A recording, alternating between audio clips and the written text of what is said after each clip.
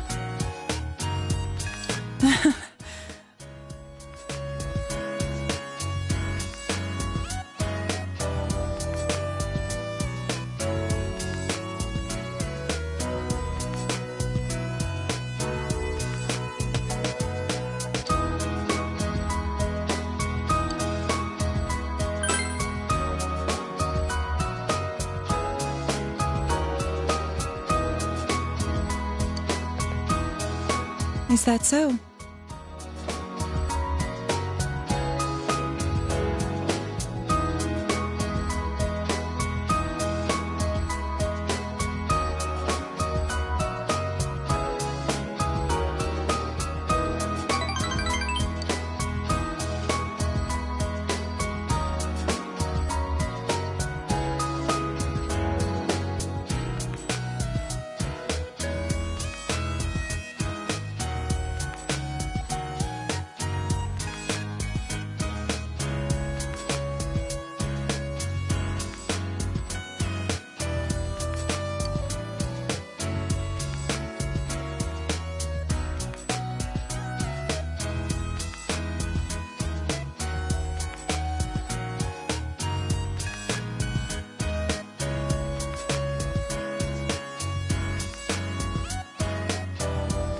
Thank you.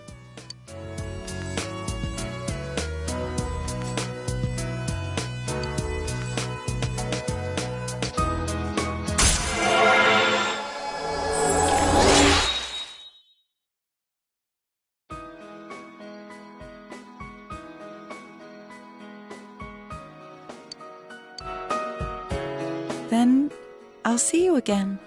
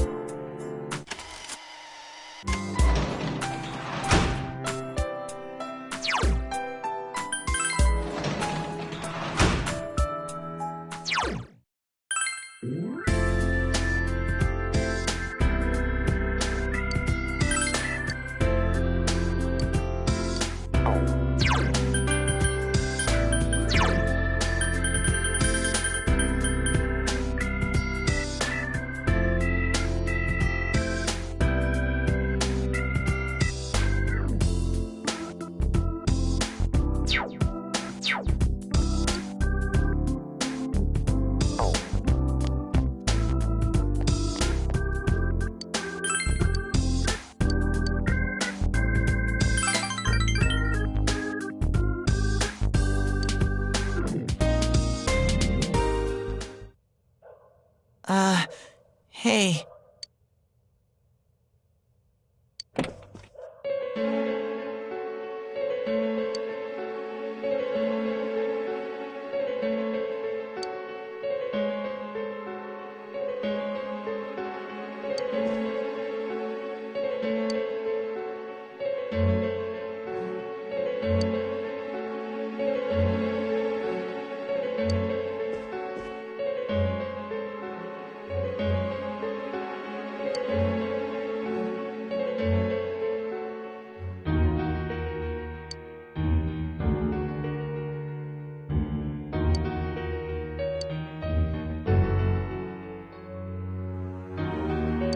I'm sorry.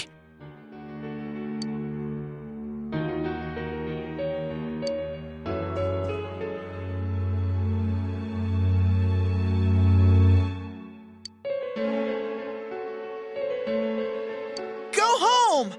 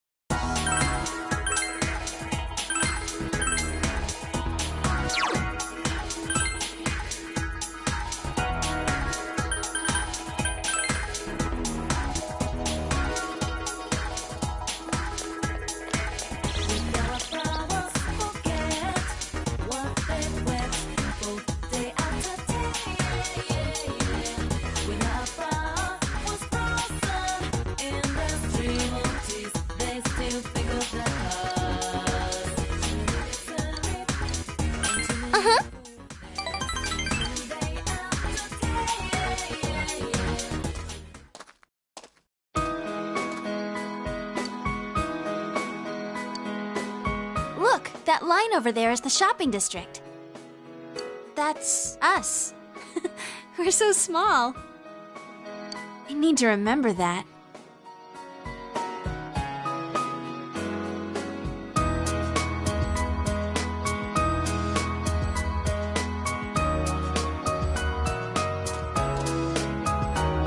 Senpai, you're leaving in the spring, right?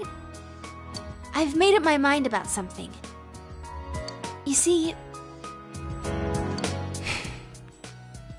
I'm thinking of going back into showbiz this spring. I am Risette, after all.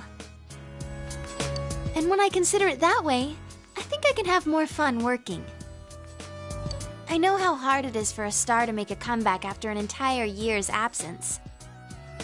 But even then, I want to start over from the beginning. Do you remember the fan who gave me that letter?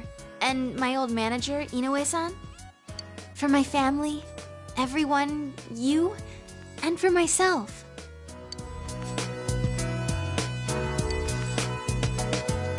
Senpai, this... I want you to have it, Senpai.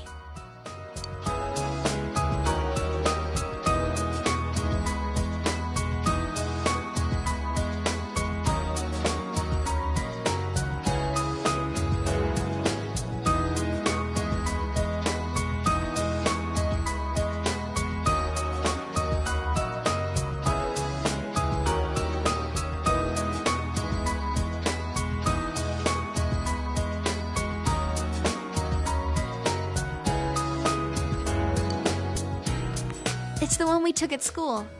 I look really normal, don't I? But even then, I signed it Risette.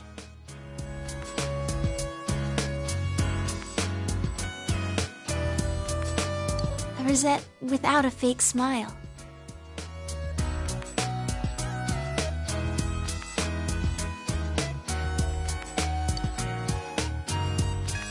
Senpai, I won't make the same mistake.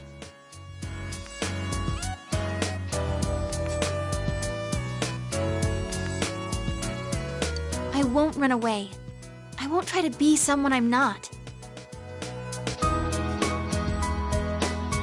The many Riseis inside of me, I want to cherish them. I quit thinking about such stupid things. I mean, in reality, there's no such thing as a real me or a fake me. As long as you know what you really want to do, no matter how hard it is, you'll be okay. I I can do it!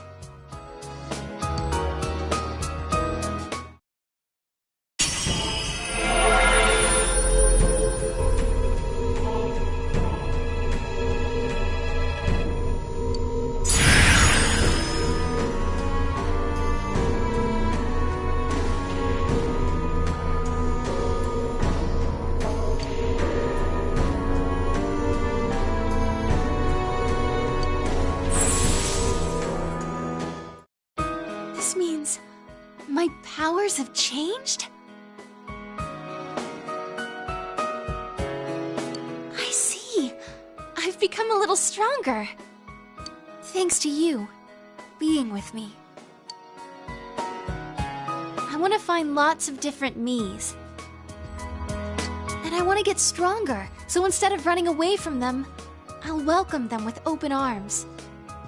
I was relying on you, but I want to be able to stand on my own 2 feet. Thank you, Senpai. I love you.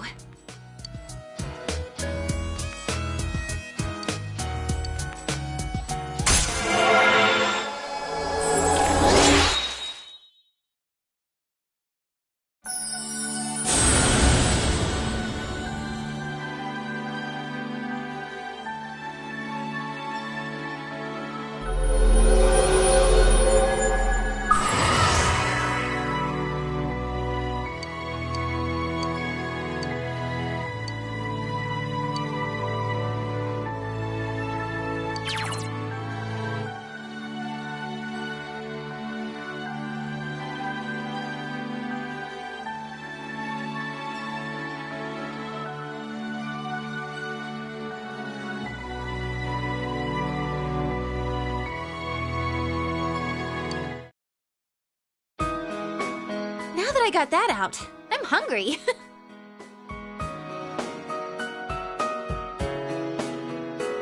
Let's go eat somewhere. After all, come spring, I won't be able to do that anymore.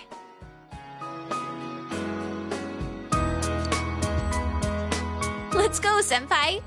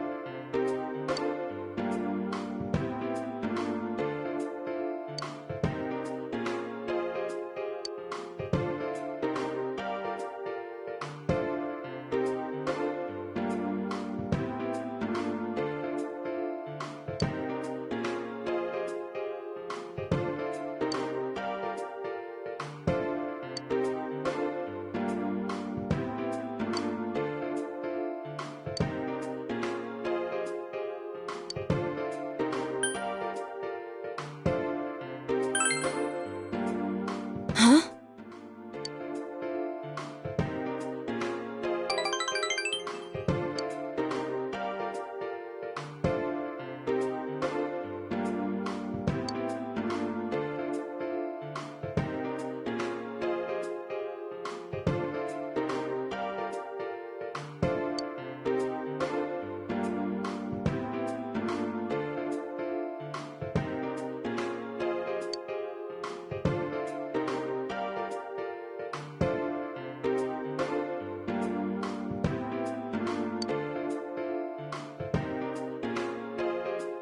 Let's go.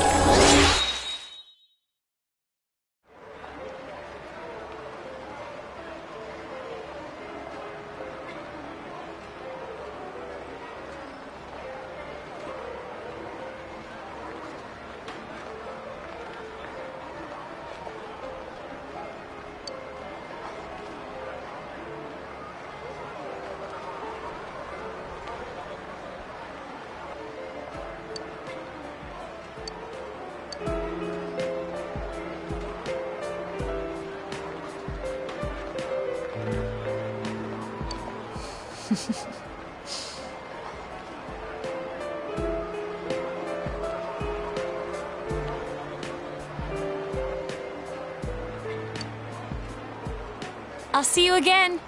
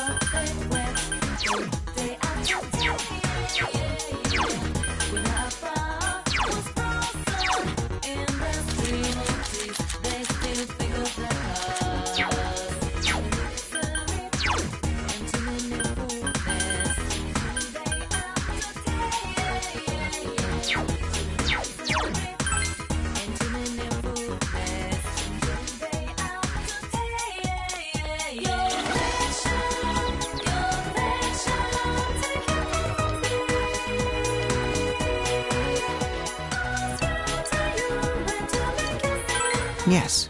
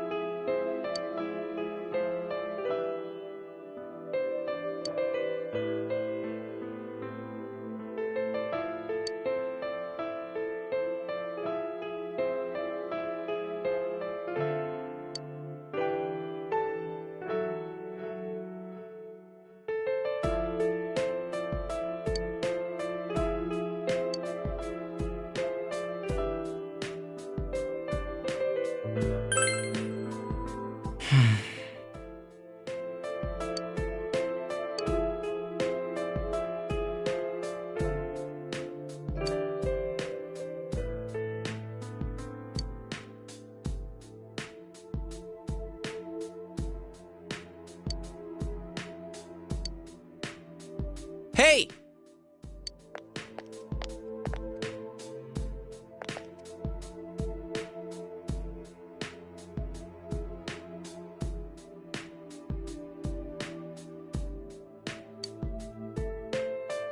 Oh, hi.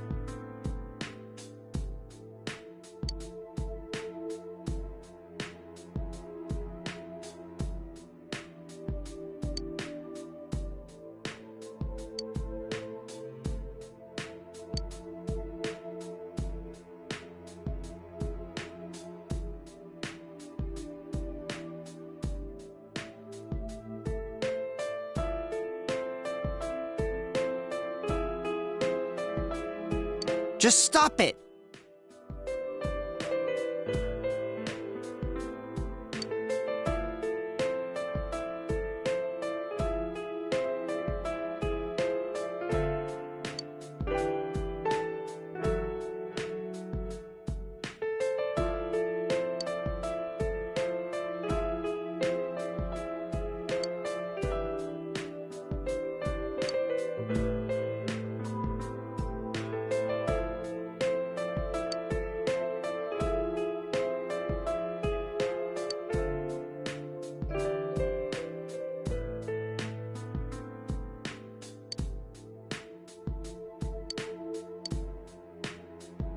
All right!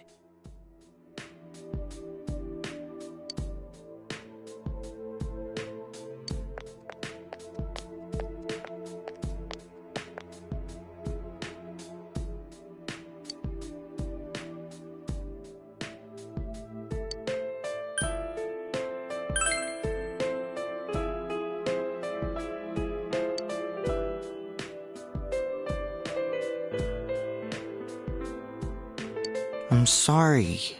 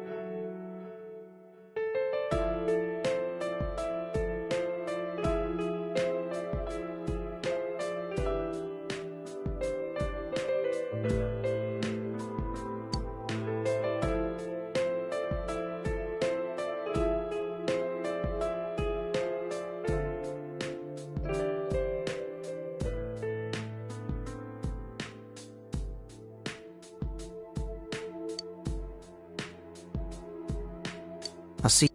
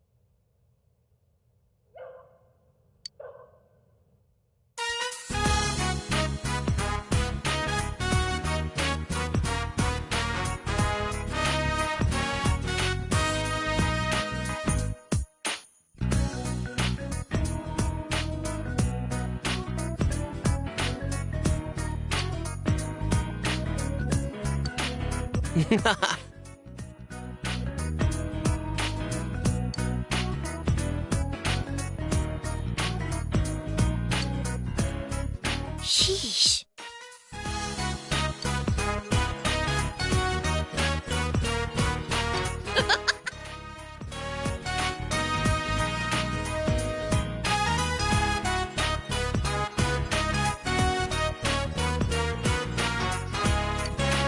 Yes.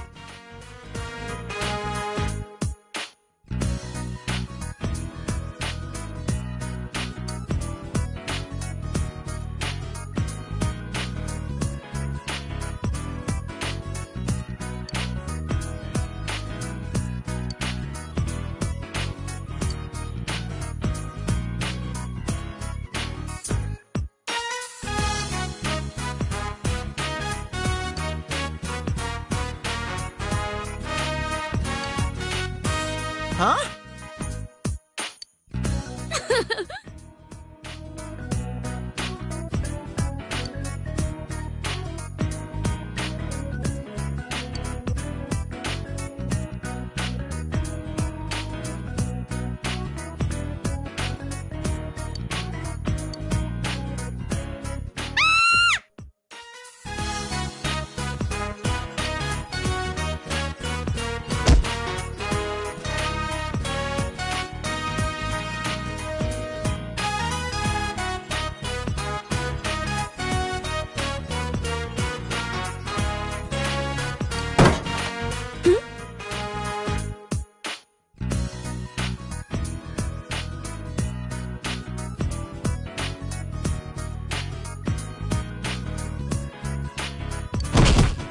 Ah!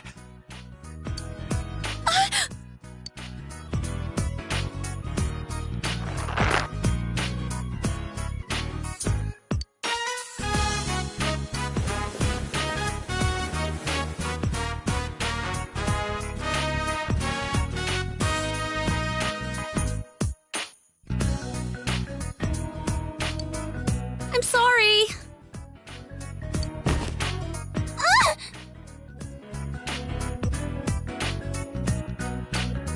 Ah.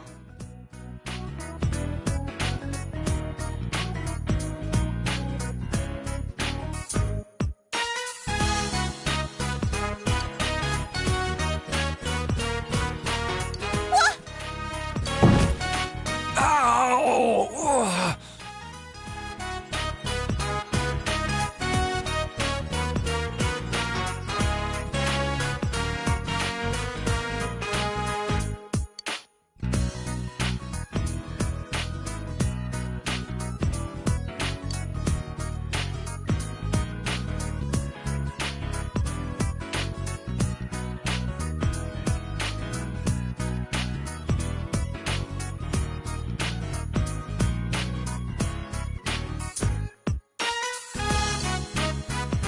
You kidding?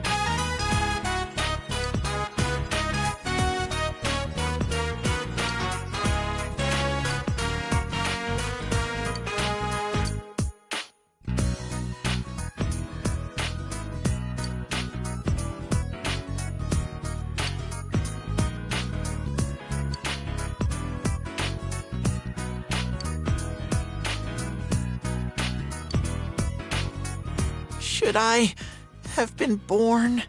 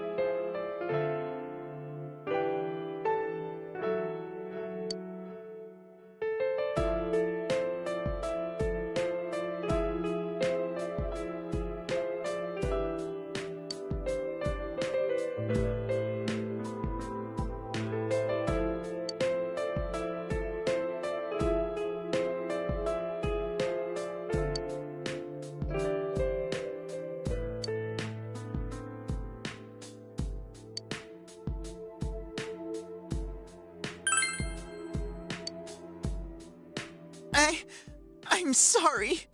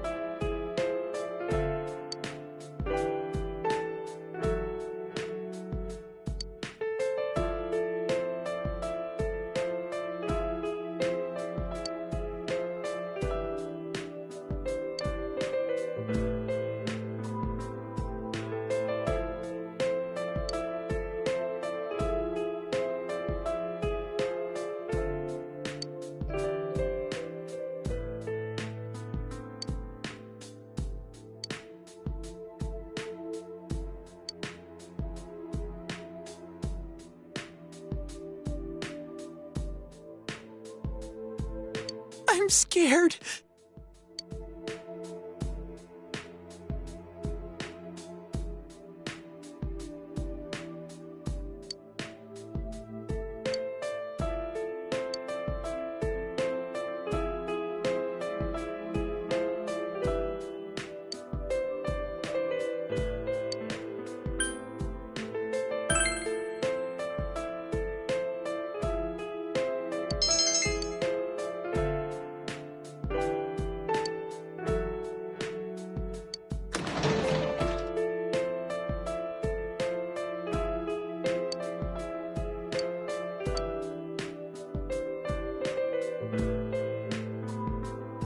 Thank you, mister.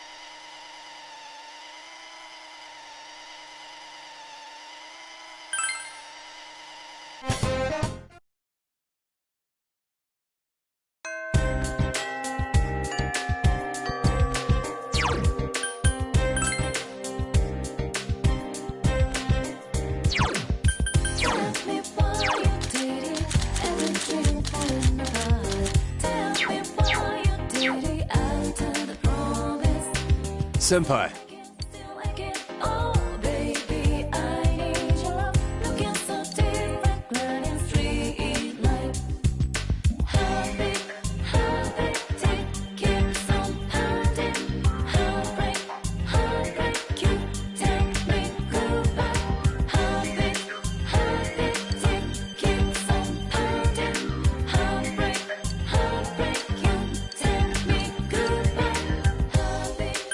Yeah!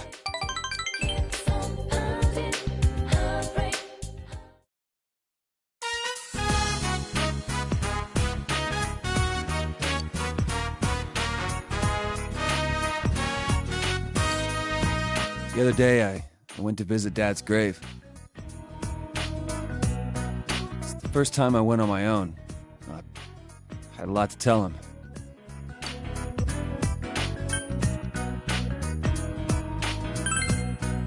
How was it? Well, I felt like I could finally face him. A little late, though.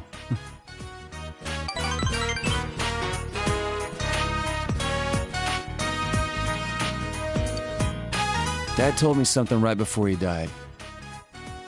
If you're a man, you have to become strong. Felt like he was telling me I wasn't a real man. Pissed me off.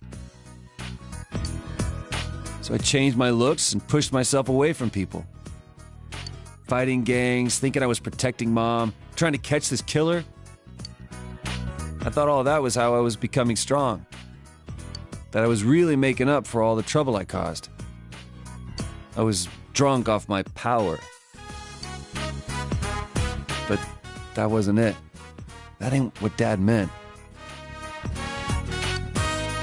I still don't really get what being strong means, but I'm gonna start by not lying to myself. No more being scared of everyone, hiding my hobbies, staying away from people. Anytime, any place, I'm gonna bust right through as my own self. That's the way to deal with that other me in the TV world. As long as there's someone like that snot-nosed kid to accept me, I ain't afraid of nothing. Sir, it's all thanks to you.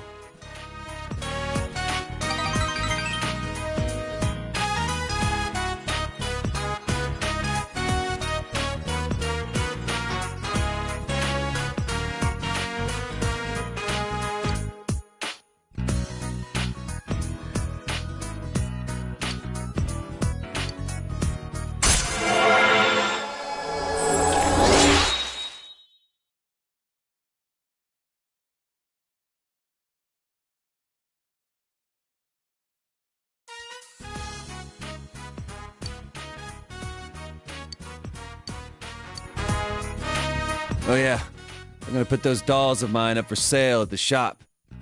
They were a big hit with that kid and his mom. They called me just to say thank you. I got a kick out of that. Oh, I gotta go buy supplies. I need a jet.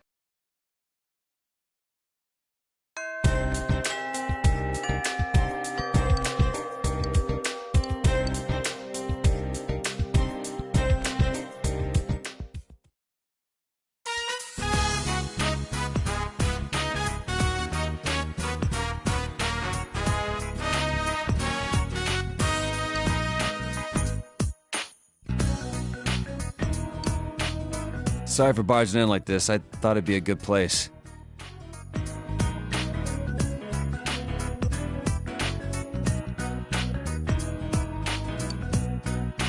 Oh, first though, there's one more thing I figured out.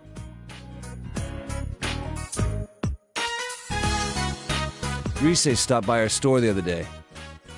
She said the dolls were cute, so I told her I made them. And she said that was creepy.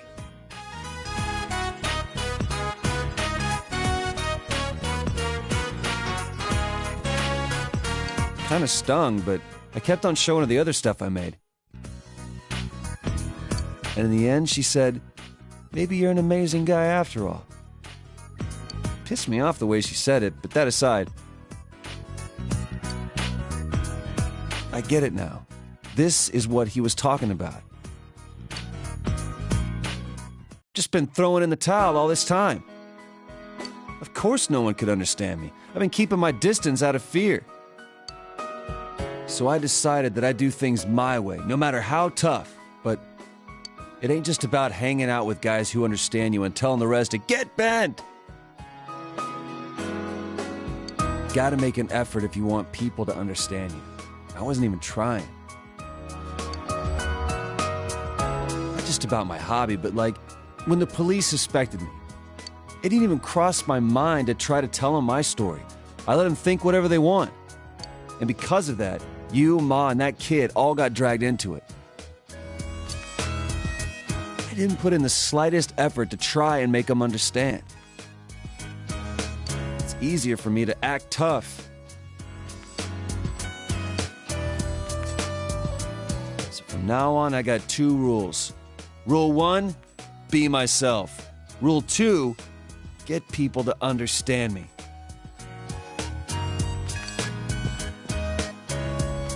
I want you to have this, Senpai.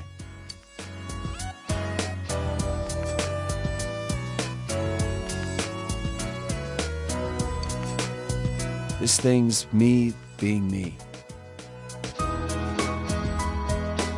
Now I can say it straight out. That other me is me.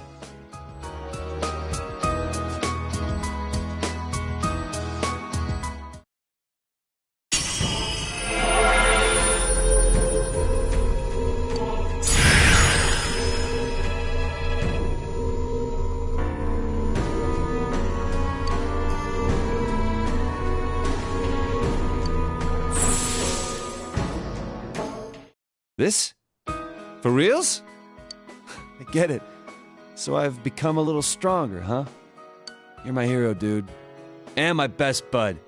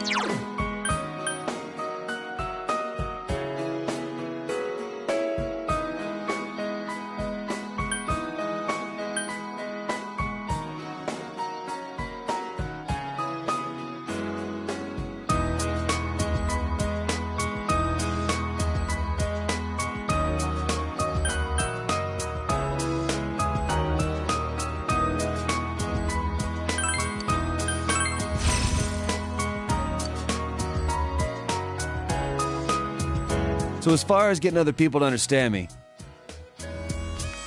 today I'm holding the Oven Mitt Puppets 101 class right here.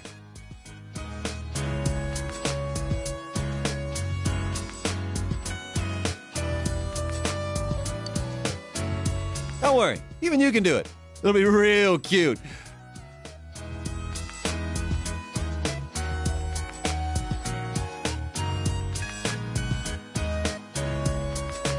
Believe me.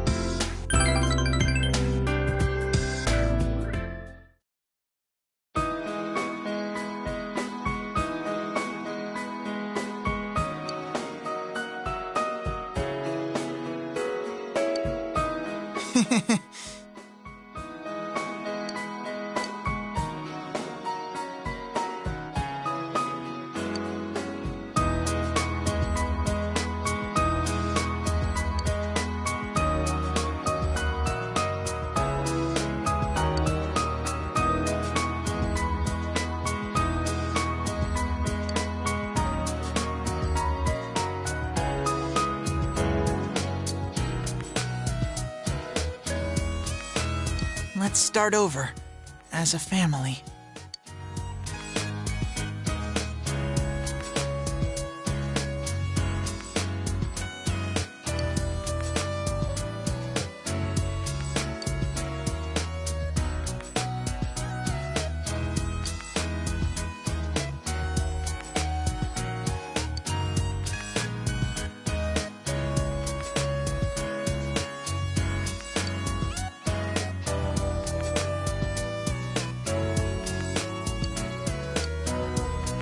Mister, thank you.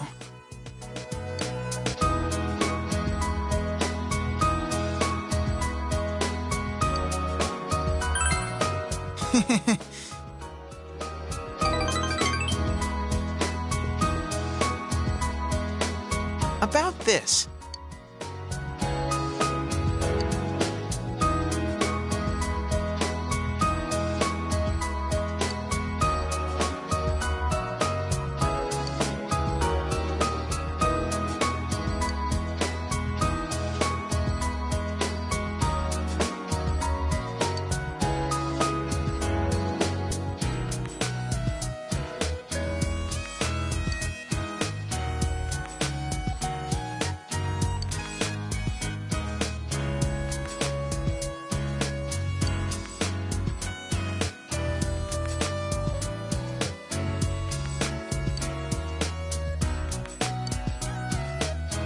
I'm going to think about my life and set my own path.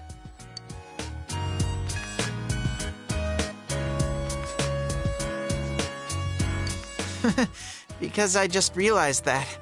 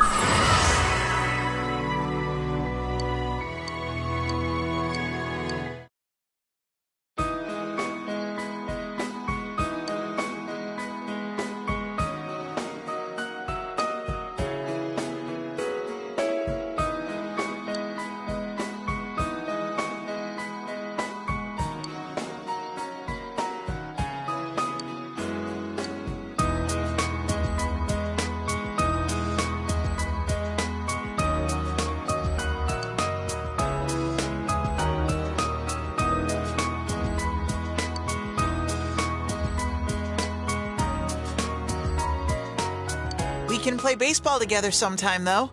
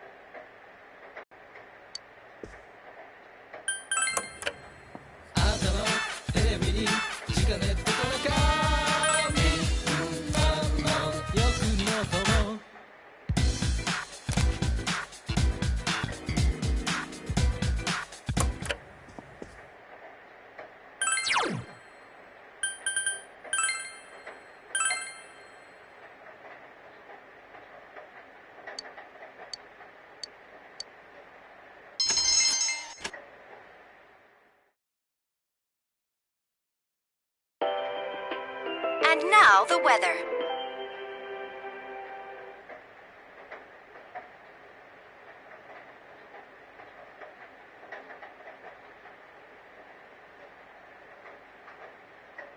The week ended on a wet note as rain clouds moved into the area.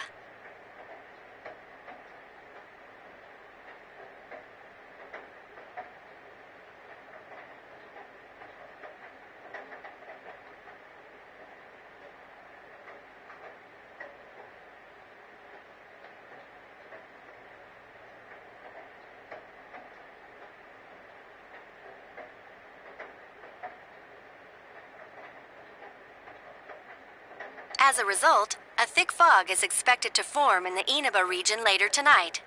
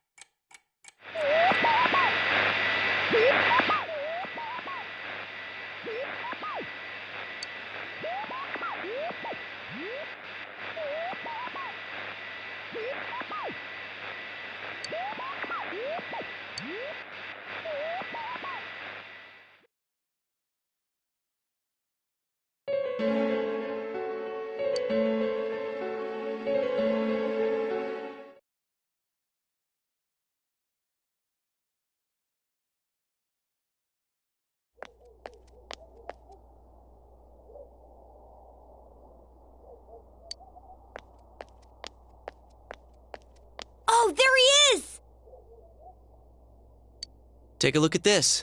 Namatame's in today's paper.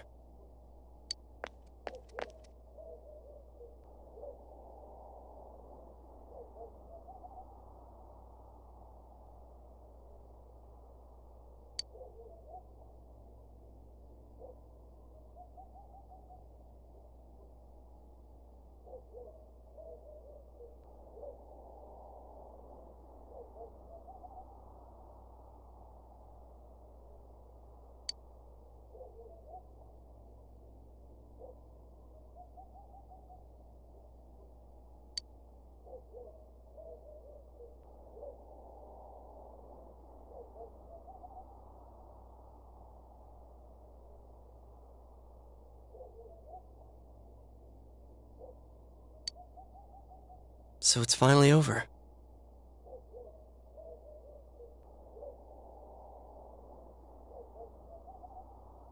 Yeah, seriously. I wish we could have done it sooner.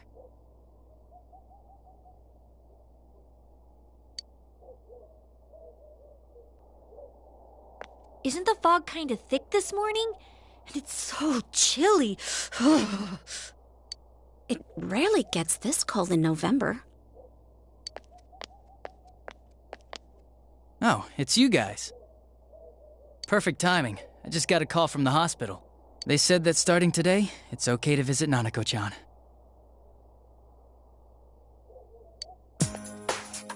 So she's getting a little better. Thank goodness. Oh, is that today's paper? So you already know about him.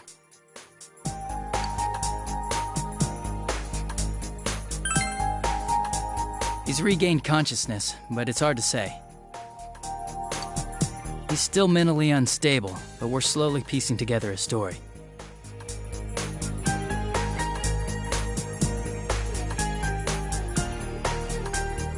This is still a secret, but I guess it's okay to tell you guys. You know that diary we found? There were entries about Miss Yamano and Miss Konishi in it. Looks like Namatame had been making advances on Miss Konishi.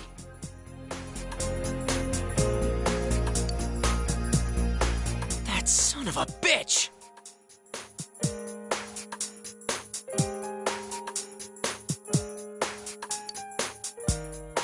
Yeah, well, I'm gonna head to the hospital now.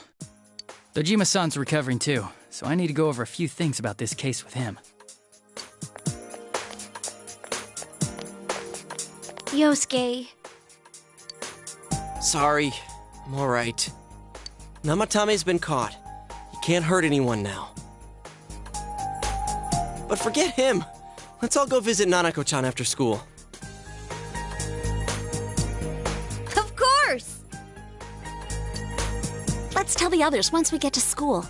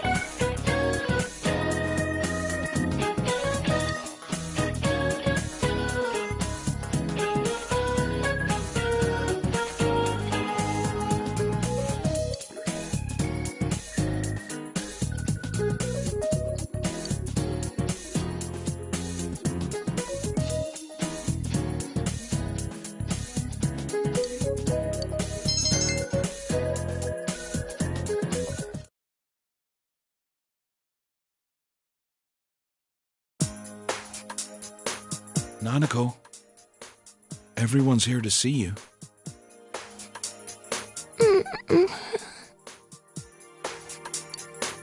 Big Bro.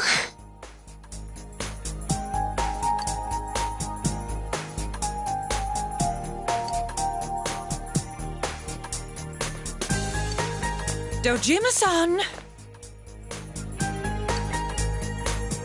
Ugh, how many times does this make it today?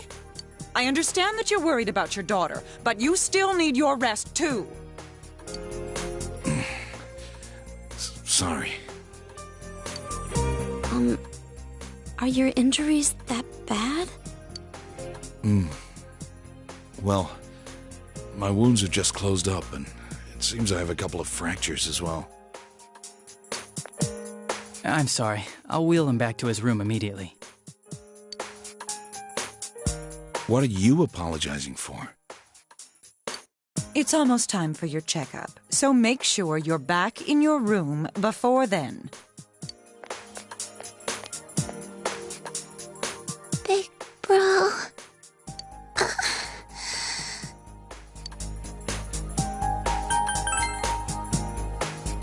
Stay here.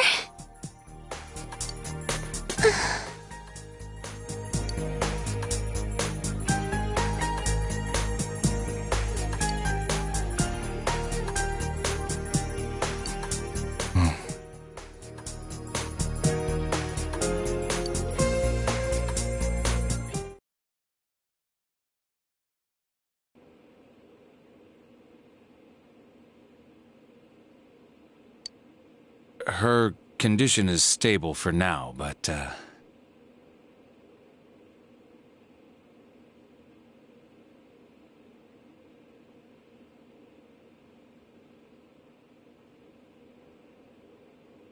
I never thought I'd say this as a doctor, but we still can't figure out the cause of Nanako-chan's symptoms. That's why we can only administer temporary treatments to alleviate her current pains.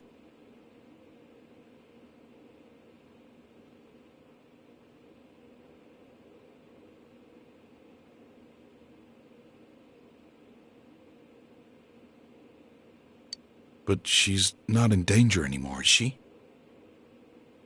She's regained consciousness, but we can't let our guard down yet. All we can do for now is to monitor her condition closely.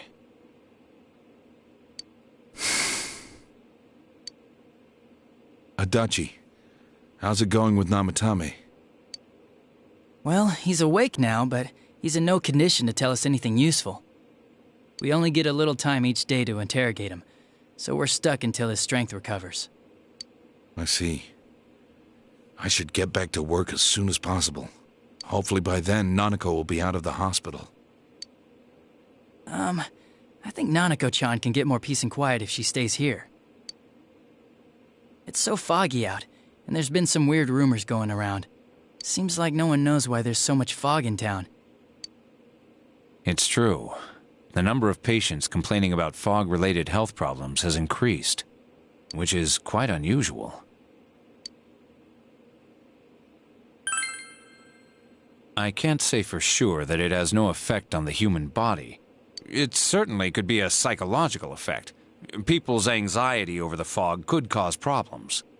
But as far as the fog's chemical makeup, well, that's not my field, so I can only speculate.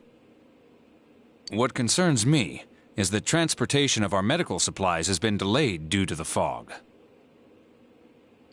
Fog-related health problems. Well, that's just ridiculous. Anyone who says that is just blowing smoke.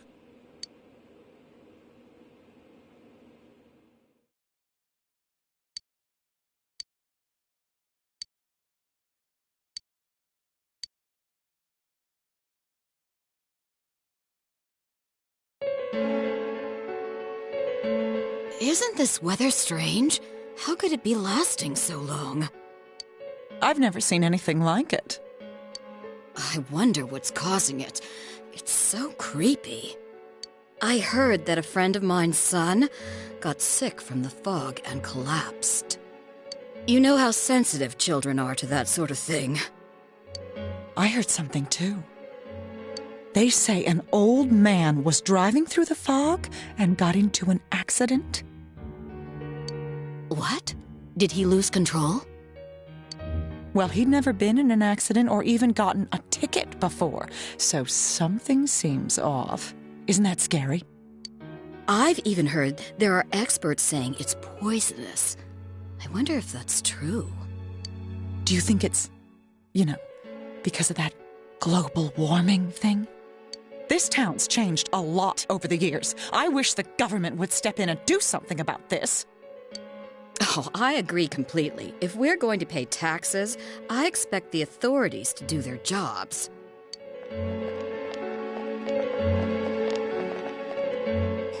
This fog is poison! It's a gas filled with viruses! Don't inhale the fog, or you'll die! He's not the first one like that I've seen lately. Poisonous gas, though?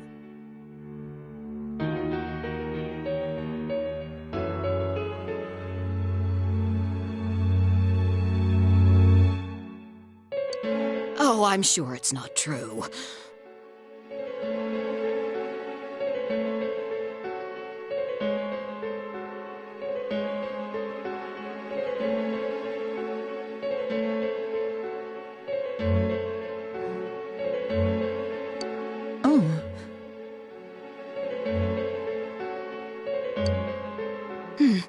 Is something wrong?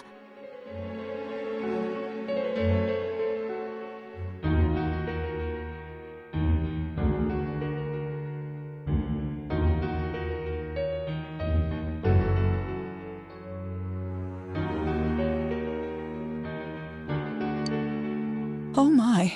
I think I'm coming down with something. You can't be serious. Oh, that's right. I needed to do some grocery shopping. Well then.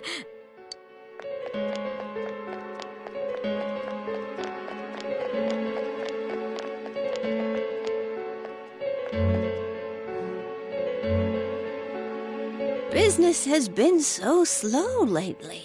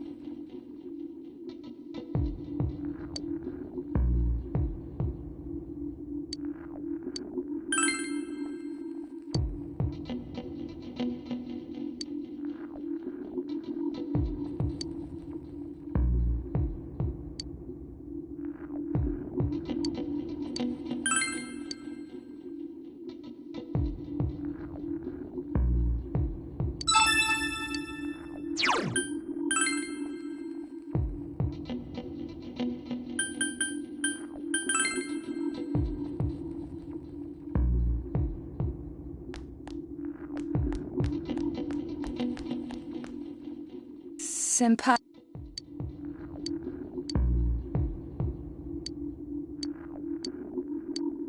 Yeah.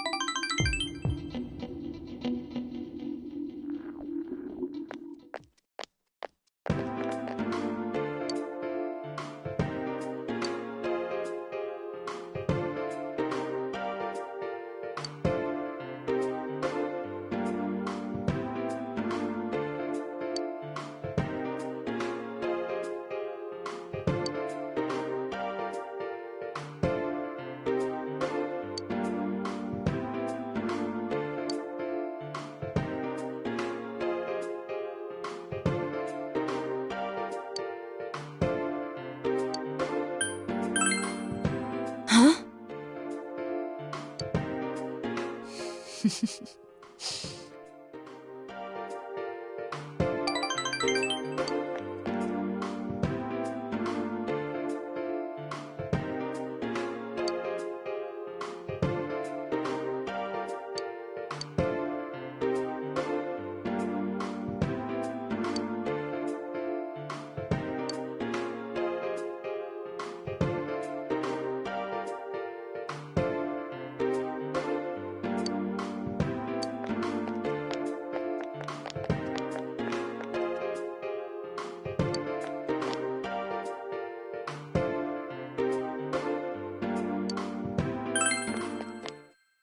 Senpai!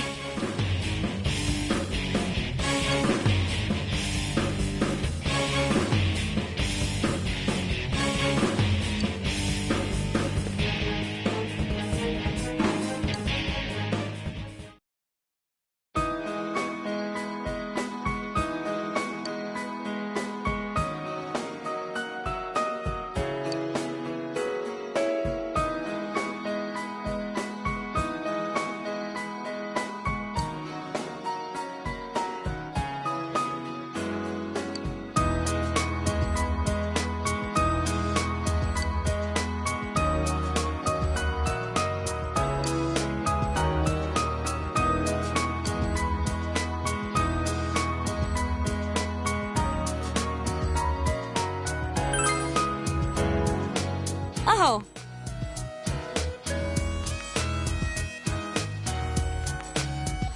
Huh?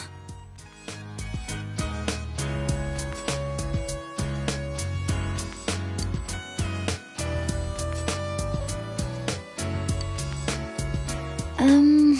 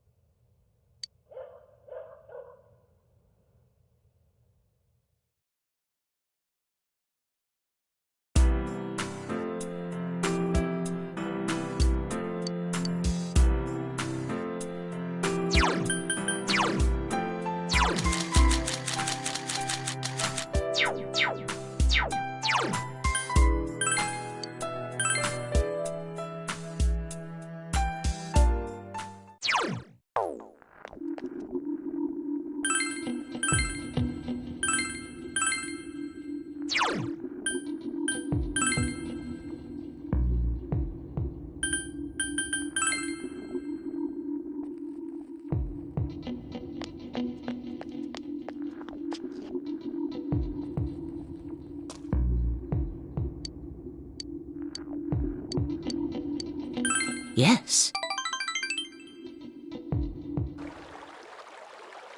My.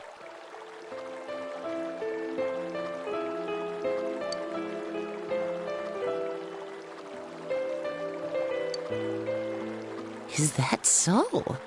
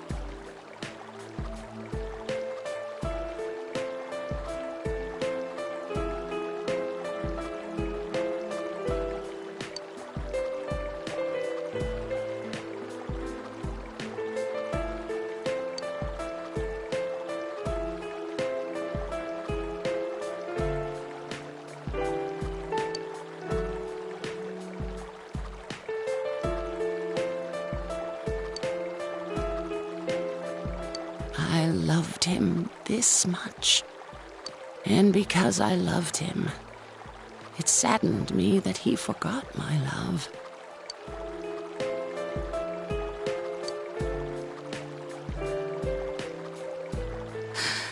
I was a fool.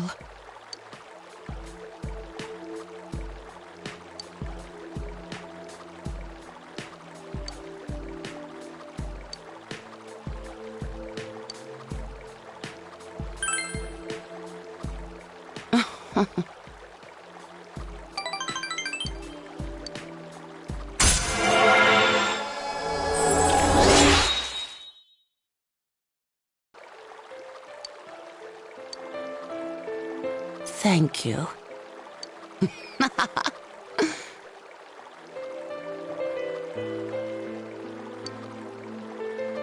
I thank you from the bottom of my heart.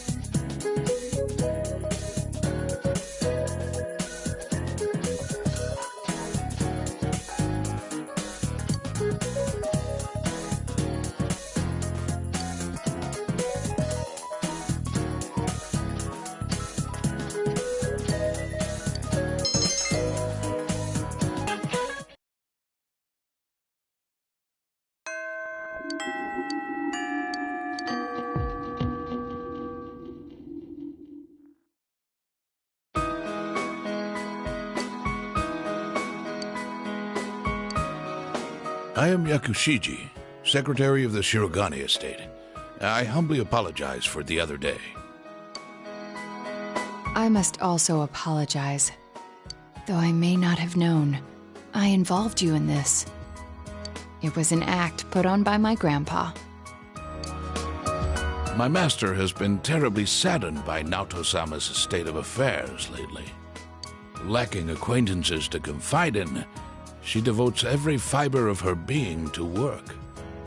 My master wanted Naoto-sama to regain the joy she felt in days past. To regain the feelings when all that she wanted was to be a detective, regardless of her heritage or gender. I involved you at my own discretion, believing you to be trustworthy. Please forgive me.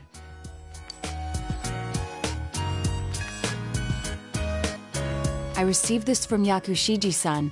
It's the final challenge.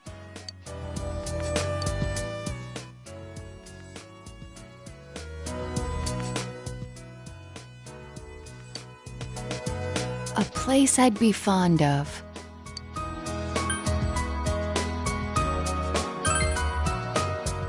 You remembered. The highest place around here is the hill. Next, what I can't stand to do. There are several possibilities, but... That's right! Did I mention that before?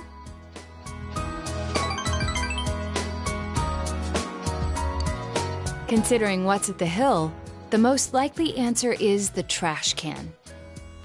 I have an inkling of what might be there. Let's go, Senpai.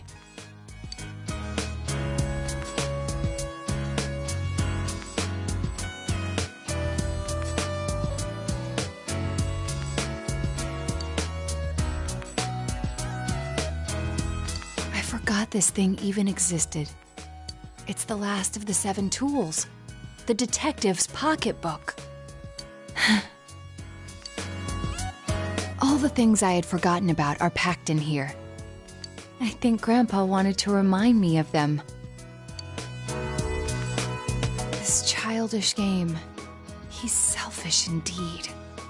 Forcing me to recall all this now. I was trying so hard. Not to be underestimated, not to be condescended to.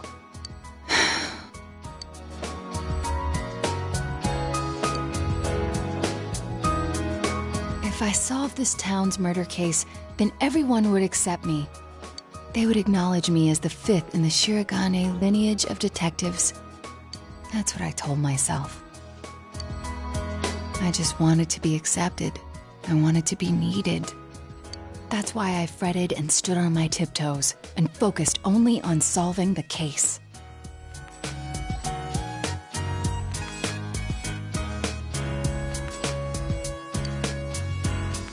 But the original reason I wanted to become a detective, it was because mysteries intrigued me and I could help people by solving them. That's all. I remember now. Do you recall the time I faced myself in the TV world? It was my task to accept the self who yelled, "I want a reason for me to stay!" But my reason to stay was not solely to solve the crime. You, everyone, gave me a reason. You gave me a place to stay.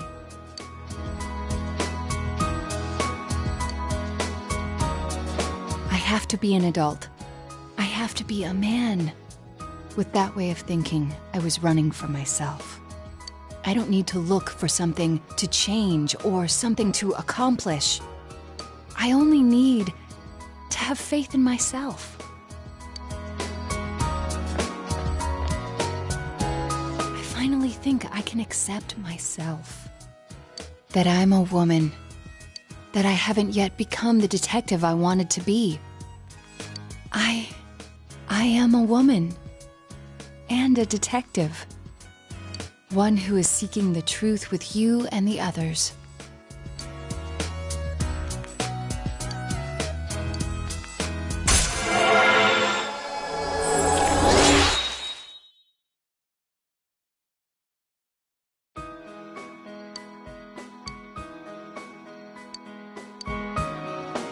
When I'm with you, I become scared. Afraid that the instant I admit the truth, everything will spill out. But I need to say it. My true feelings. I love you.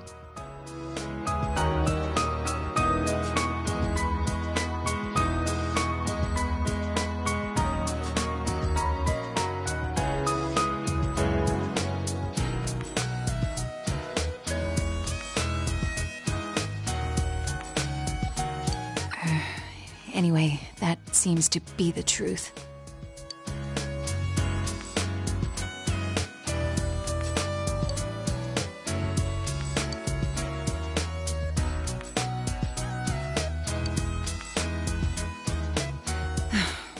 I'm so embarrassed.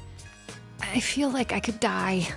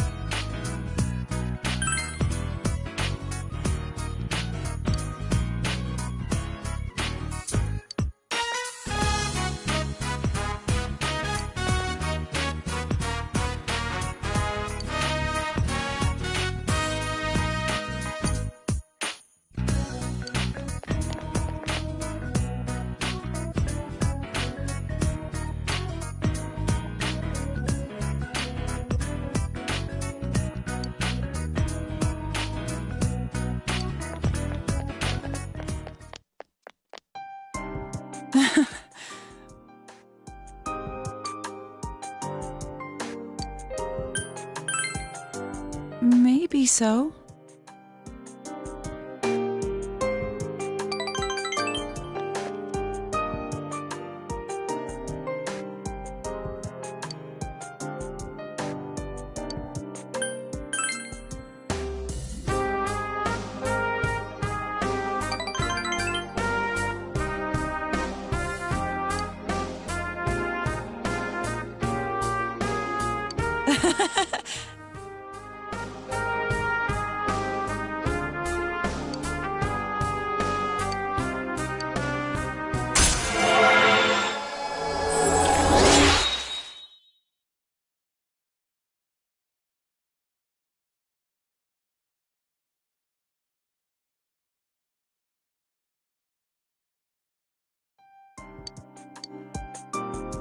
Then I'll see you again.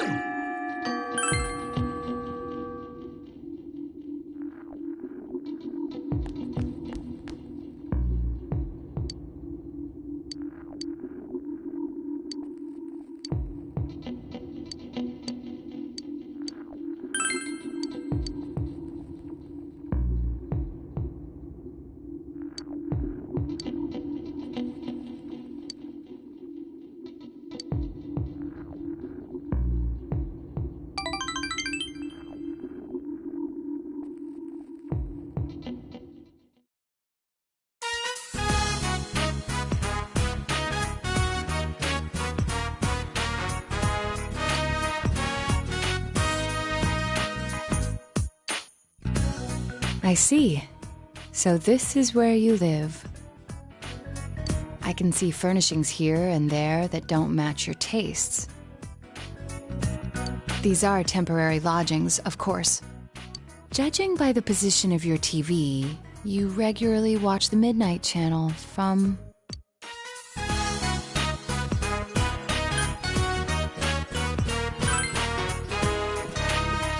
Oh, sure. There? That's a bit close. Anyway, I'm sorry for intruding like this. I wanted to give you something. I made this. Please accept it.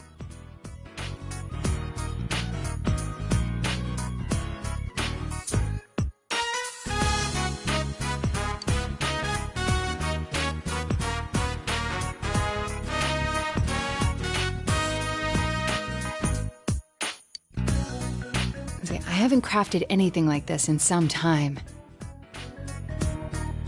If I went back to the estate, I could have added a camera and transceiver.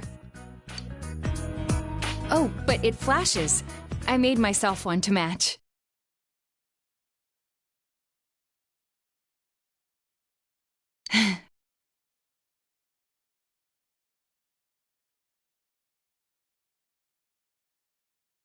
Don't laugh, or say it's stupid or childish, okay? The title of detective became a burden to me. I thought I had no other aspects apart from detective self. But you gave me a reason to be, as neither adult nor man. Senpai, being with you, I felt I was glad to be a detective. And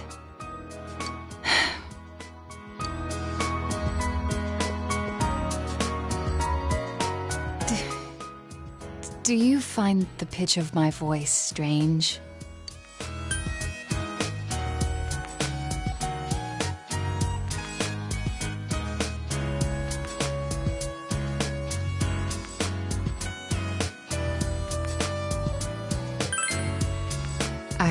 I see. I'll try.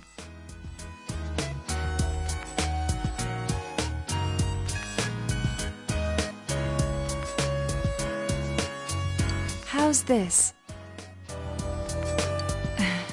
It's rather embarrassing.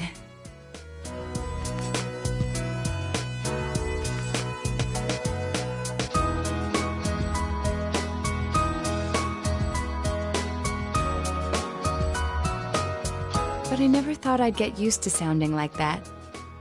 People change, I suppose.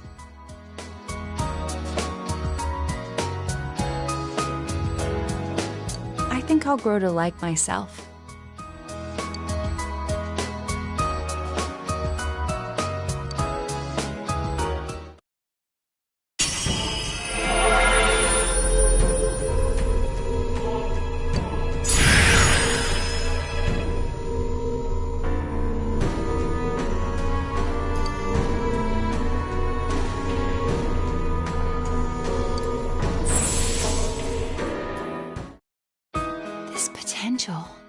Was still dormant within me.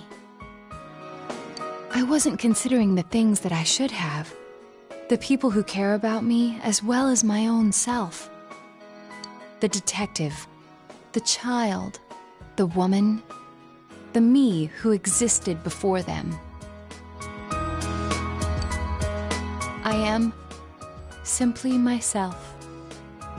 I'm glad to have met you.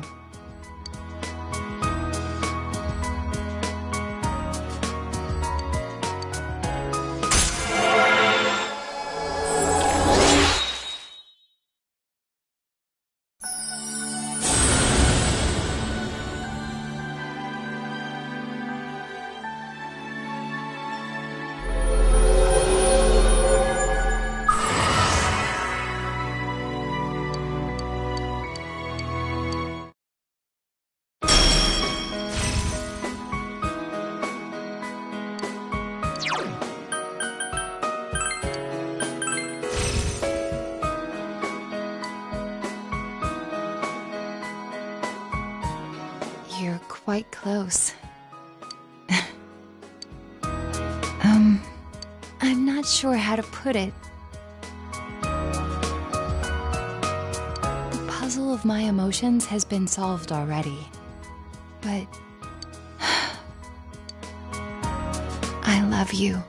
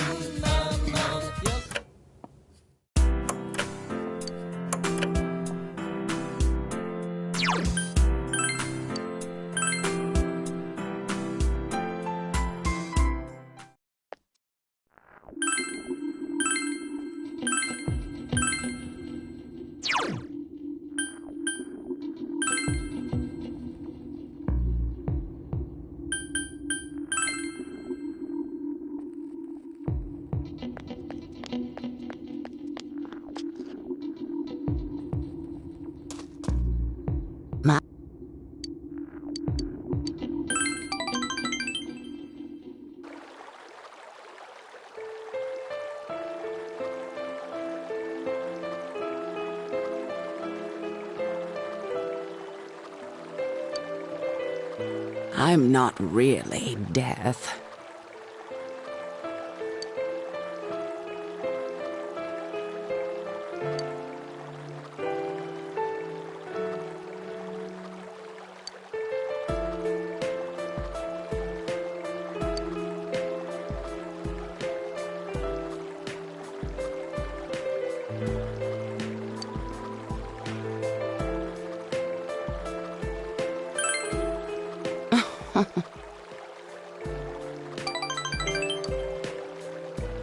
But the truth is, I don't have any special powers like that.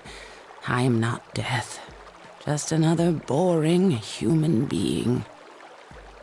Waiting for a miracle that never came.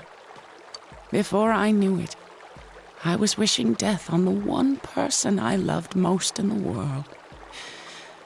I was lonely, forgotten, and loving, being loved. All that is what goes into making us human.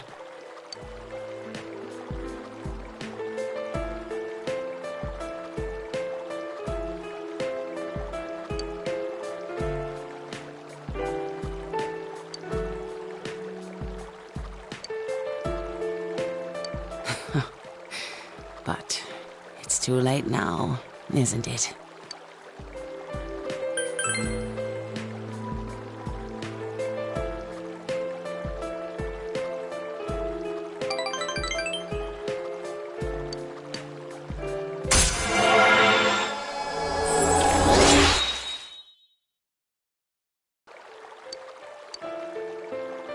The man I loved is gone.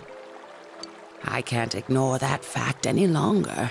I need to face the truth head on.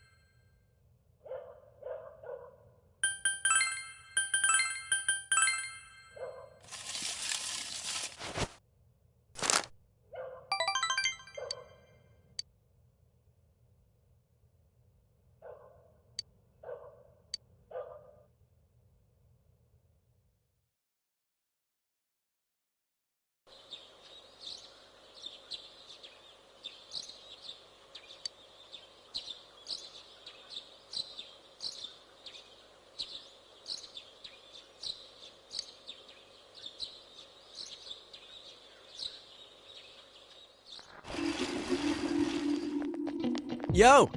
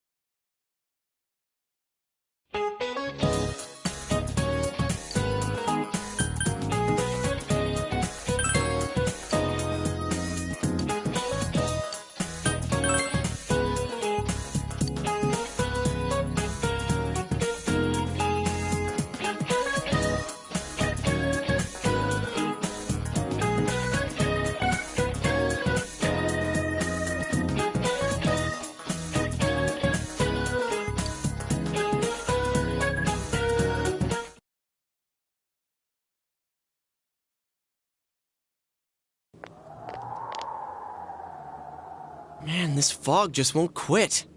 The weather report said it might start snowing soon. But what's going to happen if it snows with all this fog?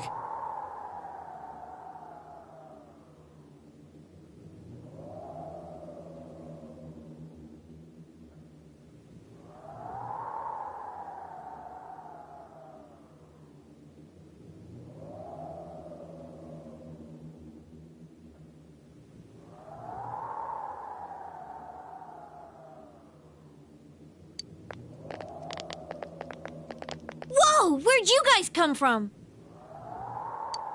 Wow, that's quite a crowd you got there. We ran into each other back there, so we came together. The fog's so thick that sometimes you can't see your nose in front of your face, so everyone's forming groups now.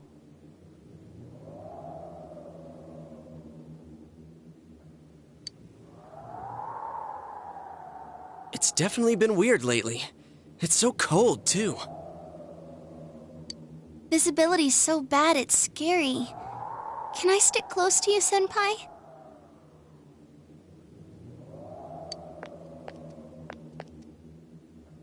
Oh, this girl never changes. It really is hard to see anything in this, though. It's just like on the other side.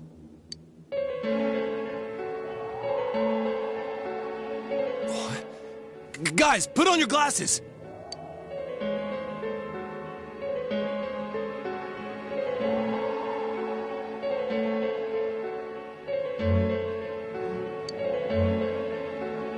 Whoa, it's all clear. What the hell's going on? These glasses are meant to help us see through the fog in the other world. But putting that aside, no glasses would improve one's visibility in a fog under normal circumstances. Then, could the fog from over there be leaking into our world? Huh? Well, you guys think that's it? I was kind of expecting you to ignore it as Chie being random again. It's just a thought.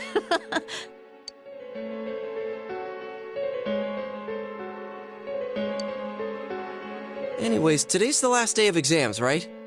Let's get them over with so we can meet up at the special headquarters after school. Wow, we haven't used that name in a while.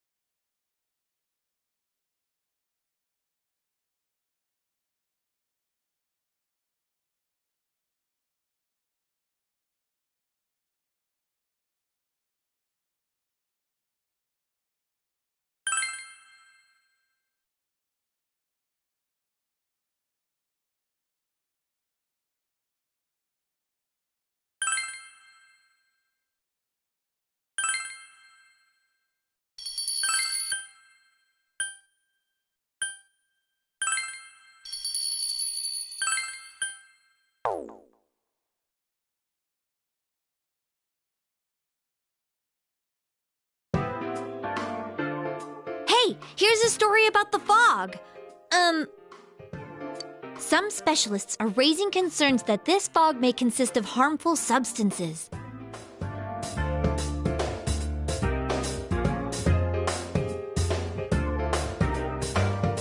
More and more citizens are calling for an investigation into the cause of the fog and the facts about it. Though the government has begun its preliminary investigation, many feel that the causes will be hard to pinpoint. Is this fog really dangerous? You hardly ever see people walking around town anymore. Or here either. Everyone's too scared of the fog now to go outdoors much. It does seem a lot like the fog on the other side. But beyond that, I'm clueless. There's another item of note here. A summary of Namatame's career with details about the case. The suspect was having an affair with the first victim, It seems she was killed due to relationship troubles. Also in April, Miss Saki Konishi's body was discovered. The police are looking into a motive for the murder. In July, a boy living in Inaba performed a copycat murder. The boy was initially thought to be the culprit behind all the killings, but later suspicion was thrown upon Namatame. Last month, the suspect attempted to kidnap a 7-year-old girl of Inaba, resulting in his arrest. It seems Namatame is still confined to his hospital bed, so further interrogation has yet to commence. So it's finally over. A lot of stuff's happened.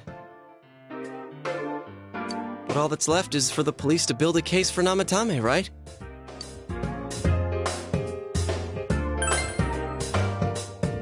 I'm sure your uncle can. But the stuff he was saying was so obviously nuts. If he says anything about the TV world, he might be considered mentally unstable. Also, I heard before that if the police don't have enough hard evidence, it's difficult to build a case. Yes, there are many such cases and culprits. It's the eternal conundrum for crime investigators. So even if they're caught, the law can't do shit? It's a possibility. Hell's up with that! We all know he did it. You can't just let a maniac who thinks he's saving people by killing them run wild on the streets! They better not dismiss something this serious because of some mental issues. Saki-senpai. No, not just her. Or that announcer. Even King Moron is his fault. If it weren't for what he did, nobody would have tried a copycat killing. It's his fault Nanako-chan's in the hospital right now, too.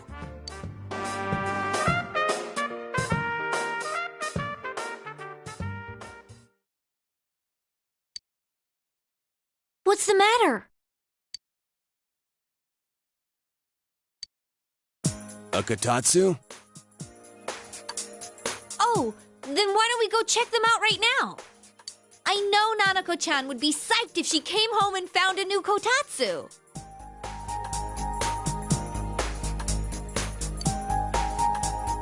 Dude, why didn't you tell me sooner?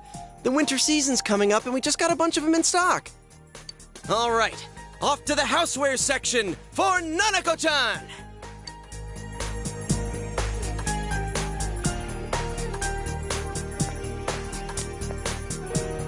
If we're getting a Kotatsu, we better get some oranges to complete the set.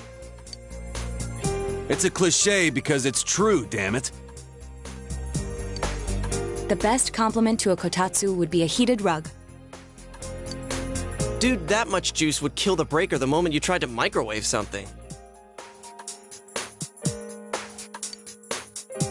Oh yeah, you've never used a Kotatsu before, huh, Ted? It's nice and toasty. Can I still stay here? You kept your promise to me, so I should be going back. But I don't want to go until Nana-chan gets better. Of course you can stay. How many times do we have to say this before it gets through to you? Nanako-chan would be sad if you weren't there when she wakes up. But I couldn't save Nana-chan. Don't be silly. We saved her together.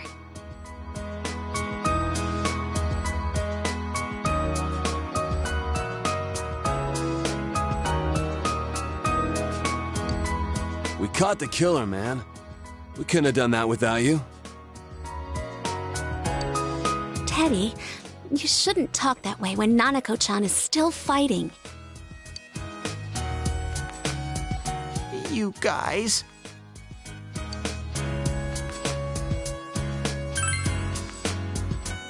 Sensei, I'm so touched.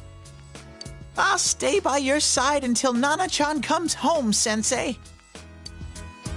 Oh, that's right. There's no one but you at your place. Hey, why don't we pick out a Christmas present for Nanako-chan while we're at it? Oh, That's a great idea. I'm sure she'll be out of the hospital by then. All right, but none of this charge it to Yosuke stuff this time. Seriously. We're clear on this, right? Oh, come on. Why would we do something like that? Dude, the clothes you got for this guy? I almost pissed my pants when I saw the receipt. Well, I can't help it if Juness overcharges for things. How many days do you think I had to work to pay that off? Ugh. Well, I guess you gotta expect that. It's not like Chie-san's ever had the occasion to help a guy shop before.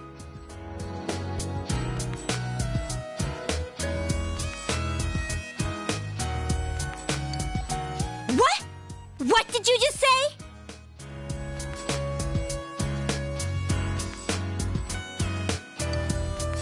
Come on, baby. Don't fight over me.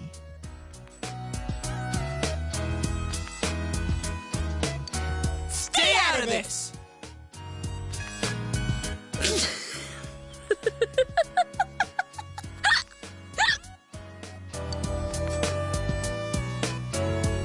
Let's leave them be and think of a present for Nanako-chan on our own. But what would a girl her age want? What do you think Nanako-chan would appreciate most?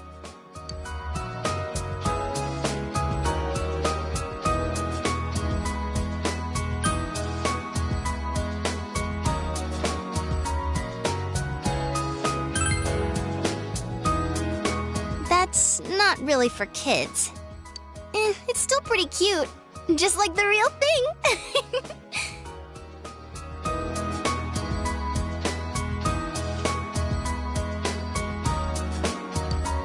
All right, as soon as Nanako-chan's out of the hospital, we'll have a party at your place. Yes! And we'll bake the cake!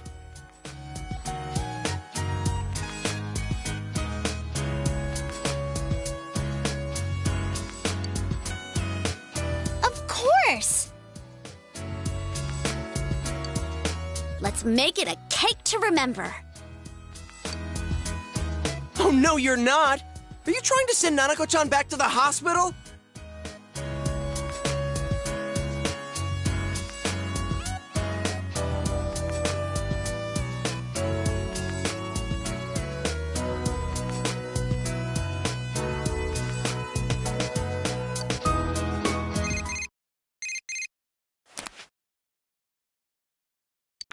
Hello, this is Adachi. I want you to stay calm and listen to me, okay?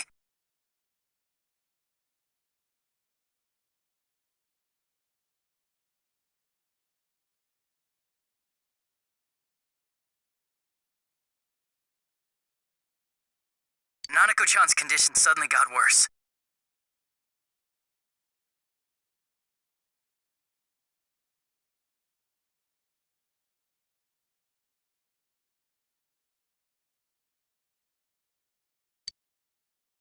The doctor wants you to come to the hospital immediately. We'll be waiting.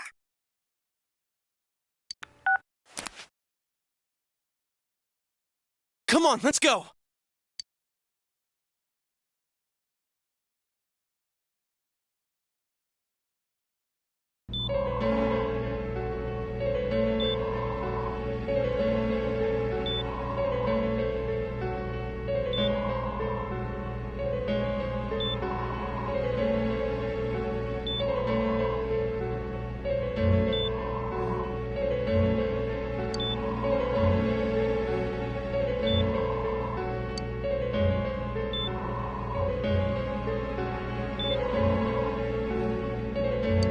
Doctor, this fog is poisonous, isn't it? Isn't it filled with viruses?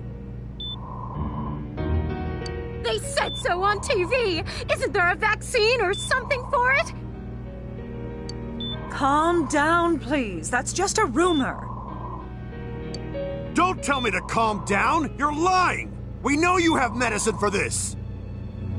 Are you just going to stand there and watch us die? Why would we do something like that? What a commotion. What the hell's that supposed to mean? Can't you see how much pain she's in? All we can do right now is monitor her condition closely. Dojima-san, you need to return to your... I don't give a damn about myself. Do something about Nanako. Dojima-san!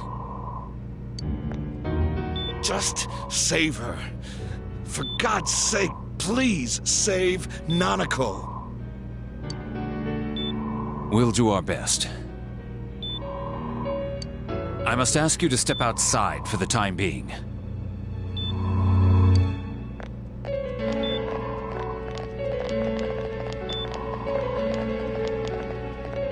Nanako.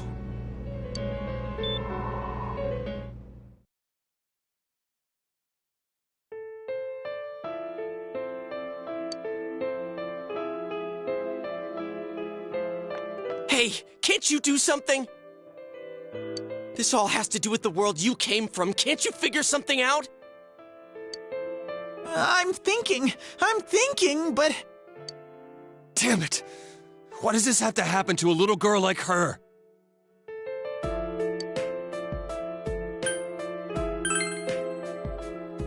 Why'd it turn out like this? Nanako-chan's gonna be okay, right?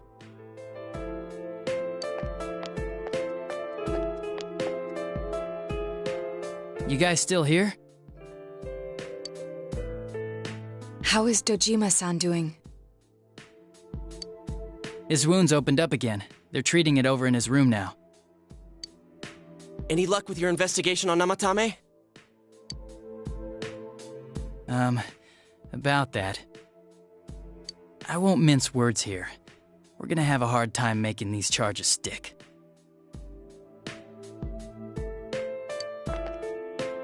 What's that mean? I talked with the guys at the station, and it'll be next to impossible to find him guilty in court.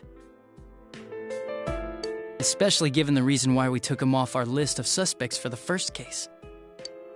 Oh yeah, something about him having an alibi.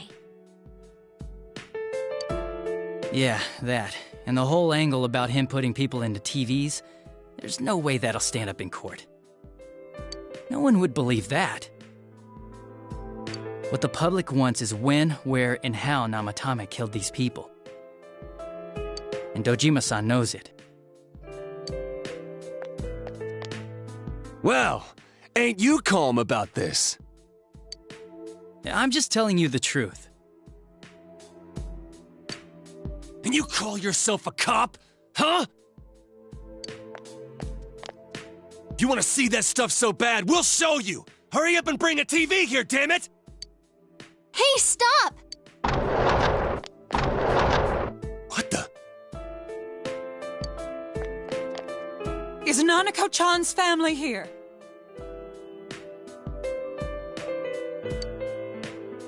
Hurry inside. Please talk to her.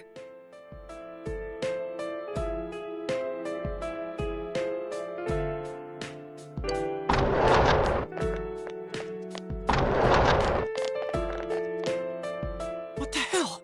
What's going on? No. Nanako-chan.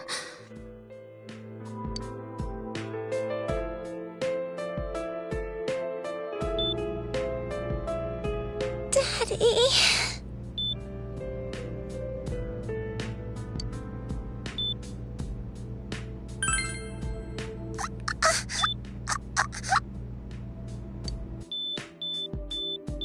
Nanako-chan! Nanako-chan! Can you hear us? Do you understand what we're saying? Your big brother's here with you. Just hang in there.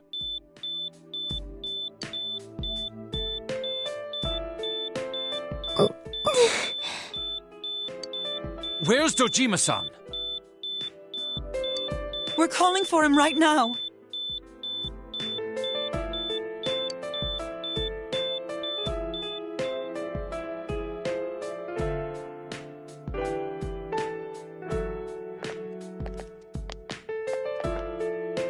How's Nanako?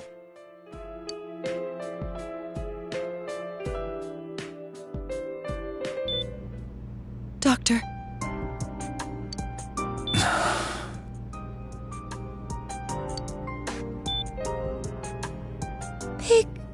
Bro.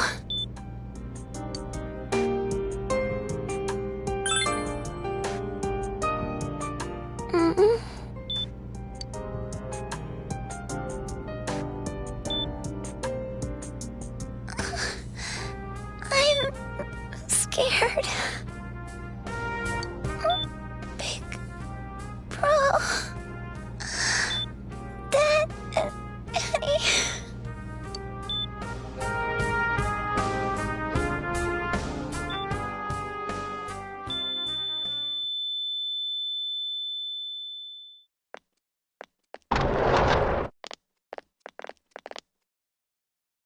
Nanako!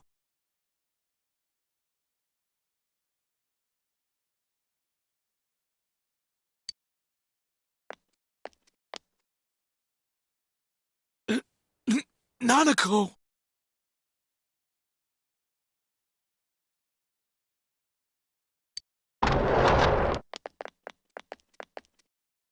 I'm sorry, sir.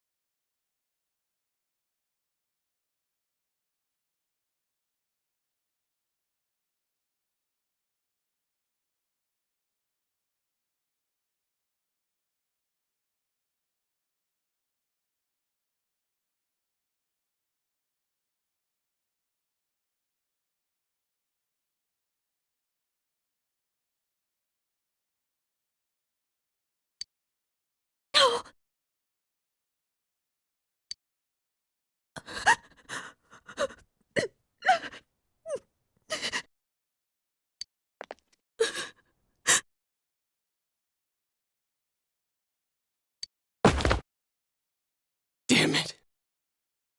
Damn it! Nana-chan.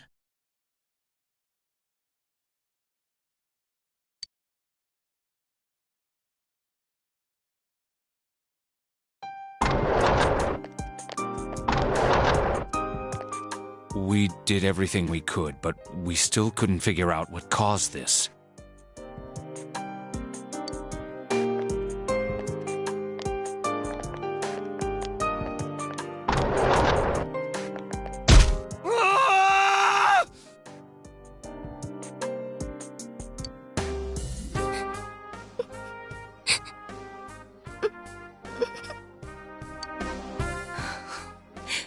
Nanako-chan.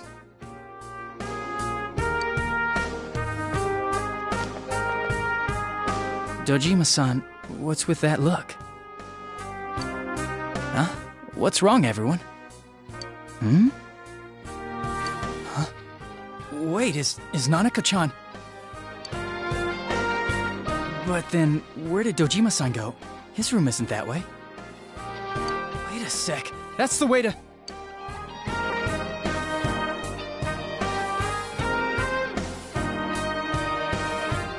Senpai! Senpai!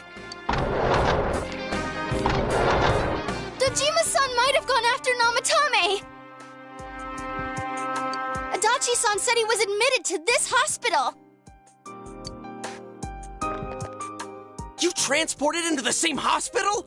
For crying out loud, he's the suspect in the case! What are you getting mad at me for? This is the biggest hospital, and he's in no condition to be moved.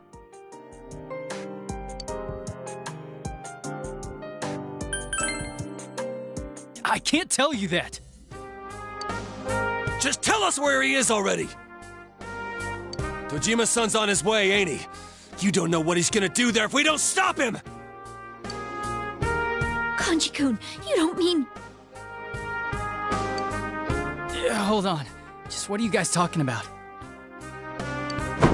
Cough it up! Where's his room?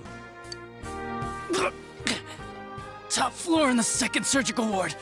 Furthest room back. But there's a police guard.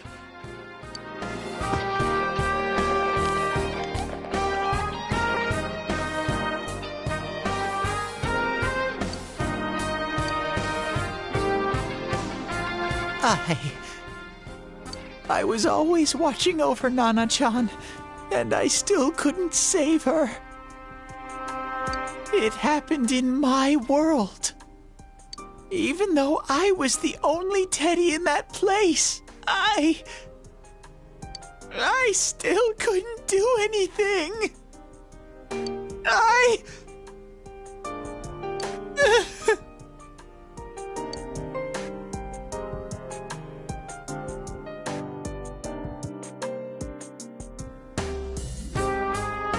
Let go of me. I need to speak to him. Like we said, without permission. Permission? Who gave them permission to kill Nanako? Tell me that, huh? The hell with you all! Why is he still alive when Nanako's dead? Give me back Nanako! Give her back! She's all I have! She's the only one in the world. Call a doctor! Let go of me. I need to... Holy crap! Dojima-san! Quick, get him to his room. I'll go alert the doctors.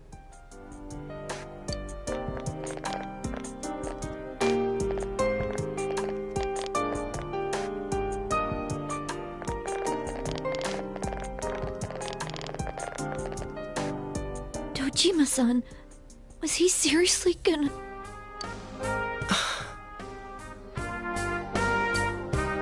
His only daughter's dead. Nothing would have surprised me. Dojima-san probably knew that there's little to no chance Namatame would be convicted. Damn it. He killed Senpai, and now Nanako-chan. And the bastard's gonna walk away without paying for what he did. That's not right!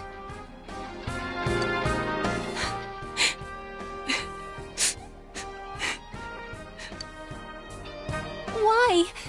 Why is he the one that gets to go on living?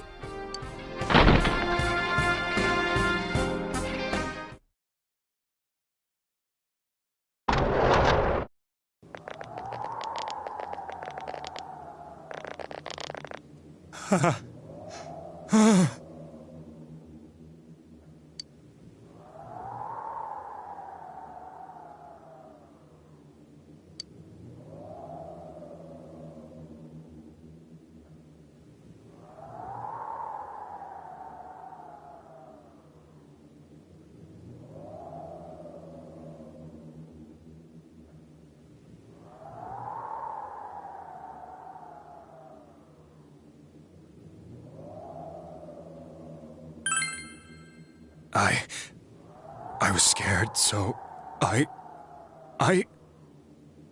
You have your life, and now you want your freedom too? It's your fault that Nanako-chan's...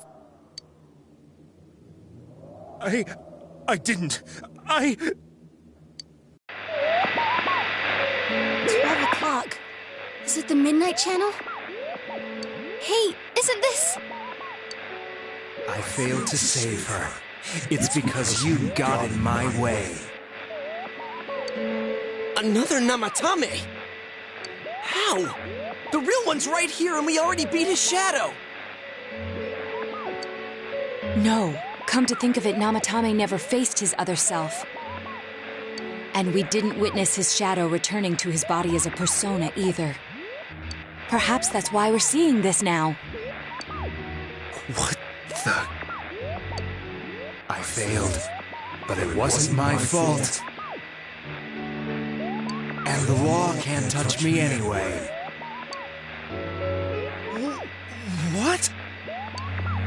Is that what Namatomi's really thinking? Then he wasn't deranged or anything. He knew what he was doing. To hell with the law! I won't ever forgive what you did! This... please! Stop! Huh? Stop what? We ain't even done anything yet. Or do you want us to do something? Something fitting for a bastard like you! Kanji...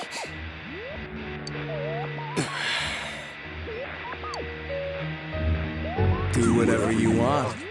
You hate me because the child died, don't you? I don't care either way. Living or dying makes no difference to me. But you're different. You can't do such a thing. You wouldn't dare, right? I'll continue saving people. It's my mission. Mission? My God. Please, stop. He wants us to stop. What should we do? What do you mean?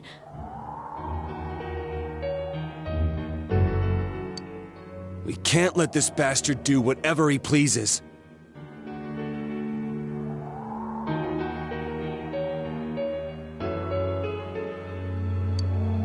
Still, what are you going to do? No way I'm gonna walk out of here doing nothing. I understand, but... This must be a luxury suite. Most hospital wards don't have such large televisions. Why, with something like this in the room, this man could escape at any time. Although once he enters, he may find there's no way out. Wait a second. You don't mean... Are you... serious? You're just gonna turn your back and walk away? That's... but... What's gotten into you guys? This is crazy! How can we do something like that? Chie! Everyone, listen to me. If we're gonna do this, now is our only shot. We won't get a second chance. At this rate, the guy's gonna get off the hook, and he'll go around saving people again. You just heard what this bastard's really thinking. If that happens, it'll be just like Nanako-chan and Senpai. Who knows how many innocent people will die this time? I can't let something like that go. Someone close to me died. Her killer can't be convicted. And now I'm gonna let the same thing happen again? There's no way I can do that! It's just wrong, isn't it? But... Yosuke... All we have to do is push him inside the TV. That's it. We do that one thing, and this is all over. Just... push him inside? If any of you want no part in this, just leave the room. I'm not gonna force you to stay. As for me, nothing could make me forgive this bastard. But before we do this, I want to hear what you think. What do you want to do, leader?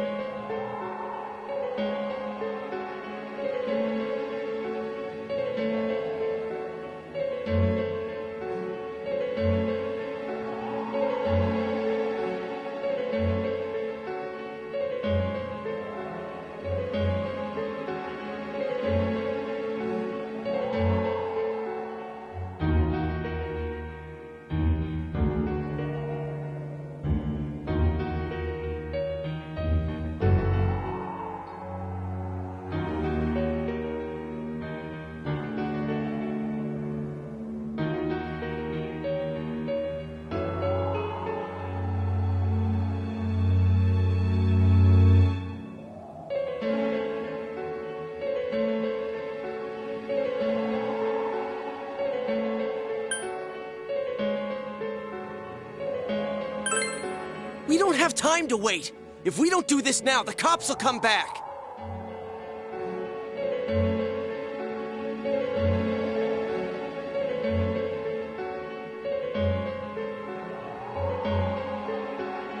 What are you trying to say?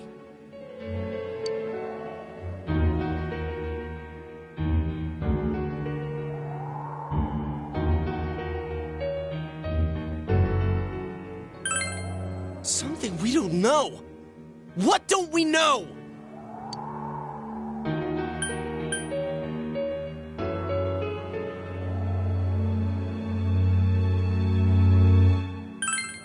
But we just heard the guy's true feelings on TV! What didn't you understand?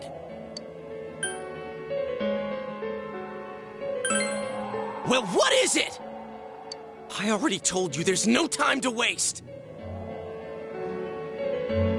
Are you even getting at something here, or are you just stalling?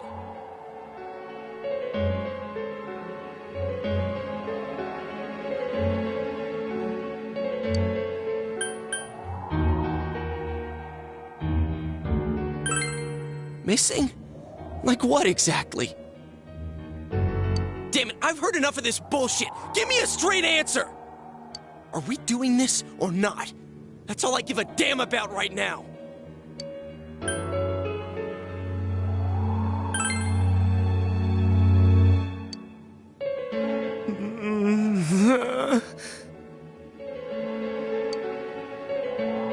He's right.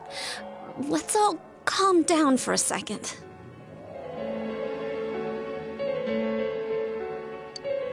I'm perfectly calm. Hey, what did you mean by we're missing something?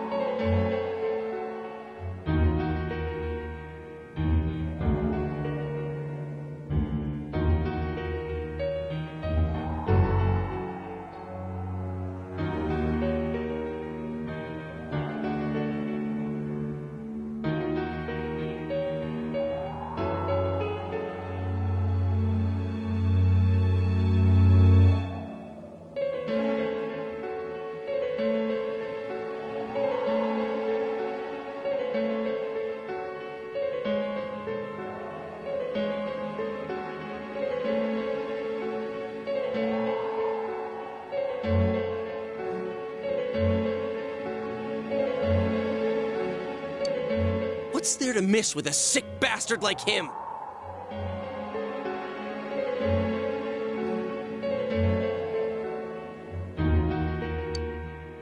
Hey, let's all take a deep breath. After what happened to Nanako-chan and seeing Dojima-san, we're not thinking straight right now.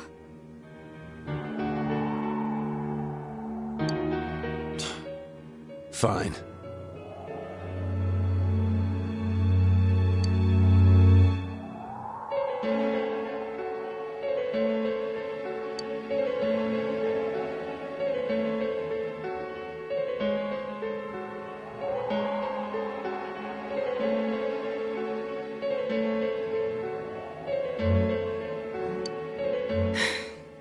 You're right. We should calm down and think rationally about this.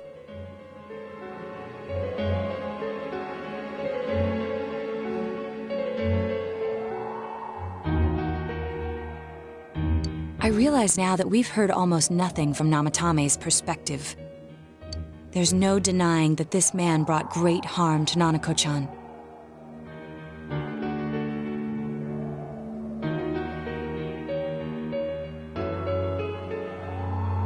But other than that point, the rest comes from our assumptions based on watching the Midnight Channel a moment ago. I won't deny that we were blinded by the heat of the moment, trying to impute all responsibility to him rashly. But... yeah, the guy's not saying anything.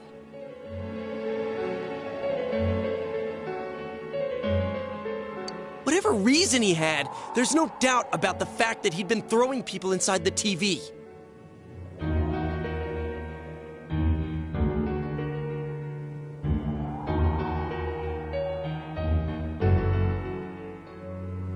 It was him who put Senpai through that misery. How can we possibly understand someone who says killing people is the same as saving them? Failing to understand and failing to listen are rather different things.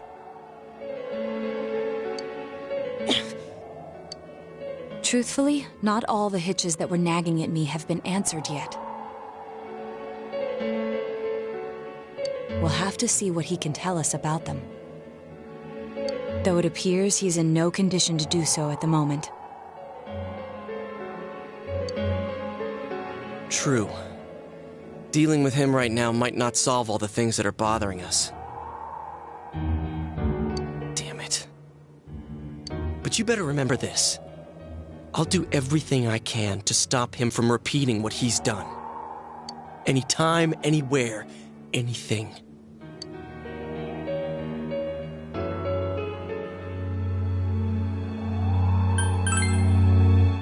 Jeez, how the hell can you stay so calm, man? Then again, that's why you're our leader. All right, let's go ahead and think this through as much as we need. If we leave any unanswered questions behind, we'll just be lying to ourselves. Yeah, that ain't gonna cut it. All right, I'm convinced. Thank you. I'll think as hard as I can and try to help.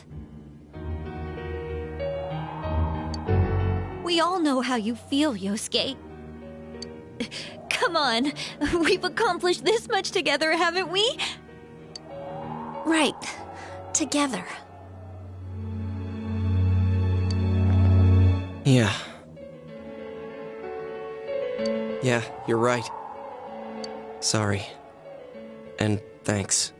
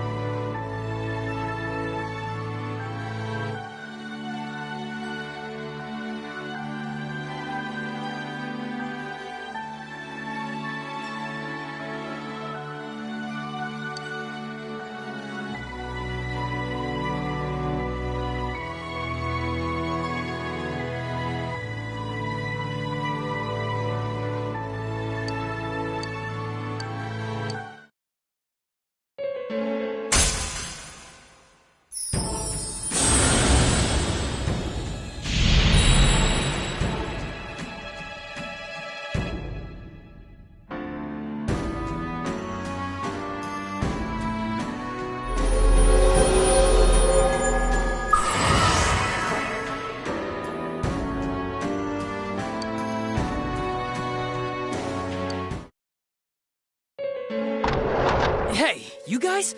What are you doing? You can't be in here.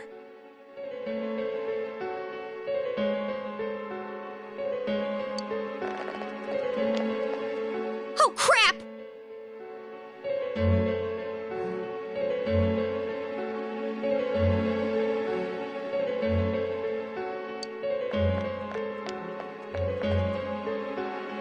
We were keeping an eye on the suspect.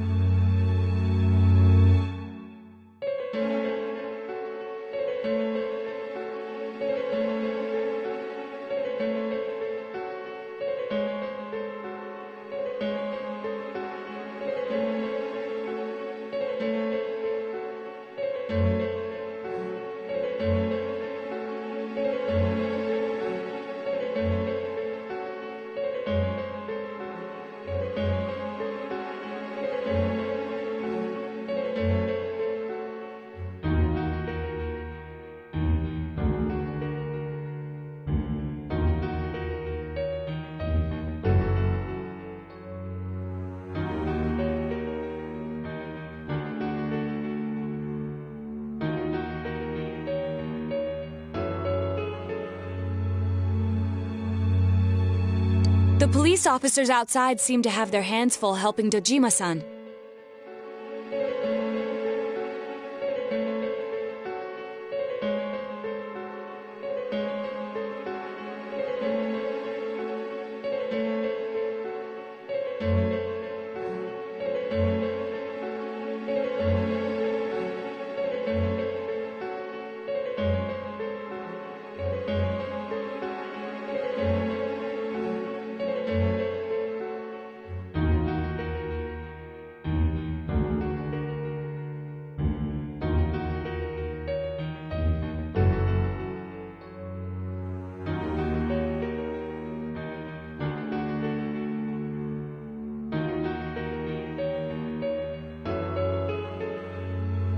If Namatame were to escape, it would be a disaster for the police's reputation, and their trust in you, Adachi-san.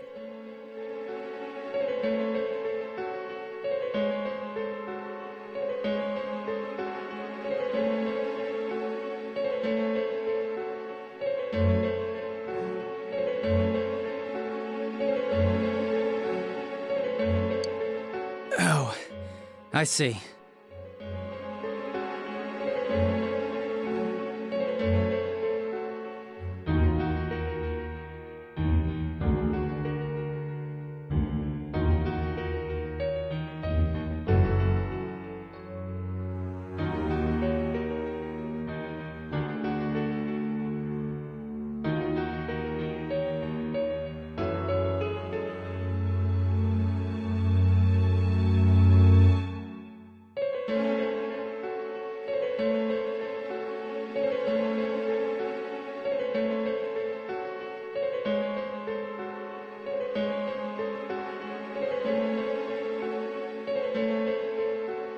We'll tighten security from now on, and I'll arrange for him to be transported out as soon as possible.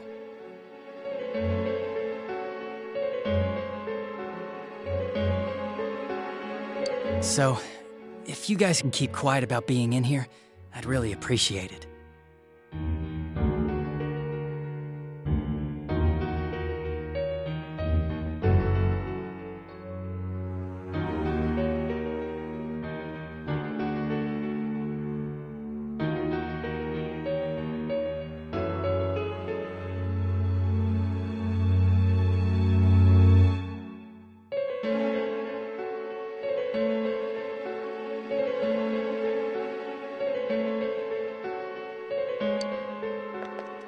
How is he, Doctor? He seemed to be extremely agitated a moment ago.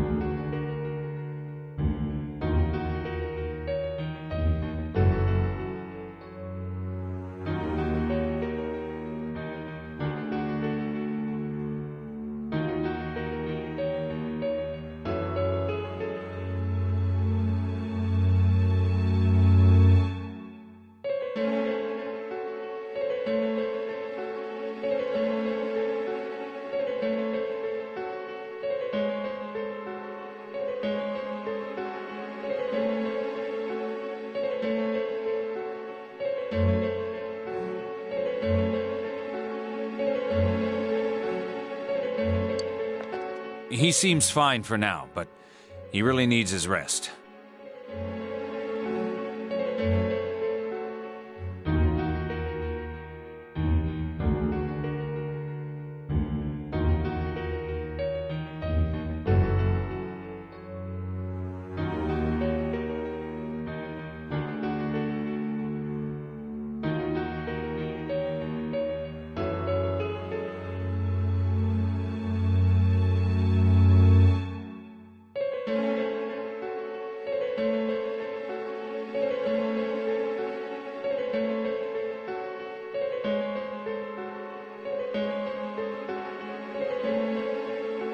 Outside, everyone. Doctor's orders.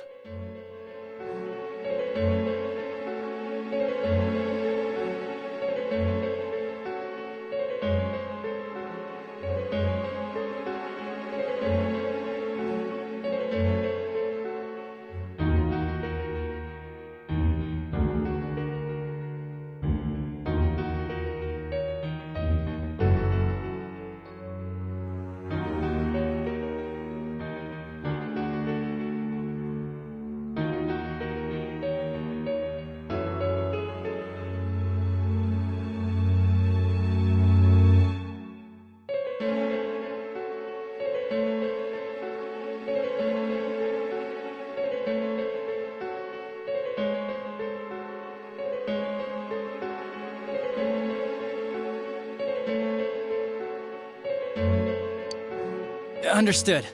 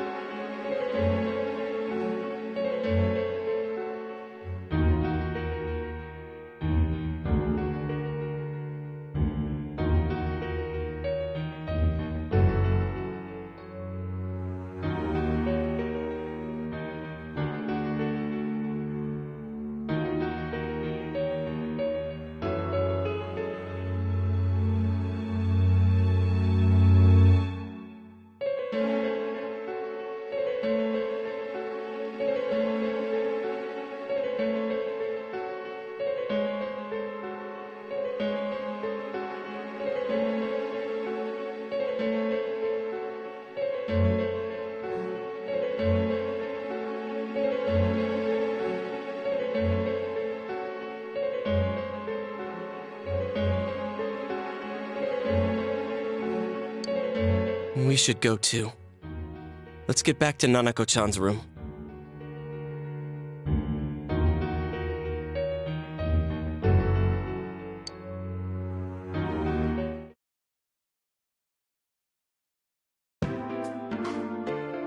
So what's this thing we're missing, huh?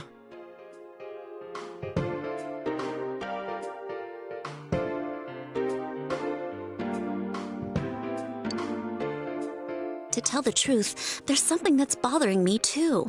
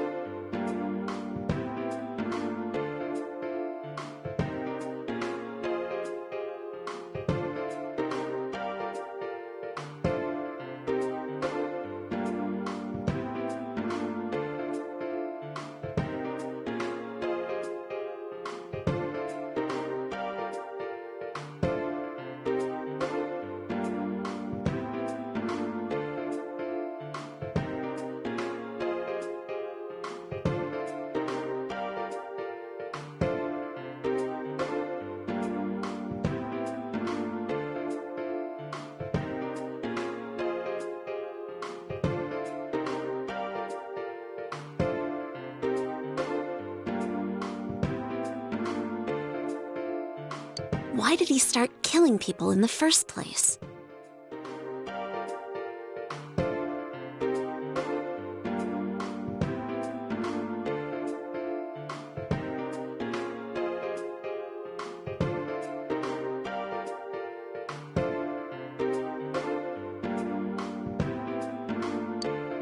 Well, he said himself it was to save them, right?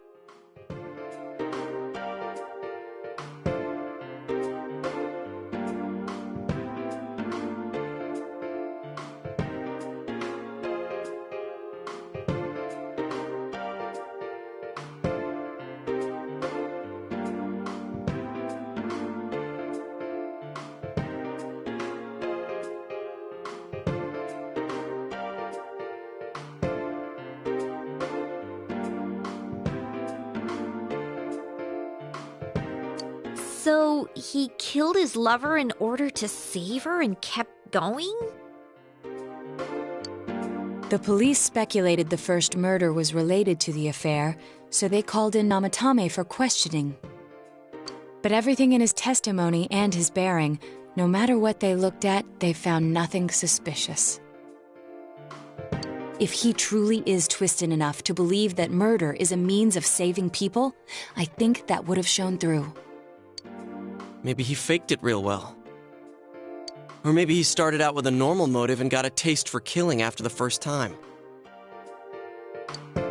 No, if that were the case, his motive for killing that announcer would be even more inexplicable.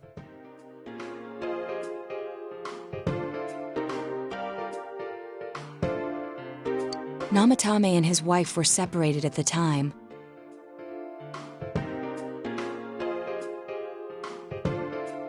Both Misuzu Hiragi and himself testified that she had discarded him.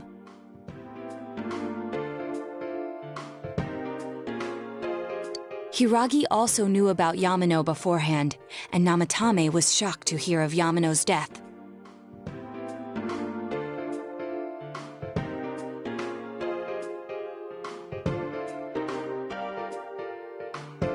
Their relationship was known and was not strained to the point of murder. There's simply no motive in the affair angle. The police invested a great deal of effort into investigating this point.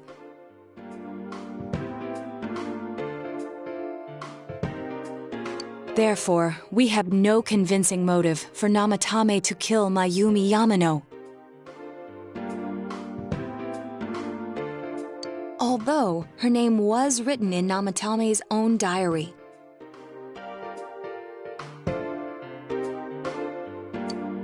His reason for killing her. It's still possible that he was crazy to begin with and no one realized, right? I don't really get any of this. Oh, this is so confusing!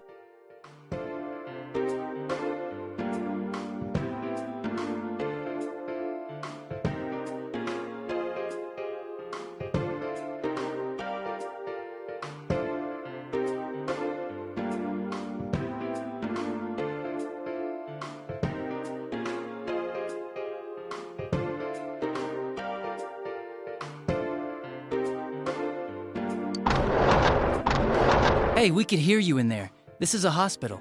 Maybe you should quiet down a little.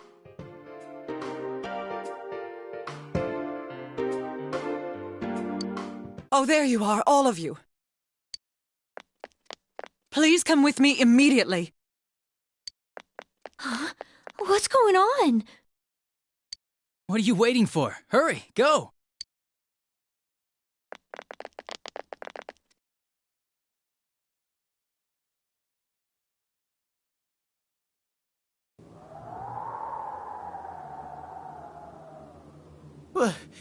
Where am I?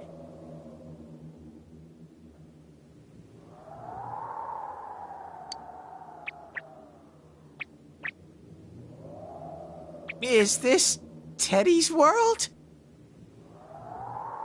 This doesn't quite feel like it, though. I remember being at the hospital. That's right, Nana-chan.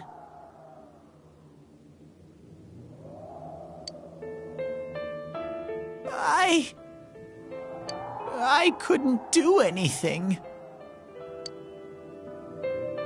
Why do I even exist? I couldn't keep my promise.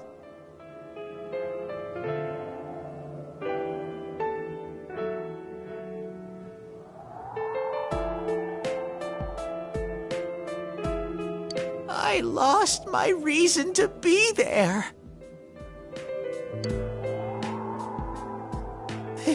That's it. I remember now. So, it was true. Guys! Sensei! What should I do?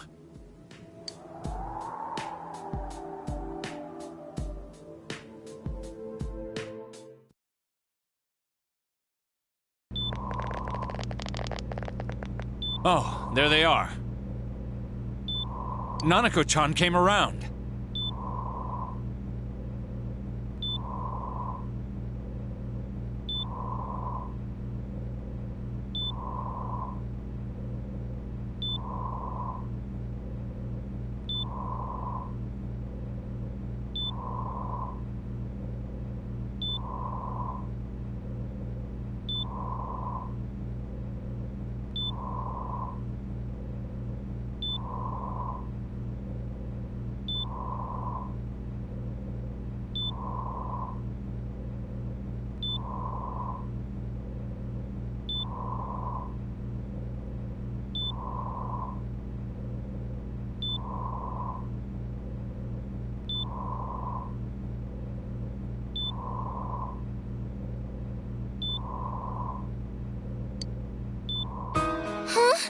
What did you just say?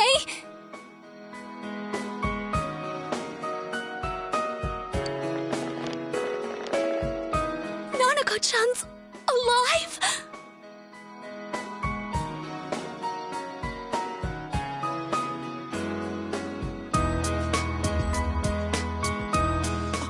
Are you serious? It's very rare to be resuscitated after one's heart and lungs fail, but it does happen.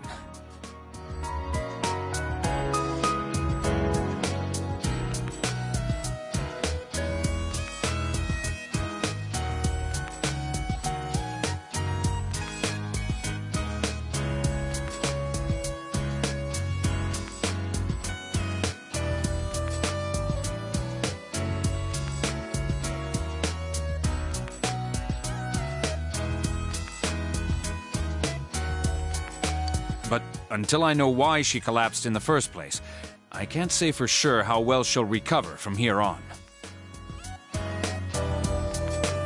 Still, Nanako-chan's a fighter, and she's trying desperately to stay alive. So this isn't a joke? You're actually telling the truth? Nanako-chan.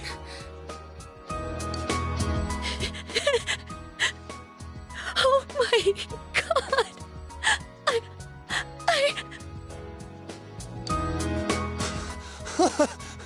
This is amazing! Miracles do happen. I'm so glad. I didn't know what I was gonna do!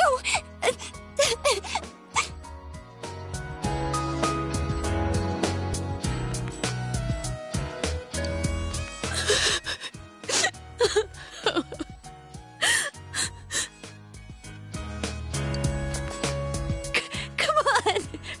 Stop crying, you two!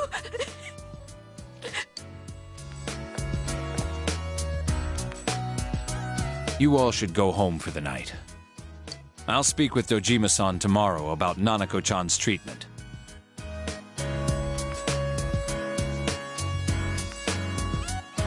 It's rather chilly outside.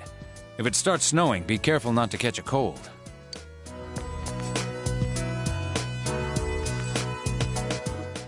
Wait a second, where's Teddy?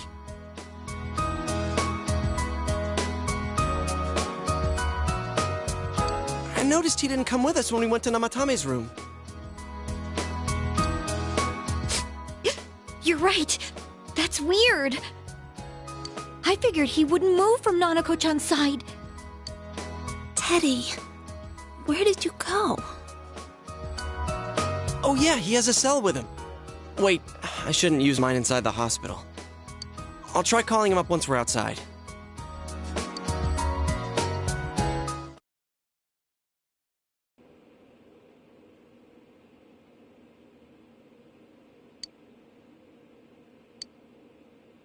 Oh, there you are.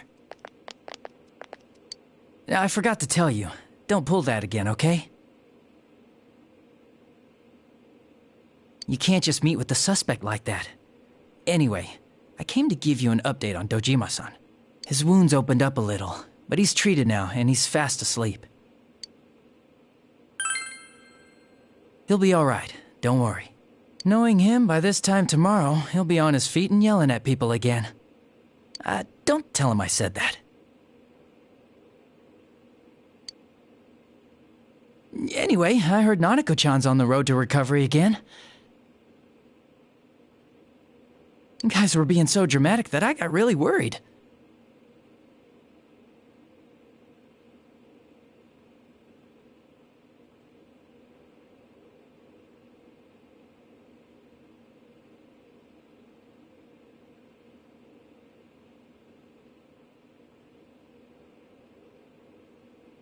But this is good news. She'll be well again in no time.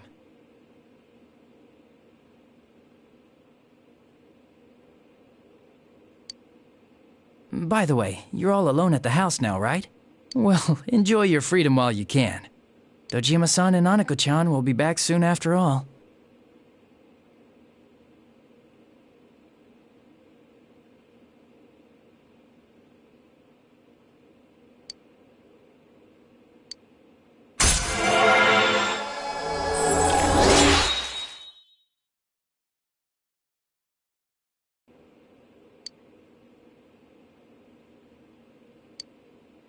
Well, I better head back.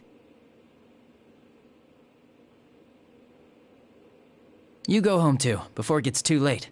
See ya.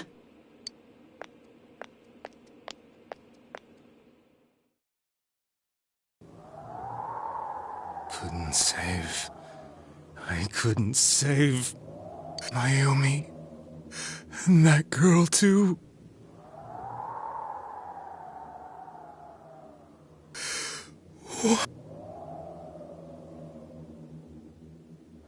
I couldn't save them.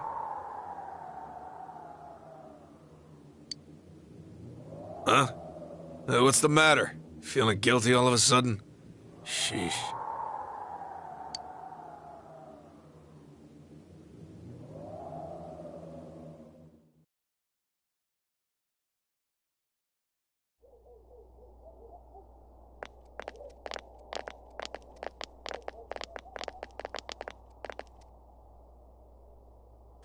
I can't reach him. Did that stupid bear forget to charge the battery? We took a quick look around the hospital, but there's no sign of him. I wonder where he went.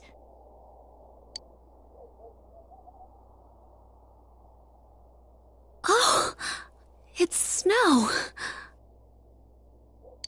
Hey, you're right. Wow, it's been a while since I last saw real snow. It doesn't look that pretty, though, because of this fog.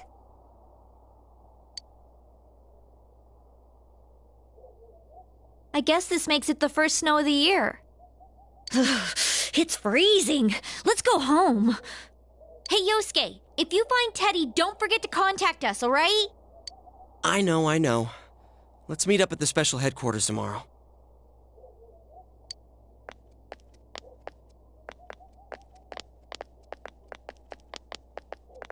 Man, that Ted. I hope he just went back home by himself. He's probably fine. But I'll hurry home just in case. Well, see you tomorrow.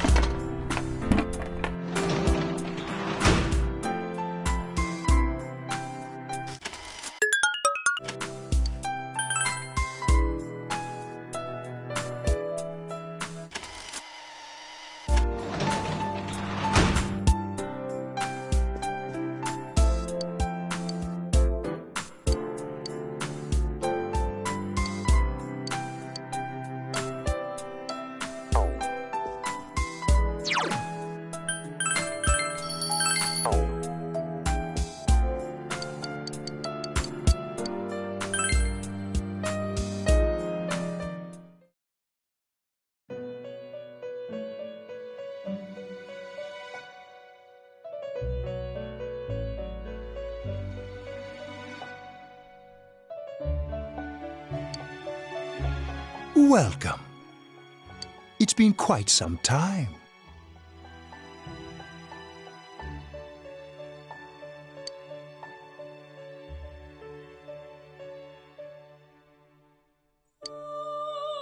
Do not be alarmed. You are fast asleep in the real world. I have summoned you within your dreams.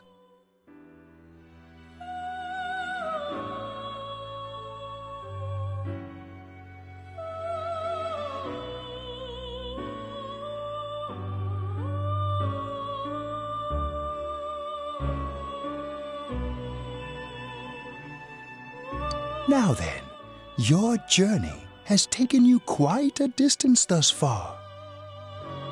Do you believe you'll be able to successfully solve this mystery?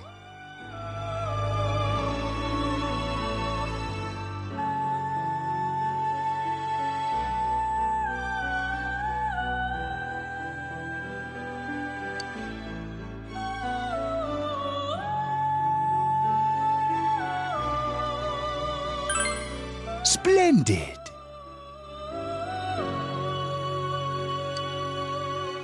The precise destination of this vehicle, that too is getting rather hard to judge. If we continue driving blindly, we may end up leading you further away from the mystery that you must reach.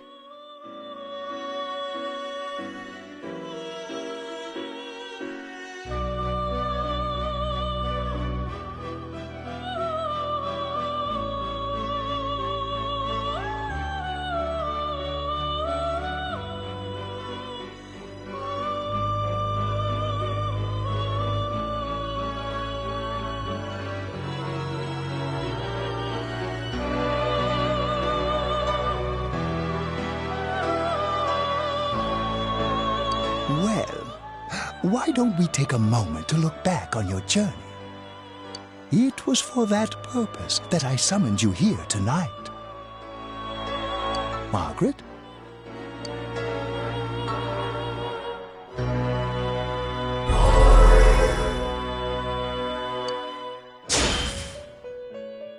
What's right?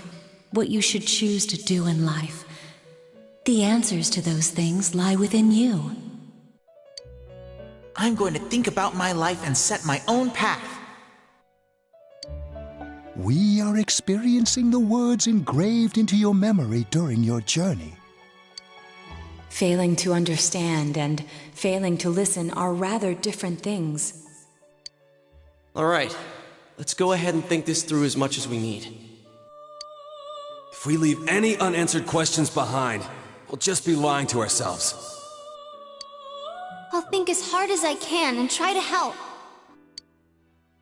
Come on, we've accomplished this much together, haven't we? Right, together.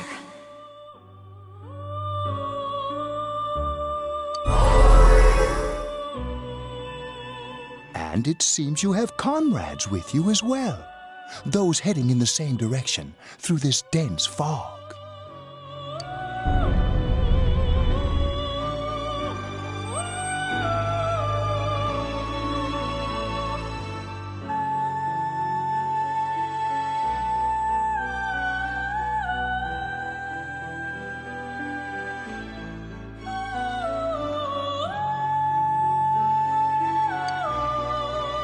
We'll be parked for the moment while I confirm our current heading.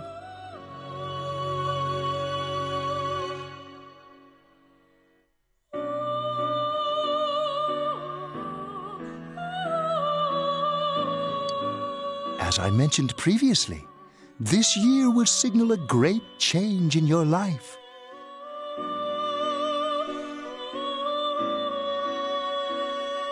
Though there isn't much time left, it can be worth your while to take the time to stop and reflect. People are like water flowing in a river. There is only one stream, but all who pass through it are affected differently. Some travel fast, some change their course, experiencing countless events as they travel down the river of time. Just so. The state of this room reflects the scenery of your heart. Perhaps this may be a time for contemplation rather than action.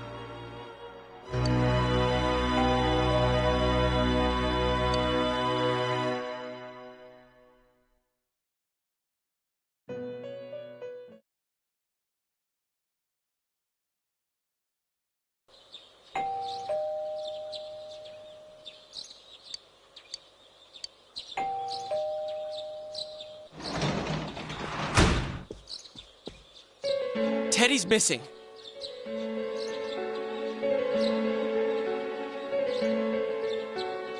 I looked all over the neighborhood, but I couldn't find him anywhere.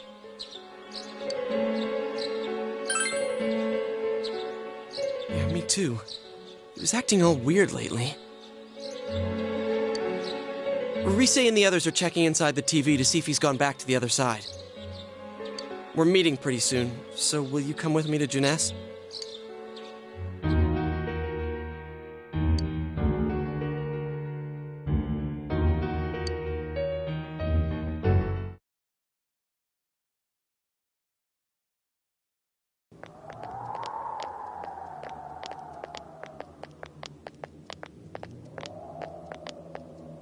It's no use, man. We can't find him. No luck for me either. I didn't sense anything over there. The fog's so dense it might be affecting my readings. I wish I could do better. I'm sorry. That Ted. Don't tell me he really went back to his world this time. We told him over and over that he could stay here.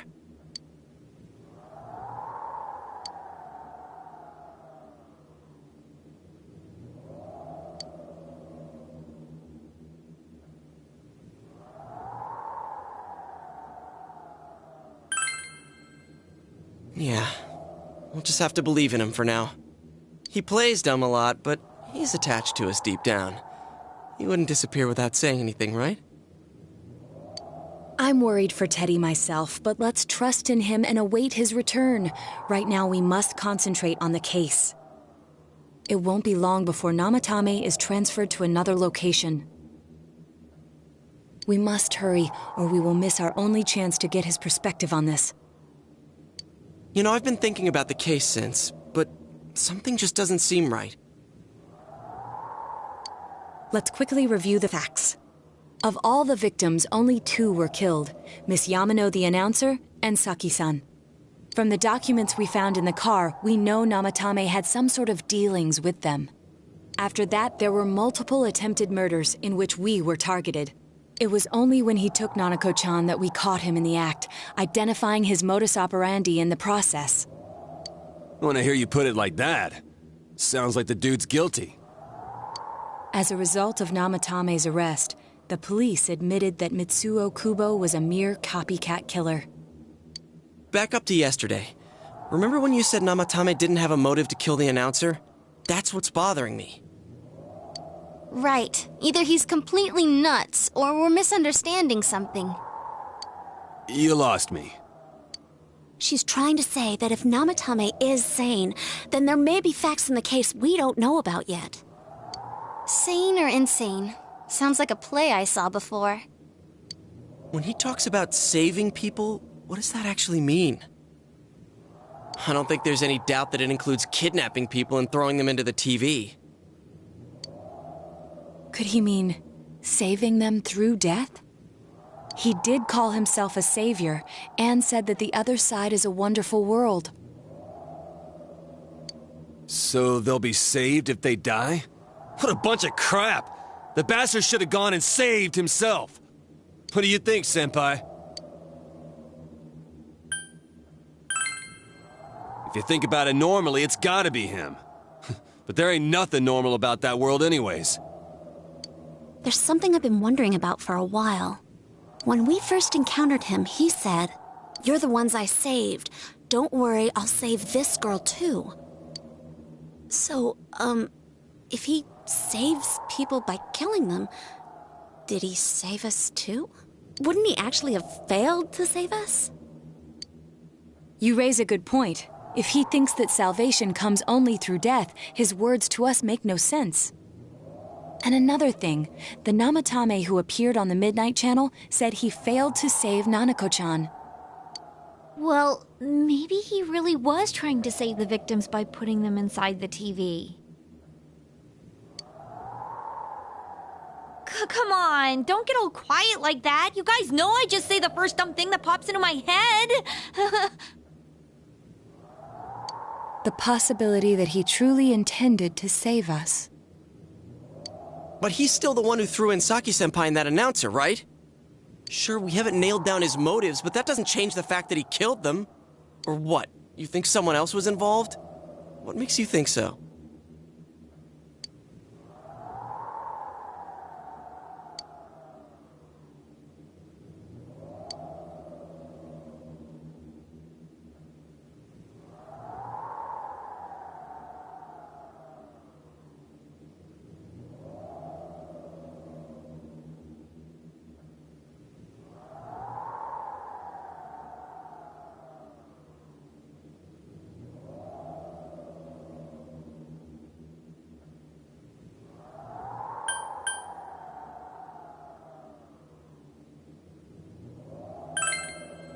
Warning letter?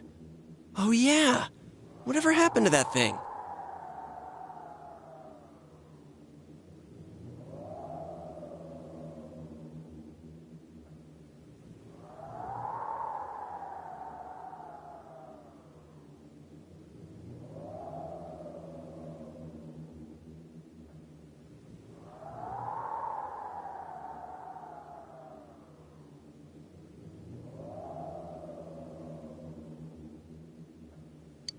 If Namatame's the killer, he must have been the one who wrote it, right? Let's review them.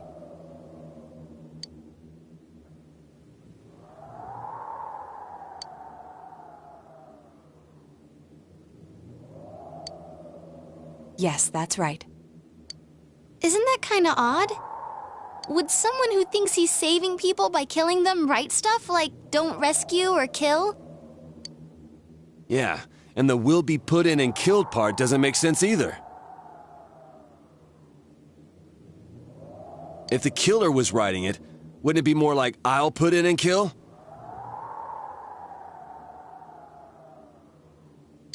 Hey, could this mean...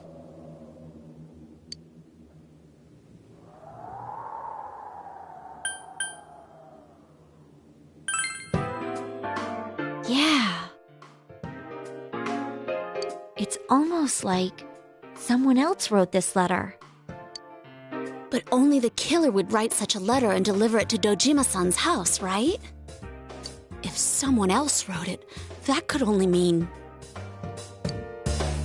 Dear God. Since this is such an unusual case, I was absolutely convinced that other than the Kubo incident, there was one culprit. So, Namatame really was trying to save his victims? Everything is exactly the opposite of what it first seemed. In Namatame's parlance, failing would have been the first two cases when the victims died. If he had used his method twice and failed both times, he would hardly have continued using the TV, and yet he did. It all seems to suggest that someone else wrote this warning letter while observing the entire case. Someone else? Then... it wasn't Namatame that killed Saki-senpai and the announcer? We can't say for certain yet. We urgently need to speak with Namatame face to face.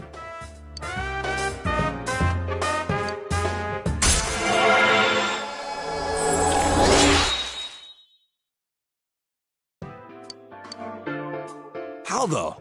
After what happened yesterday, they said they're gonna tighten security. I have a plan.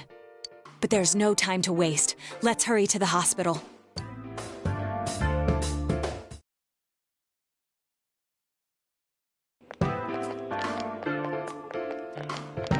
Hey, this place is off limits. I'm a consultant with the police.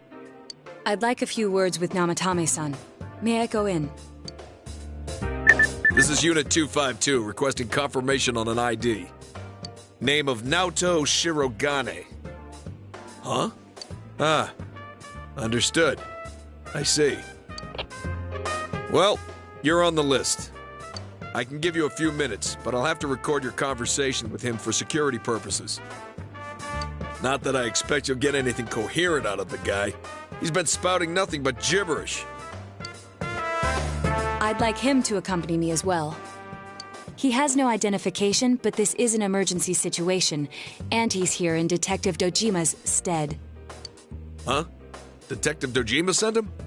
I wasn't informed of this. I'll vouch for his identity. Well, I guess it's better than dealing with the man himself. We have our hands full with the transport procedures, so the last thing we need is Detective Dojima running wild. Detective Adachi is busy somewhere too. This is Unit 252. Huh? I see. Has something happened? There's something about a suspicious object out in the lobby. Ah, well then, this works out nicely. You should back up your colleagues downstairs. We'll keep watch over Namatame-san. A disturbance in a hospital lobby, after all. It sounds serious.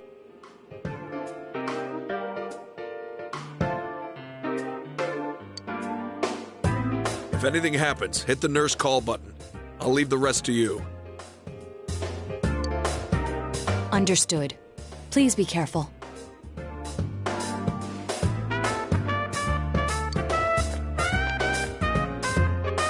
I knew they were undermanned, but I didn't expect it to go this smoothly.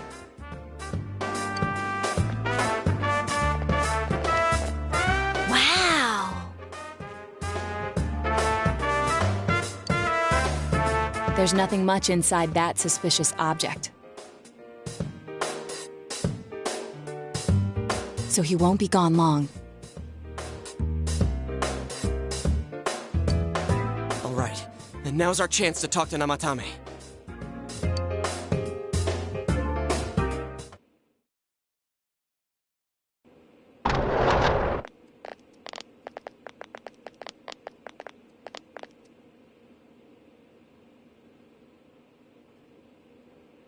Namatame-san, there's something we'd like to ask you.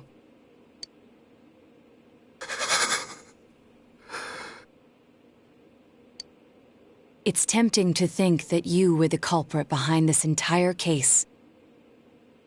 And to be honest, there are many in this town who hope you are. But we are here to learn the truth. So please, answer our questions. Huh?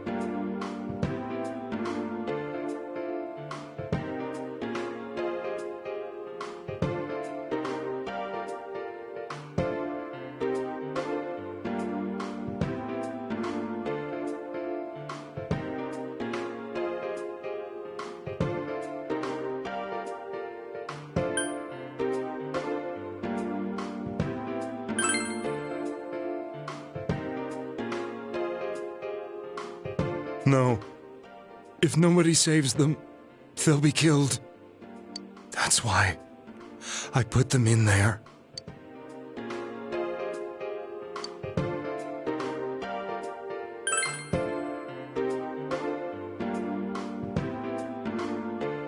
Huh? Me?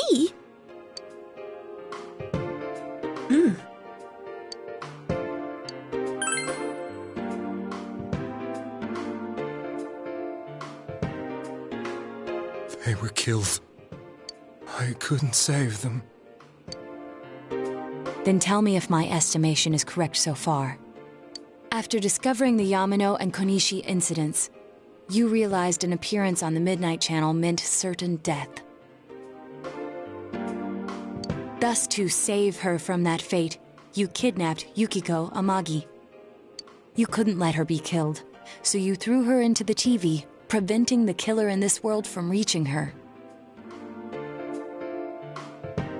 And you repeated the process as more individuals appeared on the Midnight Channel.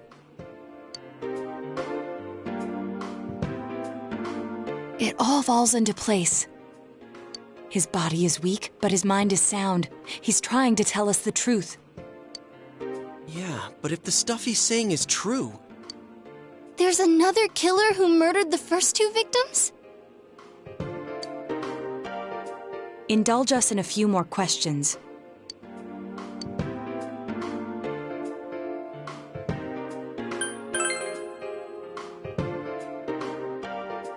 What are you talking about?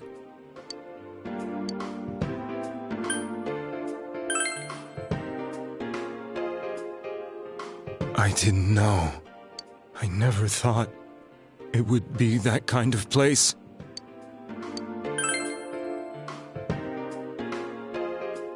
I have no idea. I want to know that too. As I thought.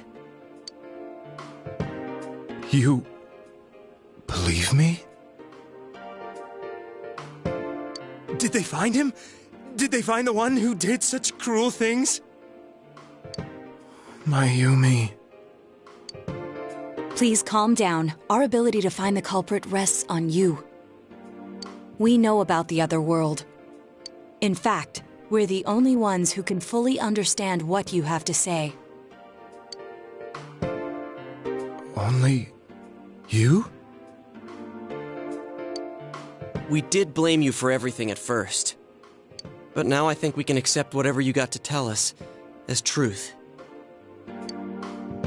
Please. Tell us everything you can, calmly and slowly. You're willing to listen? Do my story?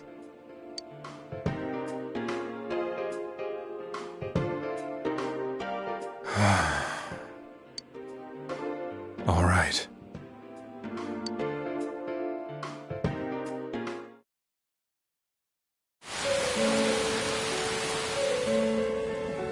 Soon after my affair with Mayumi became common knowledge, I returned to my parents' home, as if to run away from the scandal.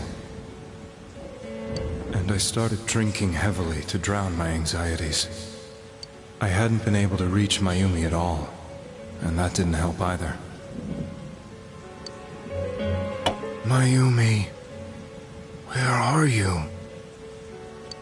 She'd been disgraced on all the afternoon shows and forced to resign from the program she was on. I caused her so much trouble. I wanted to at least apologize to her, but I couldn't even do that.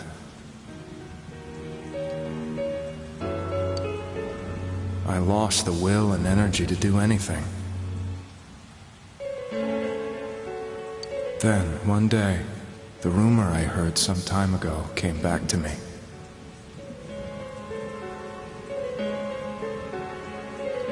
Since I had nothing better to do, I sat down blankly in front of the TV and watched my own reflection. And all of a sudden, there was Mayumi. Mayumi? Is that you? The Mayumi inside the TV looked as if she was calling to me for help.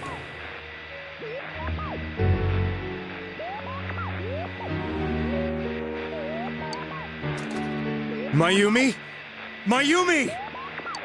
When I reached out unthinkingly to touch her, my arm disappeared into the TV, as if I had dipped it into a pool of water.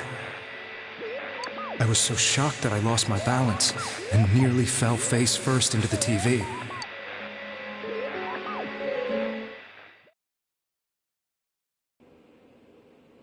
I was so scared.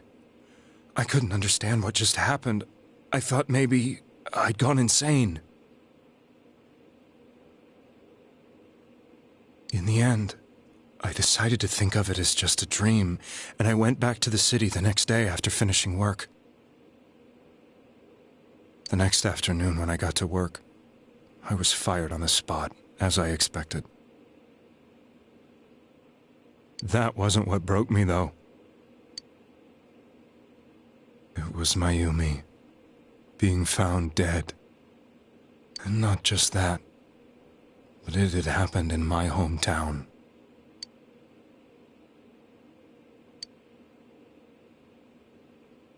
I was dumbstruck. But later on, I remember the image of Mayumi I'd seen that night. Was it not a dream? Could it really have been an SOS from Mayumi? I hadn't touched another TV because the first time was so terrifying, but I decided to try it again, and I confirmed that none of it was a dream. So that image, was it something Mayumi showed me, calling for help?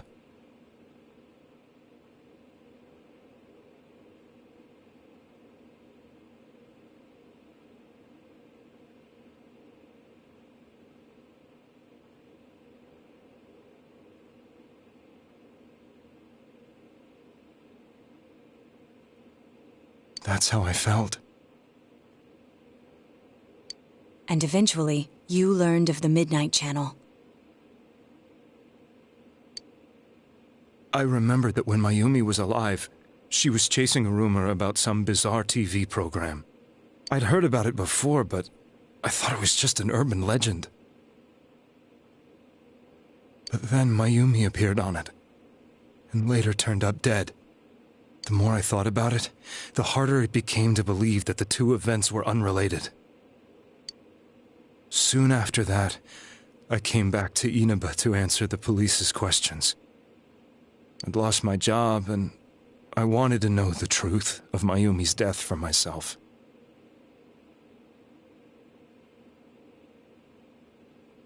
Then, on another rainy night, someone else appeared on the Midnight Channel. It was a girl.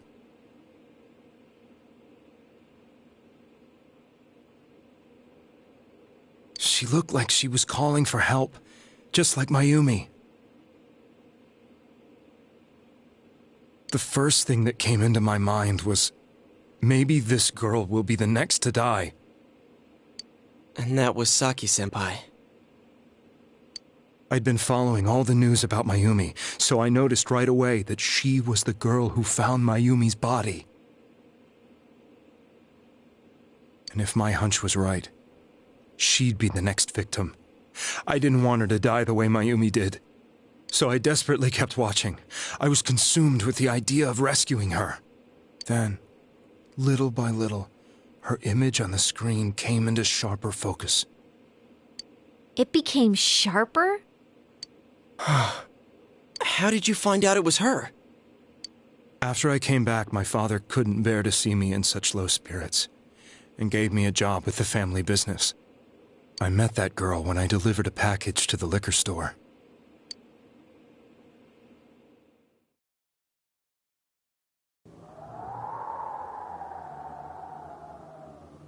After agonizing over it, I decided to meet her and told her to be careful.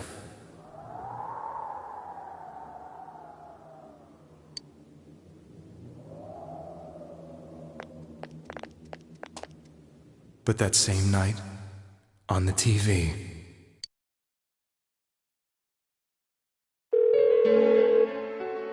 she looked as if she was being engulfed by some black shape. She was writhing in pain.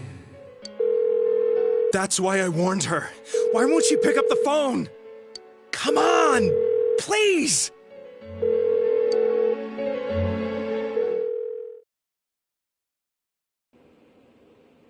The next day, they found her dead.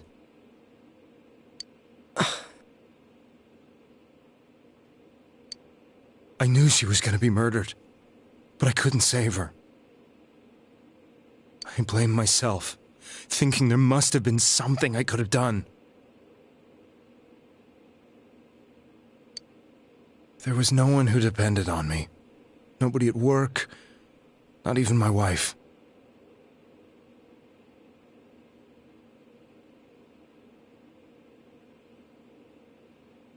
Mayumi was the only one who accepted me for who I was.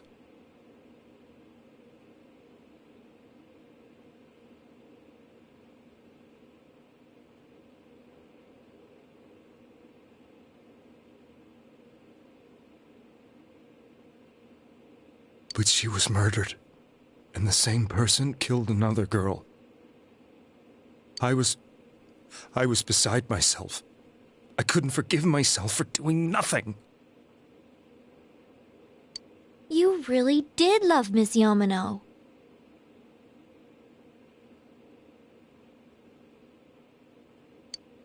Yes, from the bottom of my heart. Before I was married, my wife made it big in show business. I was happy for her, but it put a strain on our relationship.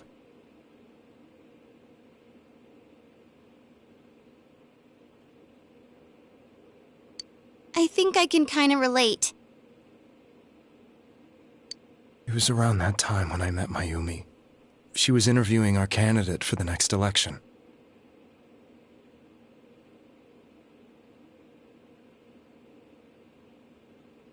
She was a big-name announcer, but she only worked with local stations, and her attitude towards work was similar to mine.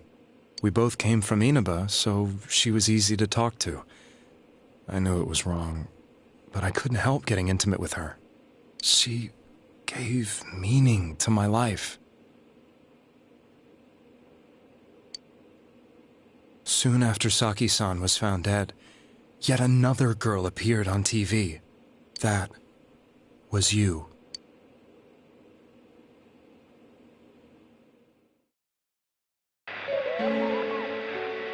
She'll be kidnapped next, and murdered. I can't let her end up like Mayumi and that other girl. This time, I'm gonna do something. My opponent was a murderer who left no clues to his identity. I thought hard about what I could do to protect her from someone like that. I'll never convince her. If she gets suspicious and they arrest me, we'll save her then. The girl inside the TV looked as if she was smiling at me. And that's when it hit me. I apparently had the power to go through the TV screen to the other side.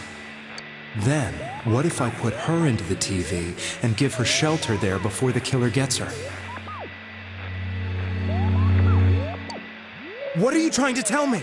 That it's safe over there? Is that it?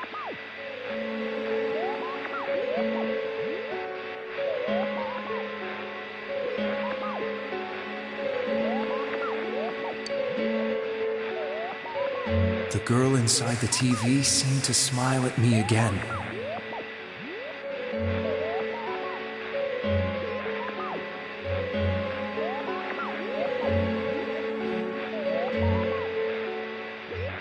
And I thought, no matter what kind of place it might be, it's better than being slaughtered. Once things calmed down, I could just let her out again. If she's inside the TV, there's no way they can find her. It felt as if everything was starting to come together in my mind. Could it be that Mayumi gave me that power to prevent any more victims from meeting her fate? Was it my mission to save people? But there was a big problem. If I explained the situation to the victim, they wouldn't understand. I had already tried that and failed miserably. It seemed the only thing I could do was to take them away. If that was my mission, I'd just have to do it. Or so I thought. Mayumi, please lend me your strength.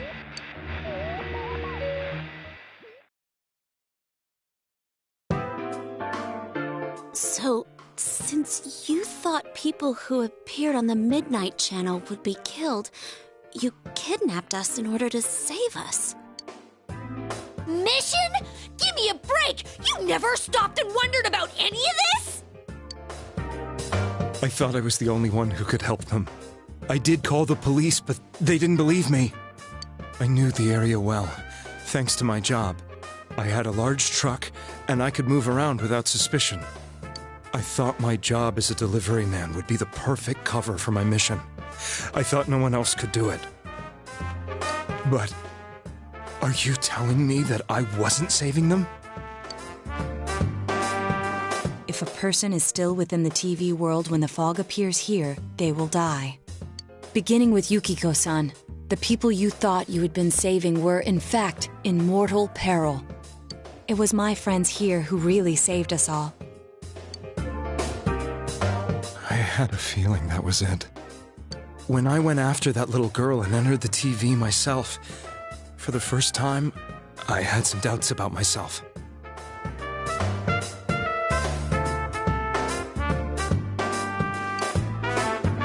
You refer to Nanako-chan, correct?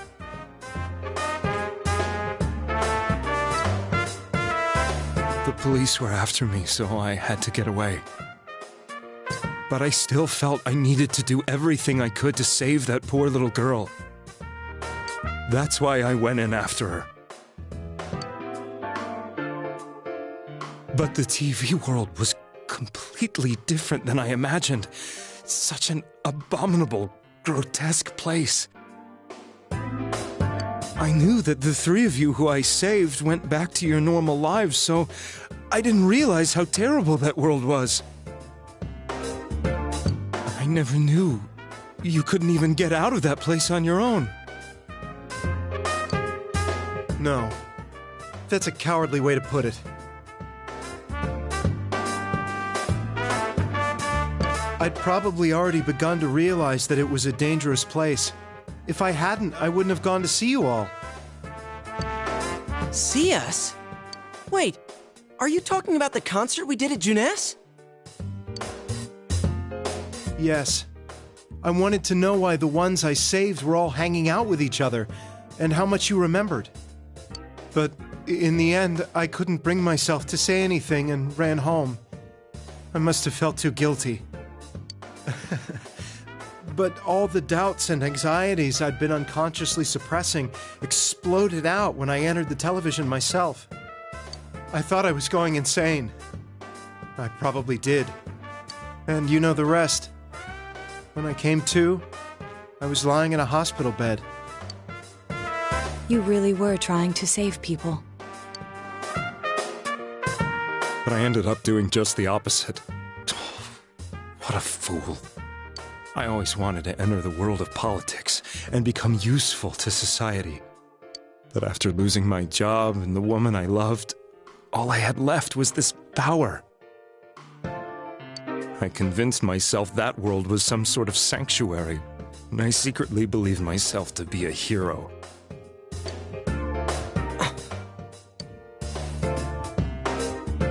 I never doubted what I saw on TV, and believed everything was as I wanted it to be.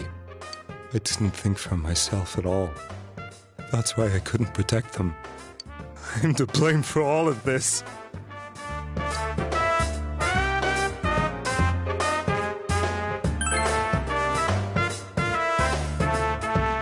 I suppose so. But the things I've done are too serious to be brushed aside like that. I have no intentions of running away from my crimes.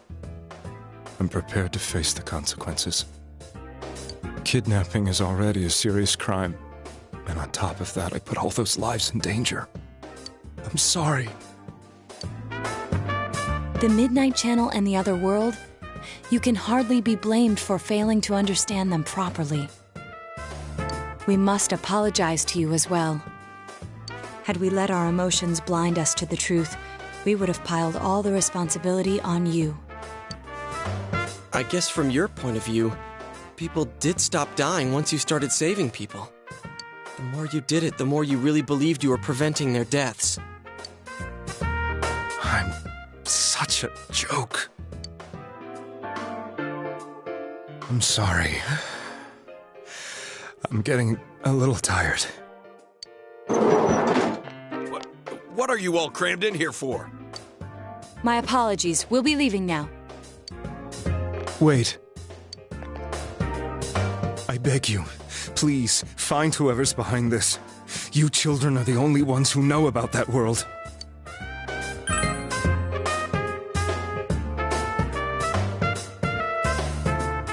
It's all clear now. He never committed any murders. It was another party who threw the first two victims into the TV.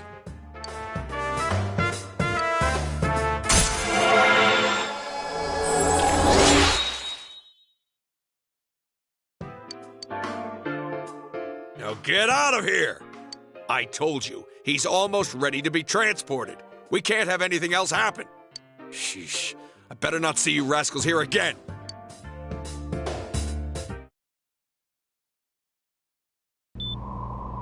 Nanako-chan looks like she's in pain.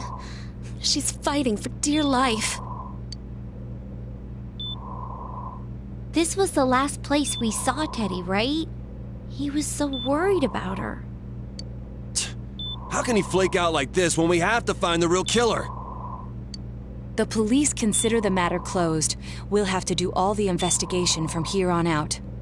Let's revisit Saki-san and Miss Yamano's incidents and see if we can turn up fresh details. But it's been over 6 months. Wouldn't the trail be cold by now? I know, but we can't give up. We're the only ones who understand what's really going on. And you never know. People might remember some things now because they've had so much time to think about it. Let's split up and talk to people all over town tomorrow. We'll meet up in the evening to discuss our findings. I hope we can find out something about Teddy, too.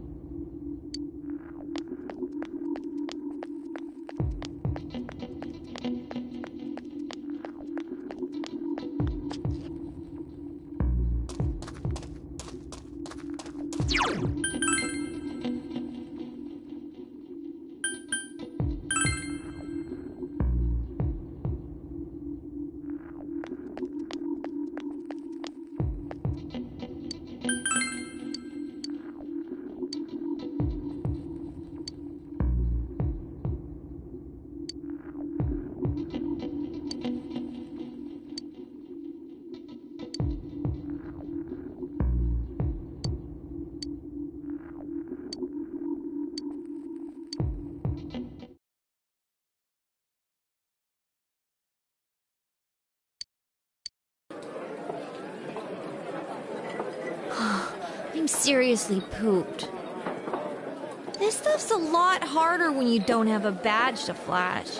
I walked around all day and didn't hear anything good. It was the same for me.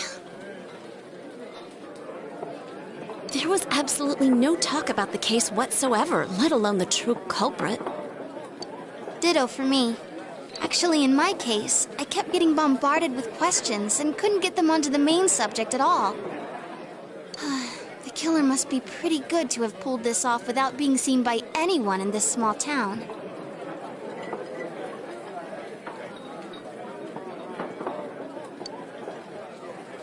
What should we do? Well, one steak bowl, please. That's not what I meant.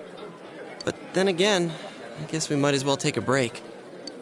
I'll have a crab and egg fried rice. I'll have roast pork ramen with extra noodles.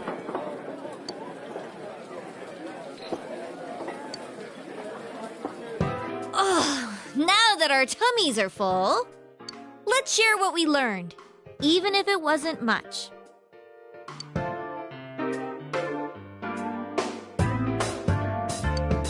So, to sum up, there really was no new information. The end? The police had an unusually large number of officers in their initial investigation of the first two incidents. To find facts that even they overlooked would be difficult indeed, now that over half a year has passed. There wasn't a single report of suspicious persons being witnessed to begin with. Miss Yamano had ardent fans, whereas Saki-san didn't, but otherwise the conditions are the same. You know, every time I tried to ask about the case, everyone ignored me and kept ranting about the damn fog. Yeah, that or the Midnight Channel. I asked around about Teddy too, but no one's seen him. Gee, I wonder where he could have gone. Do you have anything, Naoto? Any new, deductions? Without any new data to work with, there isn't much I can do. But there must be someone in town who meets all the criteria for this case.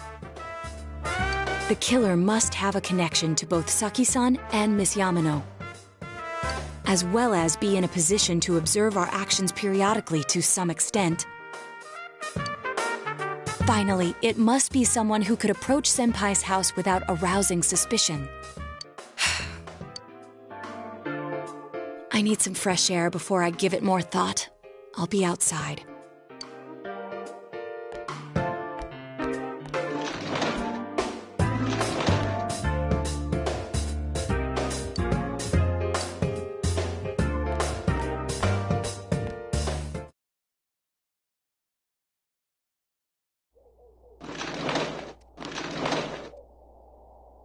It's snowing. No wonder it's chilly. Ugh, it's freezing out here. Maybe this'll help clear my head and get my deductive muscles flexing. Hey, is it snowing? Too bad the fog's so thick. The snow just gets lost in it.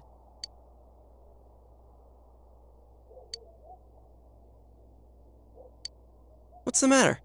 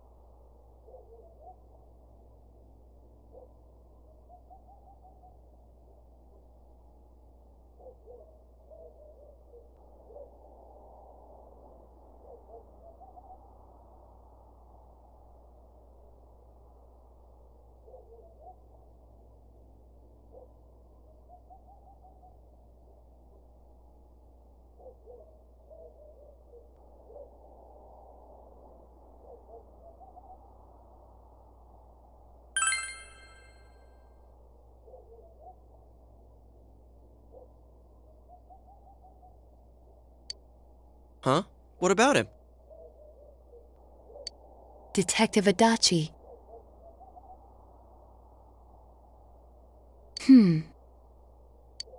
A member of the police force.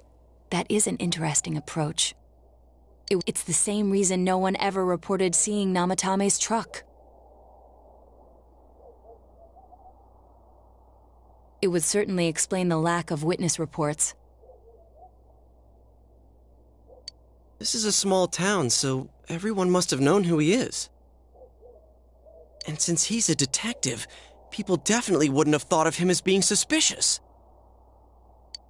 In fact, he could use his position to his advantage and hide critical information. Huh. Well, if you think of it that way, I guess it's possible. But we're talking about Adachi here, right?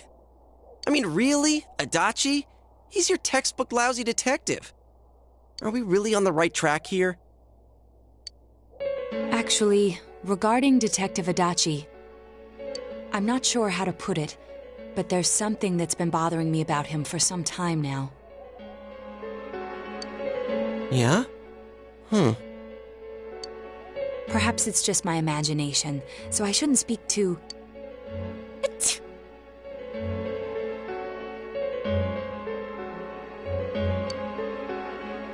It's cold. I think we've cooled down enough here. Let's go back in.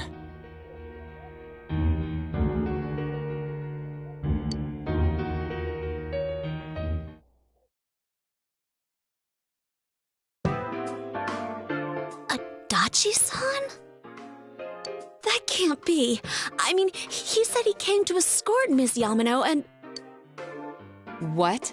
Was he at your inn when the announcer was staying there? When Miss Yamano was staying at our inn, the media were swarming all over it. That's when Adachi-san arrived, saying he'd been assigned to guard her. He told our waitress that fame could be rough. Guard her? He didn't spend the night there? Huh. I wonder if he knew Ms. Yamano. I don't know about that, but I heard he did call out to a girl in my class. I found out this afternoon. But I thought, that's just how cops are. So I didn't think it had anything to do with the case. Detective Adachi also questioned Saki-san, the one who found the announcer's body, on numerous occasions. I heard it was because there was so little information about the case at the time, but it's certainly unusual to question someone with as strong an alibi as hers multiple times. Then you think he had something else on his mind? And that something is what connects those two victims to Adachi-san? Come to think of it, we've been running into that guy a lot, in all sorts of places. And every time he'd tell us what the police were doing before saying, "Oops, I said too much," and clamming up. Was that all to throw us off the trail? It would be no problem for him to drop that warning letter into your mailbox either. Not to mention the fact that he can destroy any evidence that might point to him.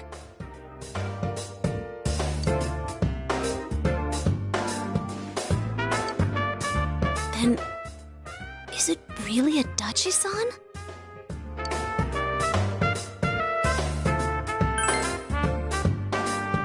This is still only a tentative theory. We should work to confirm it as soon as possible. This is Naoto Shirogane. Something has occurred to me about the case, and I'd like to get Detective Adachi's input on it. Huh? The transport? It's right now? Right, I see. Thank you. What was that about a transport? Detective Adachi is headed to the hospital to prepare for Namatame's relocation. We must head there at once.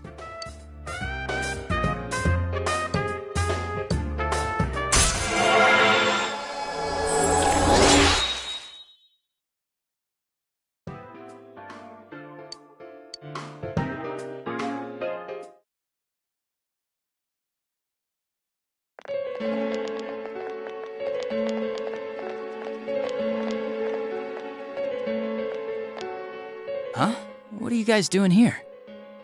Hey, do you know where Dojima-san went? They told me he snuck out of his room again.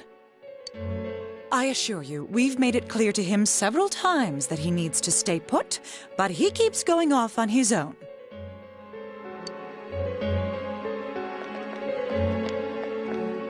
Jeez, with Namatame finally relocated, I was looking forward to going home.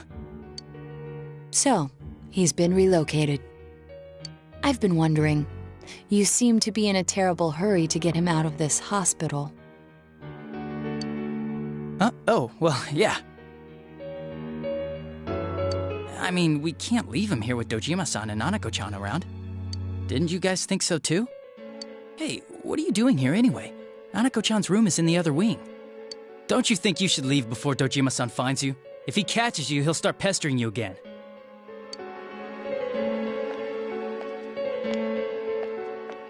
Adachi, where's Namatame? There's been a lot of noise today for some reason. Dojima-san, what are you doing here? Namatame's already been relocated. I was looking for you so I could tell you that. You did what? Who authorized that? There's still more I need to ask him about. Give me a break, Dojima-san. Those first 2 murders have been bothering me. His motives are shaky and his alibi is rock solid. We closed a lot of loopholes on the basis of his testimony. But that part's still nagging at me. Is this more of your detective's intuition? He's already been relocated. It's no use hassling me about it. And you kids should really get home too. You're gonna get in the way of police business.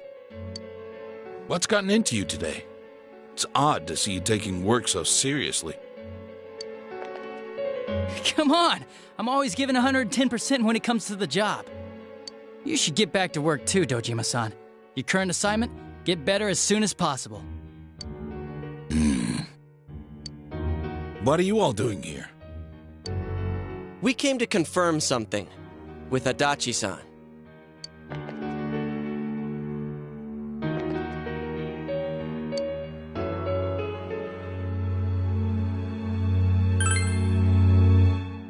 The time the announcer went missing? I can't say for sure offhand. It's not like I saw her or anything. That was months and months ago, too. My memory's kinda hazy that far back.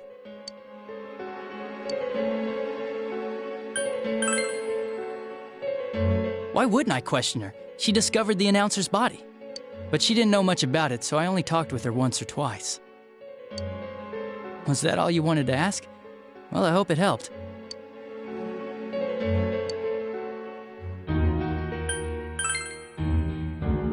Warning letter? The one that was delivered to his house. It's in police custody now, correct? I don't really remember. Hey, what do you mean you don't remember?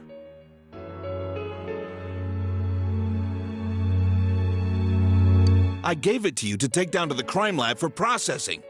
You're telling me you forgot? I'm sorry.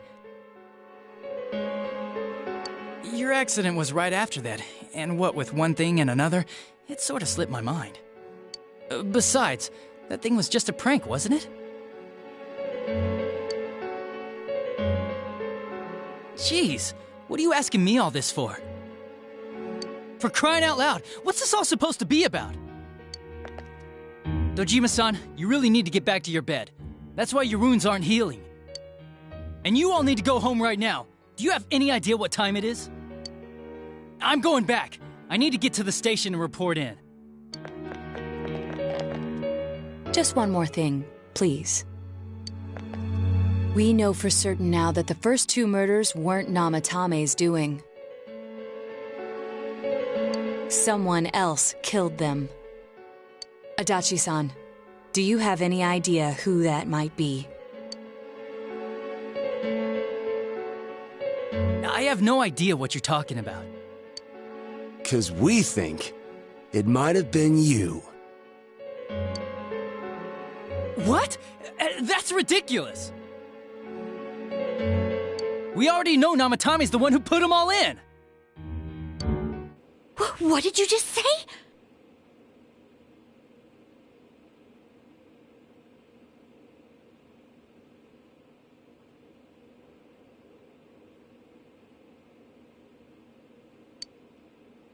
put them all in.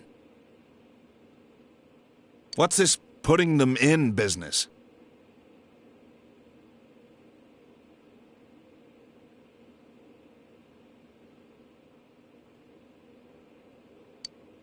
Do you know something about the method behind their murders? Don't tell me that all that talk about TVs and whatnot from before was... I see. Now I finally understand. To tell the truth, Adachi-san, I've been fixated on something you once said. Before I didn't know why, only that it sounded a wrong note to me. Do you recall when I read Namatame's diary? At the scene of Dojima-san's accident.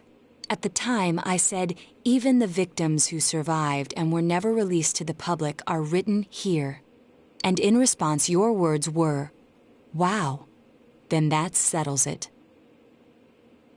How, I wonder, would that settle anything? At the time, the police had no idea that there had been other attempted murders related to the case. You had no reason to say such a thing. After all, there are countless examples of people disappearing for a few days. Yet when I read the list of names, you raised no objection. Odd, that. What do you say to that, Detective Adachi? I don't know. I said I'm busy! Wait, you son of a bitch! Adachi! Ah, damn it! Adachi!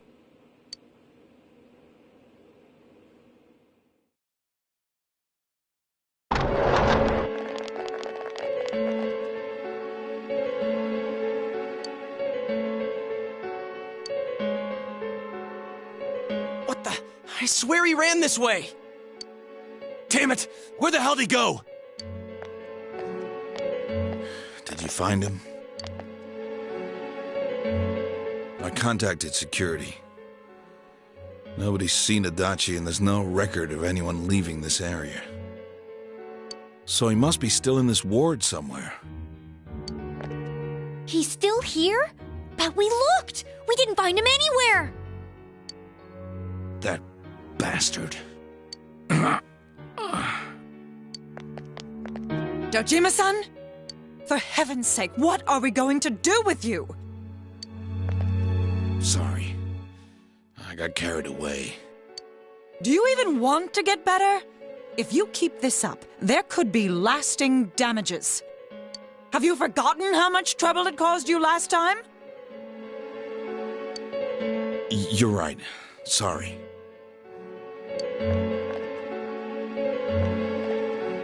You've got to find Adachi. I need to square this away with him. Please.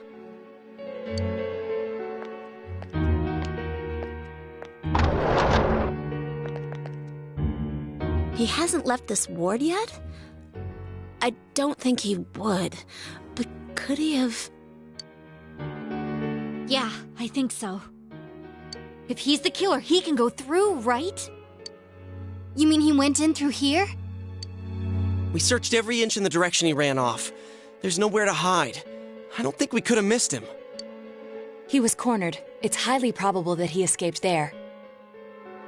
If he does indeed turn up on the other side, that should prove beyond a doubt that he is the true culprit. Damn. So I guess we were right. What do we do now?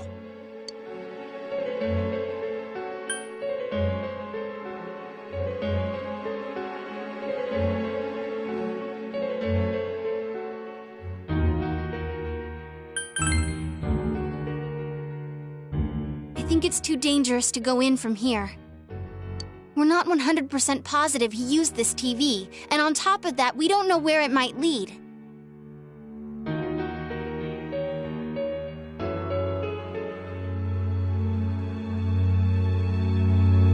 Let's go in from Jeunesse like always. It'll be fine. So long as we're ready for him, we'll crush that jerk in one strike.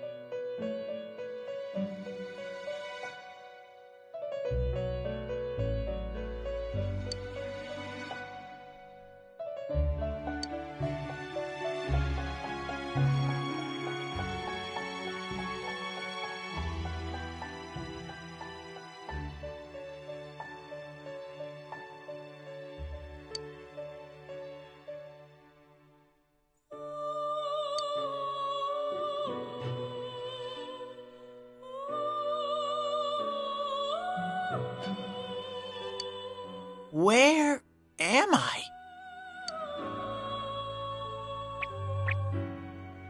Sensei? Why are you here?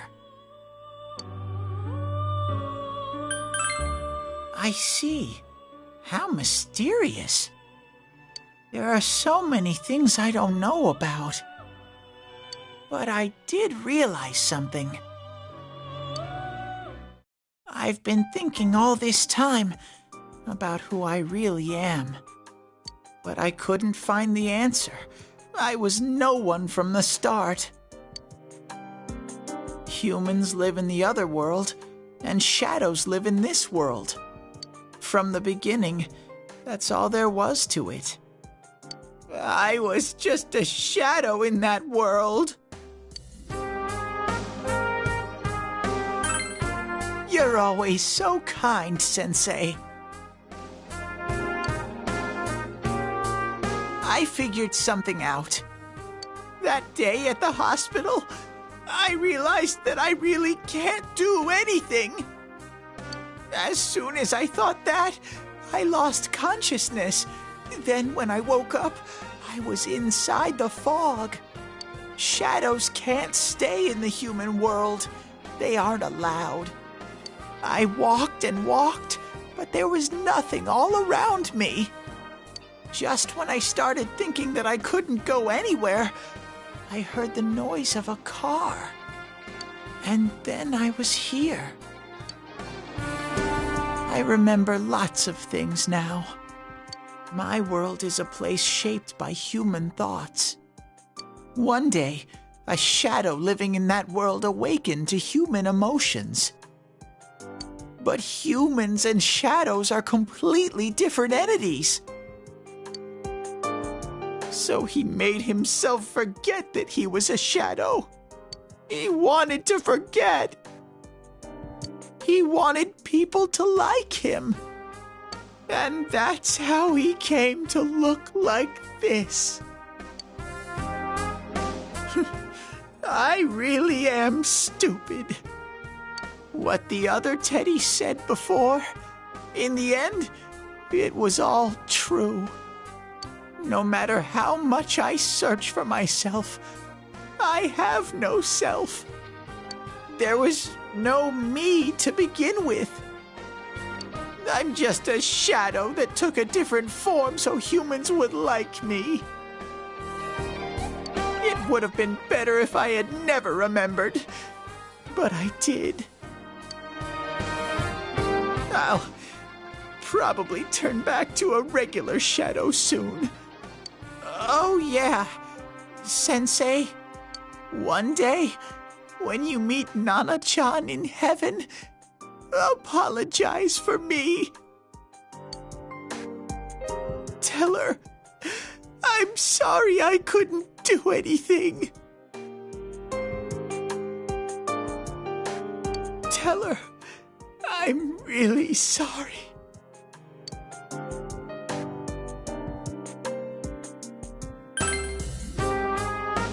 Huh? Really?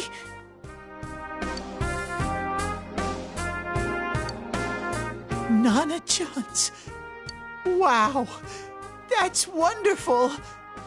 I'm so glad. Glad that I could at least hear that. My heart feels so much lighter now. I'm starting to feel sleepy. What a strange place. It feels so soothing. It's not like my world. Something just feels so nostalgic about this place. Could this be your dream world, Sensei?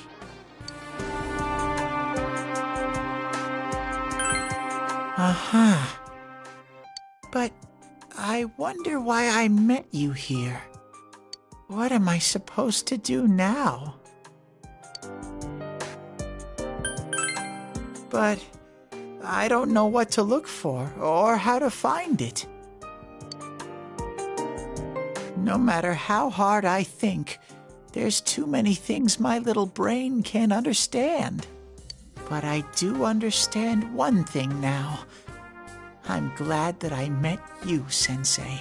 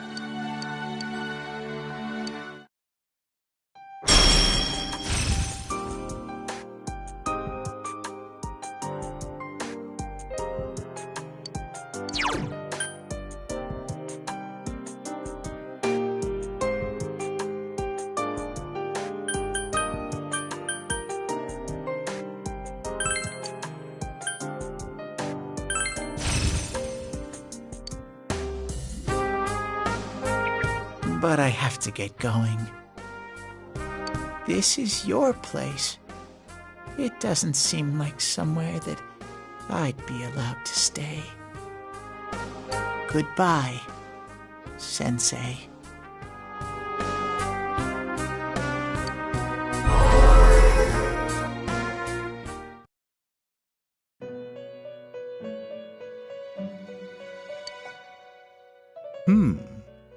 It seems the words in your memory weren't the only things you summoned here. This is a room for guests who have an ego that can be nurtured. Shadows, mere fragments broken off from the ego, have no place here. The water's strength has moved a single stone that had stopped, returning it once again into the flow. Very interesting. Well now, it's about time we departed once again. This vehicle is still on its journey. There is no reason to tarry here for long. Margaret?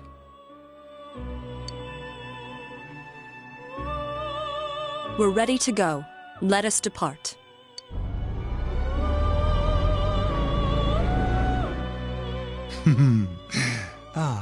You are every inch the guest I had anticipated.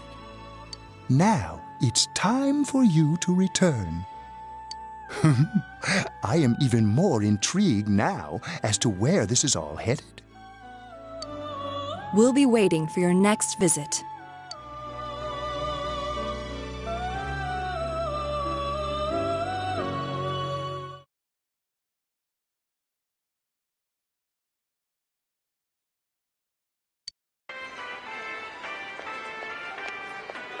How did it go? Did you find Teddy? No, and no one's seen him either. Ugh, that annoying little furball. Just when we're at a turning point in the case, too. We have no choice. Let's pursue Adachi for now.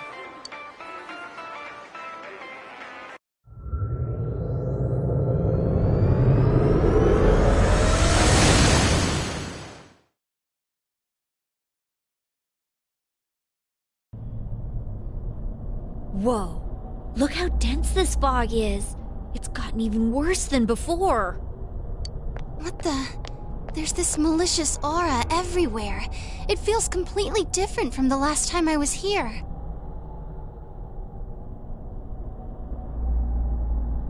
I think we'd better hurry.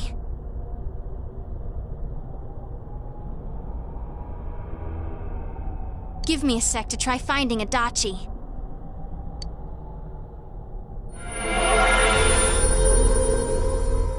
Does this mean both this world and ours are getting messed up?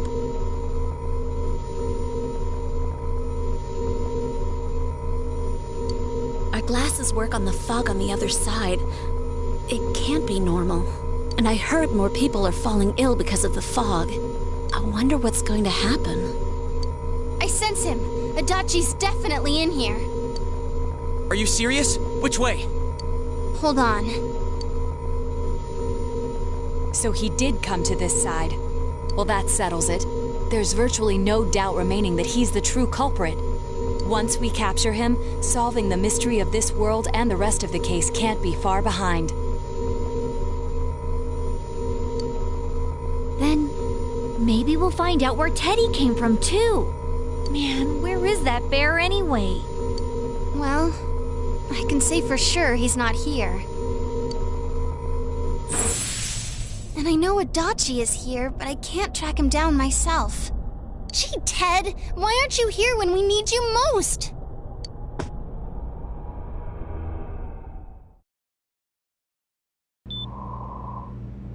This place. I came back. I see. But it really doesn't matter. I'm completely useless. Nana-chan, I'm so sorry. Teddy? It is you, Teddy. I heard your voice. You said, hang in there. I heard my big bro and everyone else too. Nana-chan! Oh, hold on! I'll get the doctor!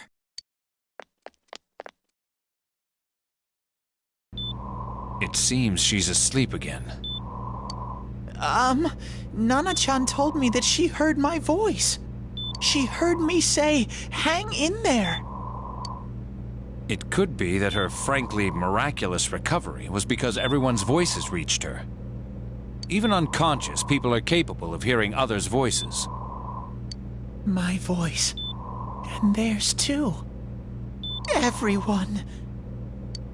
In any case, there are too many things we don't understand about her condition and what caused it. We're doing our best, but it's difficult when everything about her illness is a total unknown. Unknown? Well, if anything happens, please send for me.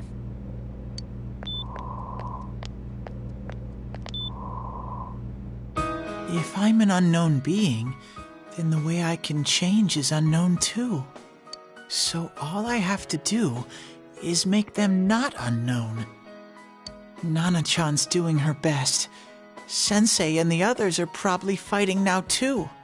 I'm just a shadow, but Nana-chan cheered up when she heard my voice. So what if I'm just a shadow? There must be something I can do. I can't just give up thinking about things. That's why I came back here, right, Nana-chan?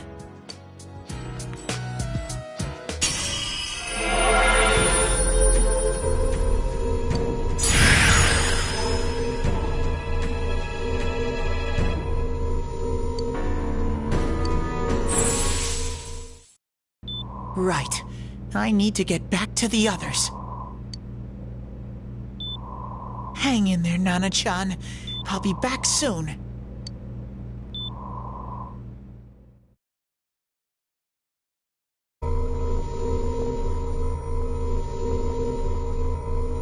It's no use. I can only tell that Adachi is here, not his exact location. Rise-chan! If only Teddy was with us.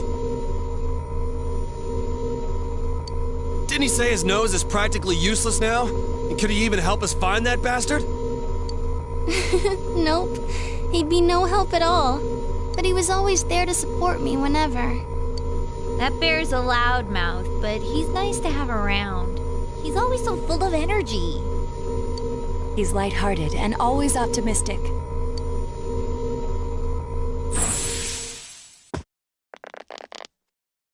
I'm alright. I just got a little dizzy. The fog's so dense, it's hard to see through it.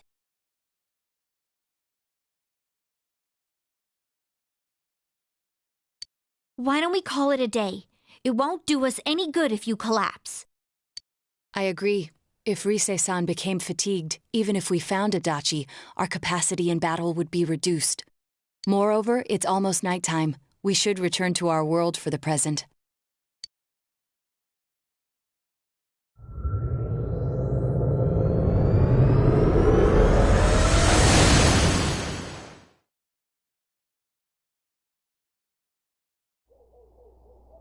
Damn it! We came so far to run smack into a dead end! I know he's in there, too. What's wrong with me? My powers are completely useless. Teddy? You little... Where the hell were you? I'm sorry. You idiot! Bad bear! Bad! You're so late! Who do you think you are?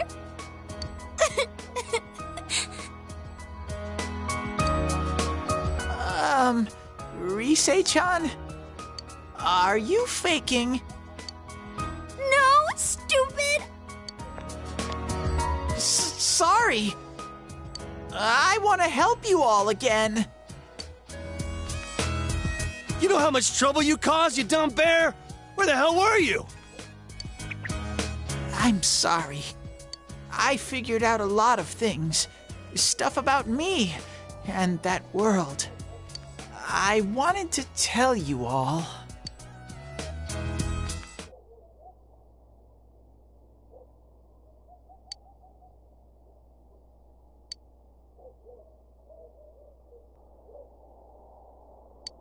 A shadow? You mean you're one of those things we've been fighting? Yup, just like the ones you all know about. Shadows are suppressed human thoughts given form. Everyone has them inside. Wait, you say you're a shadow, but you didn't attack us.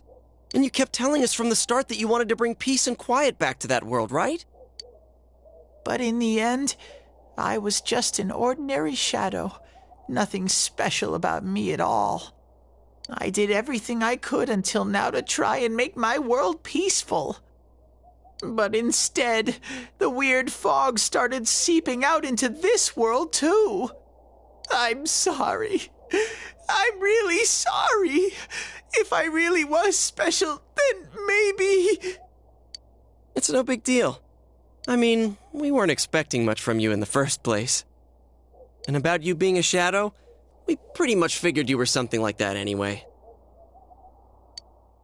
Huh?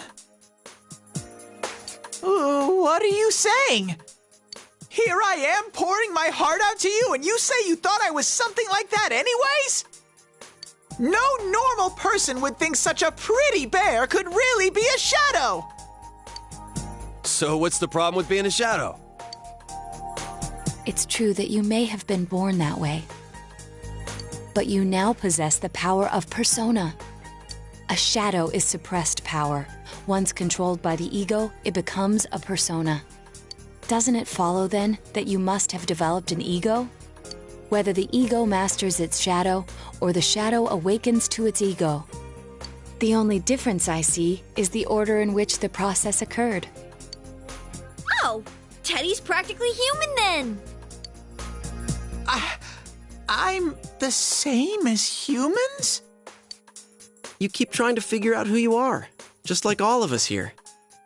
You can't do much on your own. You really aren't that special. See? What's so different between you and us?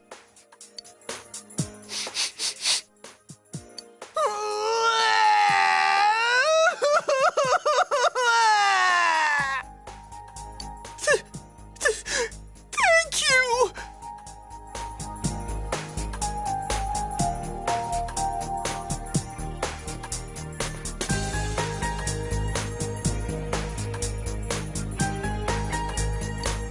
I'm so glad I met you guys!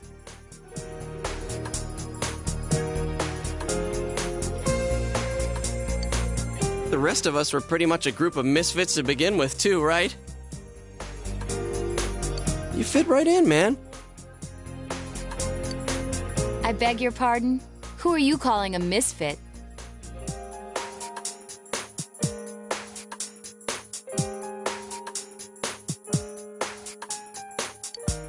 Isn't that just you, Senpai? Hey, that's not something a detective would say. Or an idol, either.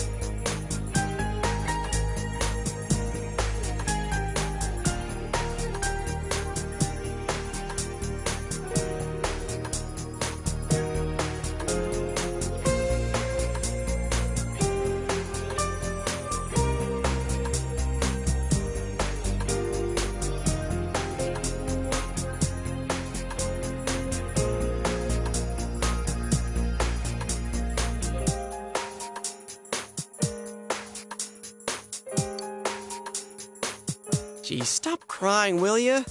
Now's not the time for that.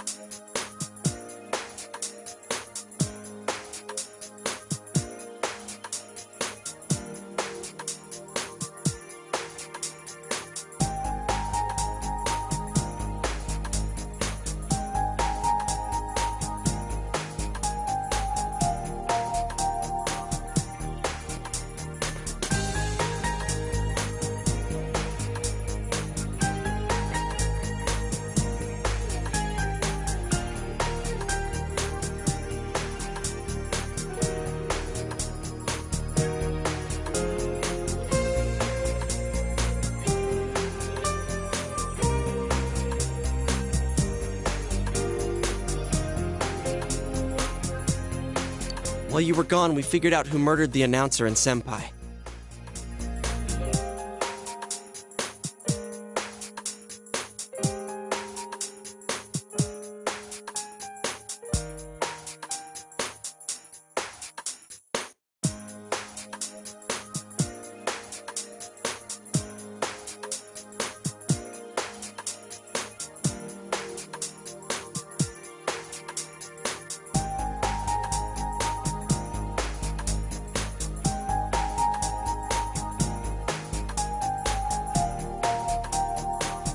It was Adachi.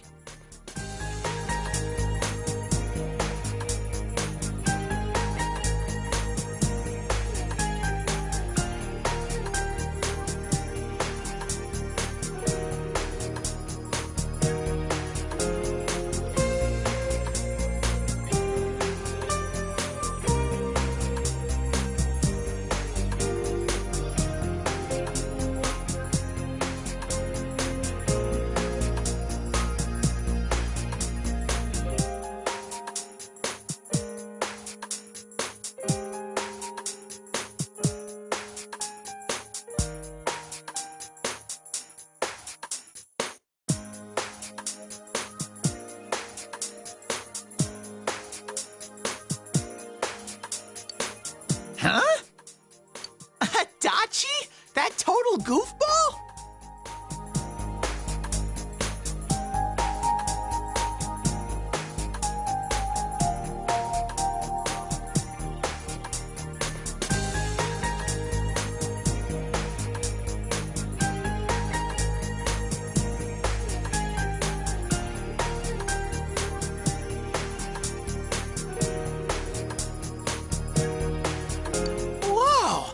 I didn't notice at all.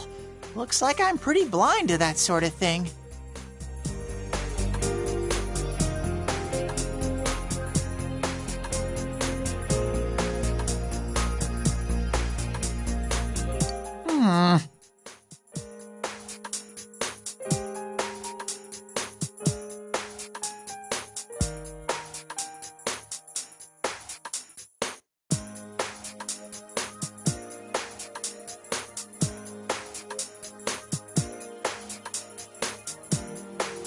But you all know him. If you can't find someone like that, I don't think I can help you.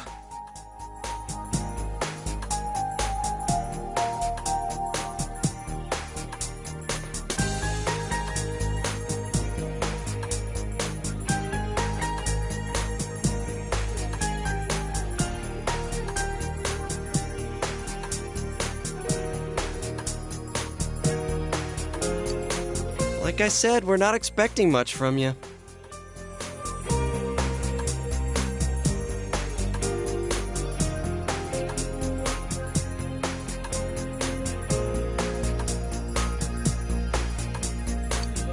Well, the main thing is, it's hard to get pumped about this without someone nice and fuzzy around.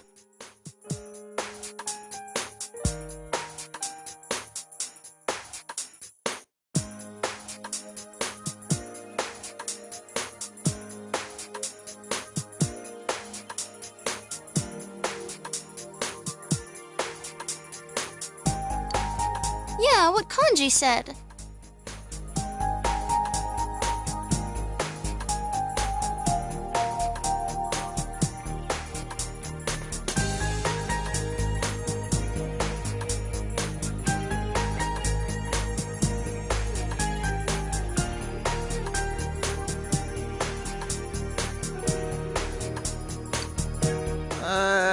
Okay.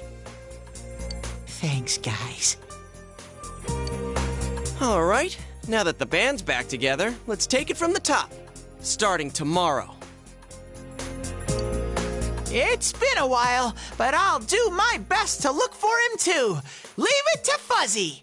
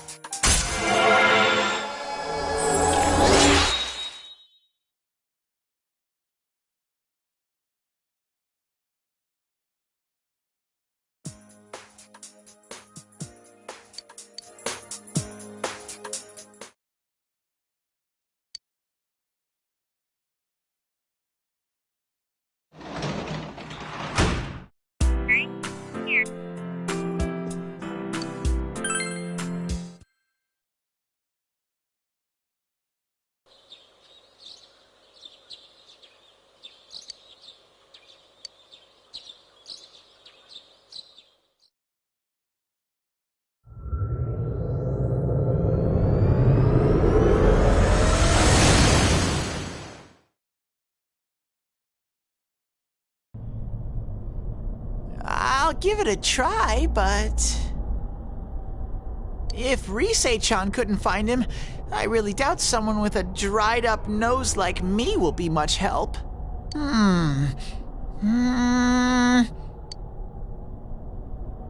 I do smell a Dachi baby in here, but the fog is completely covering up his scent.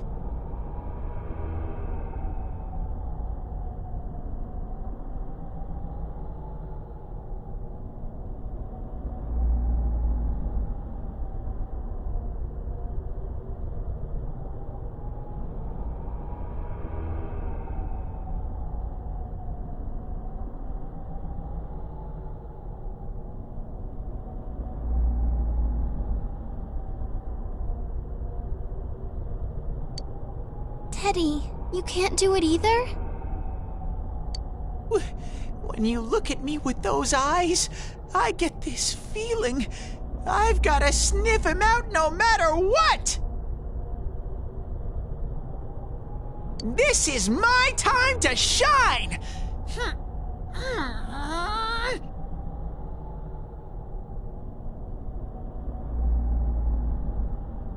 Ooh, I'm getting something!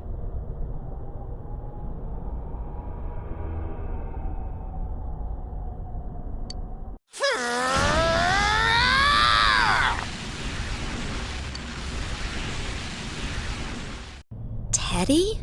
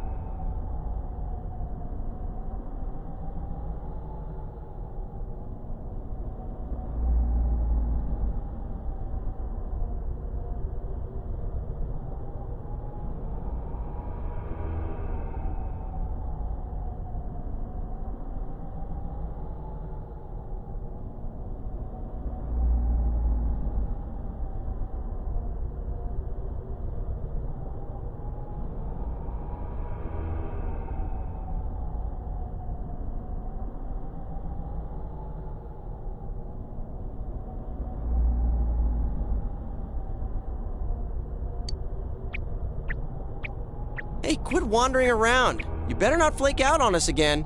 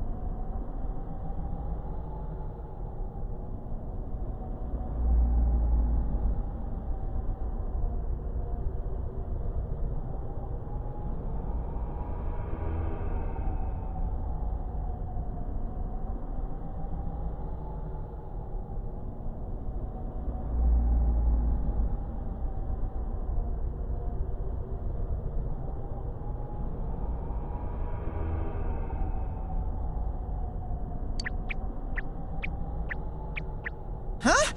I sense it from this away. Is it Itachi?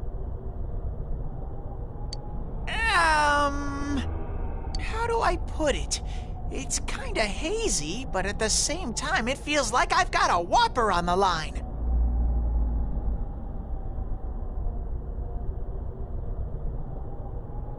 I don't get it.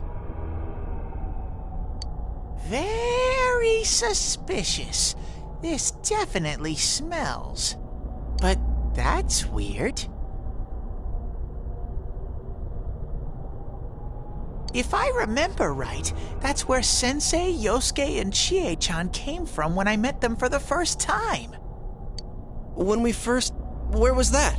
Oh, you mean that creepy-ass room where all the faces on the posters were cut out?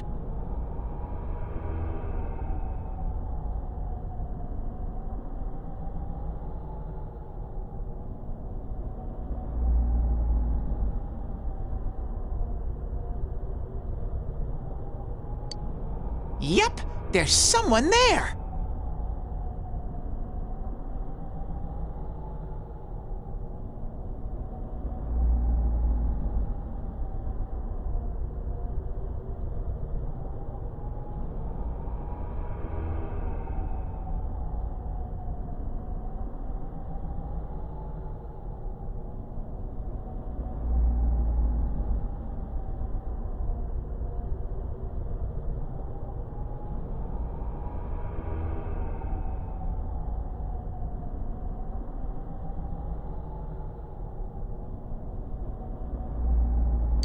Teddy, you really are amazing!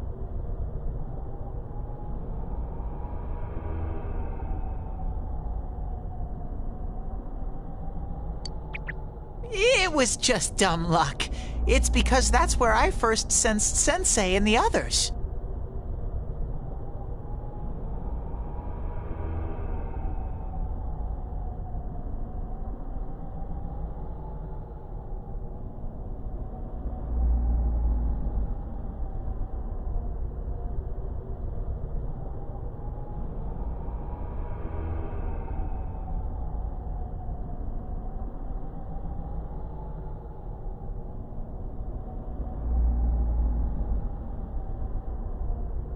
That's why it kinda smelled over there.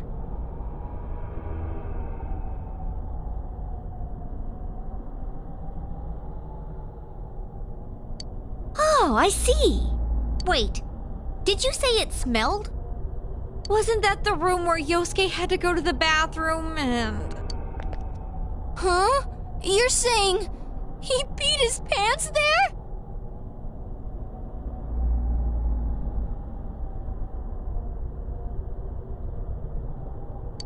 Ew, I don't want to hear it.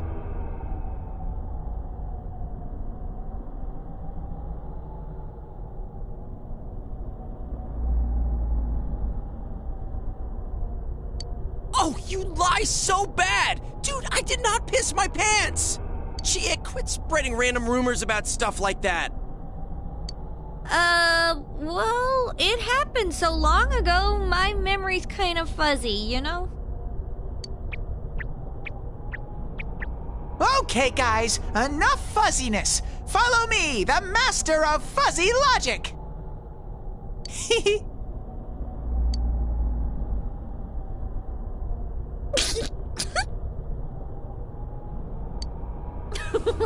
I haven't heard you crack up in a while, Yukiko.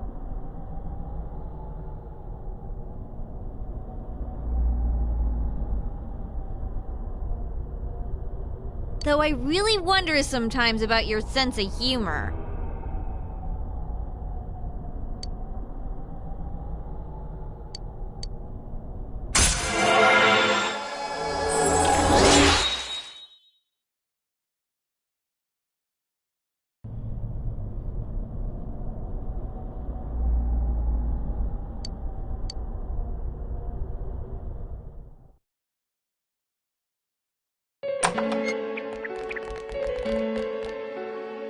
Damn bitch.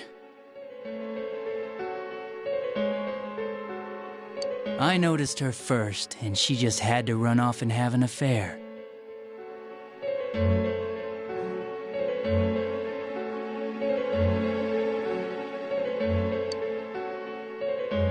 Who's there? Oh, it's you guys. You're very persistent.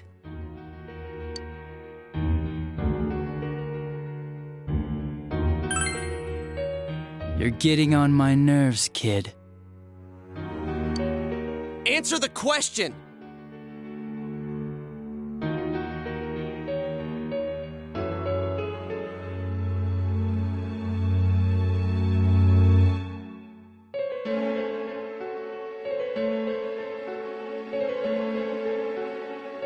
Did you or did you not throw Ms. Yamano into the TV?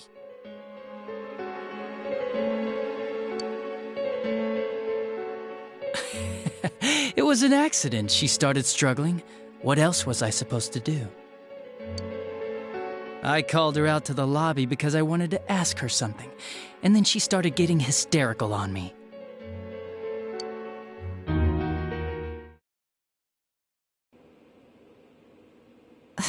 Who are you? And what's this something important you called me out here for?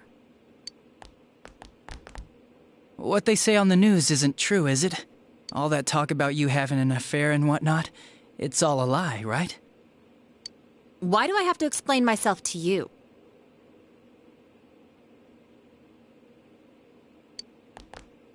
I see. So you don't deny it.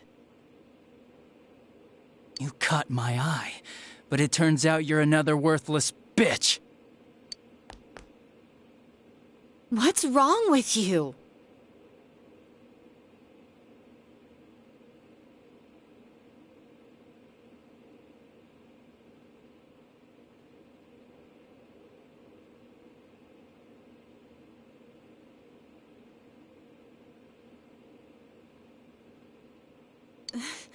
Don't make me call for help!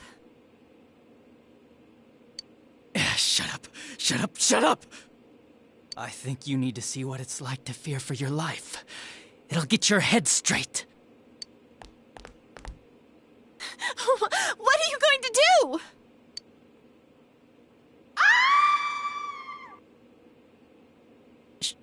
She fell in. Wow! So people can go completely inside!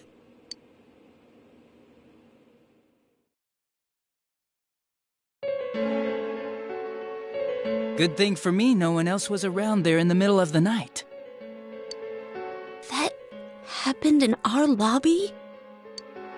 I learned about the Midnight Channel through some rumor. You hear a lot of fishy stories like that on the Force.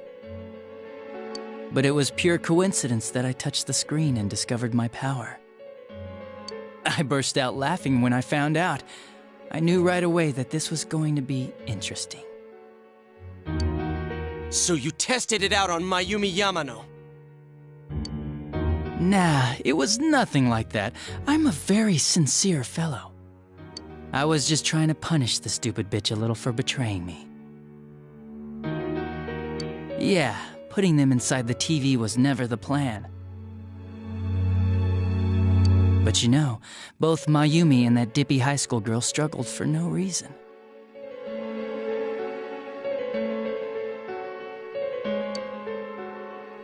You were responsible for Saki-senpai's death! Saki? Oh yeah, her name was Saki Konishi, or something like that. At first I just called her in because of work-related stuff, her being the one who found Mayumi's body and all. And naturally, if there was any chance she'd seen something, I'd need to know, right? So I was all set to be a nice guy to her, and then that bitch.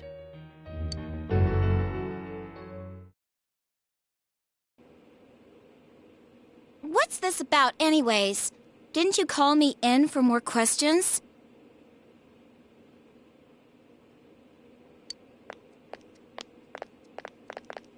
Well, we'll get to that. But you know, I saw you this afternoon.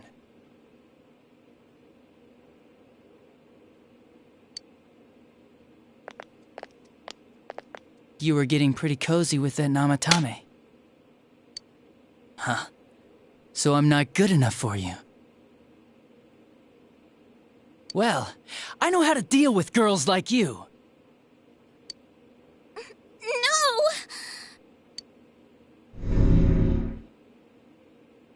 God, these high school girls today. This world's gone straight to shit.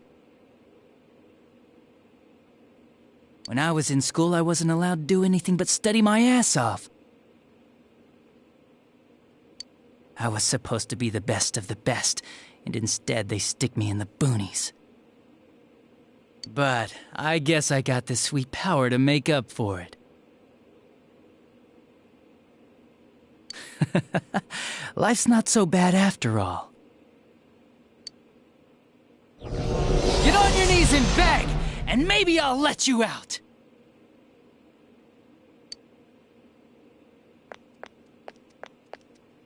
Yeah, like that'll happen. As if I'd walk into a death trap like that.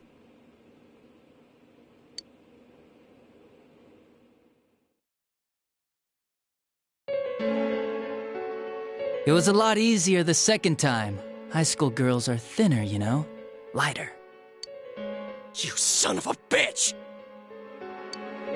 Come on, give me a break. I didn't know it was dangerous inside the TV. It's not like I was trying to kill them. I mean, I'm sure they hit on Namatame, not the other way around. A council secretary will one day rise to public office himself. Mayumi and that high schooler were just gold digging. They got exactly what they deserved. I didn't do anything wrong at all. Shut the hell up! You knew from what happened to Mayumi Yamano that people die in here! So what if I knew?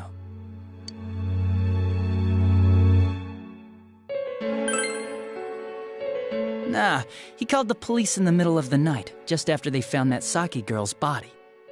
The rest of the force had their hands full with the double homicide, and it happened that I was the one who took the call. Namatame said the police refused to take him seriously. You were responsible for that then. Oh, quite the contrary. If anyone else had taken the call, sure, but I actually did believe him, you know?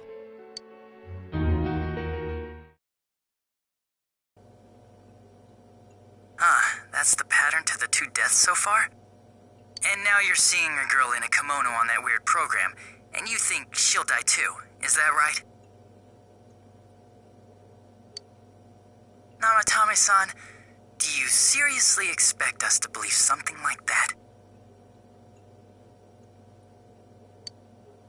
But it's true! If there's any way the police can protect her...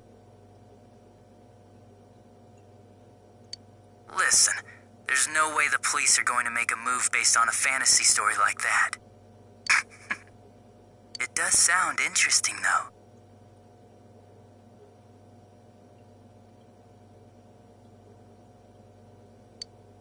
But... Oh, I have an idea. If you really want to save her that much, why not do it yourself?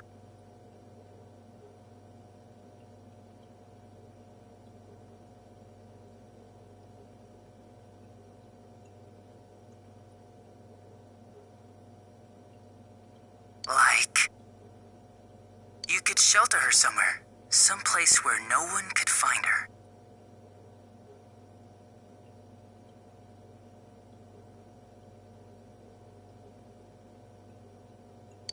Where no one could find her? Save her yourself. You can do it. I'm busy, so I'm hanging up now. Bye.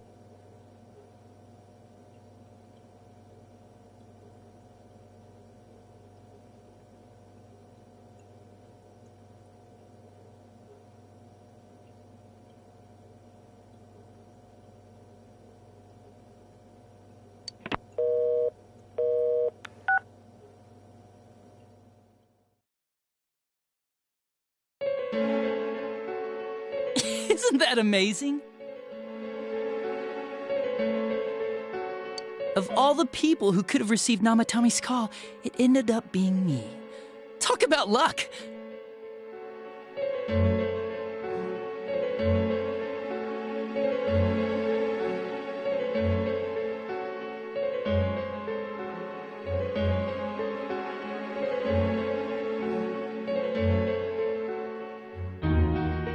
All I did was give him a little push.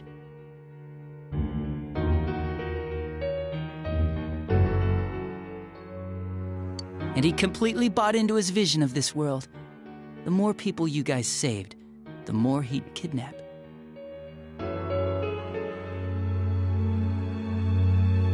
Both sides had the best of intentions, so the game of cat and mouse would never end. It was awesome. You gotta be shitting me! Why? What reasons could you have for doing that? Reasons? None, really.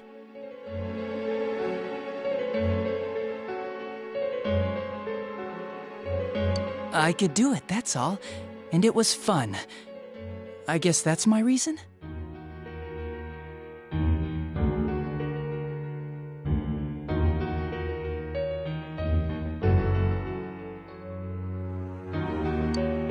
You murdered people just for the fun of it? Come on, all I did was put people in here. I didn't murder them.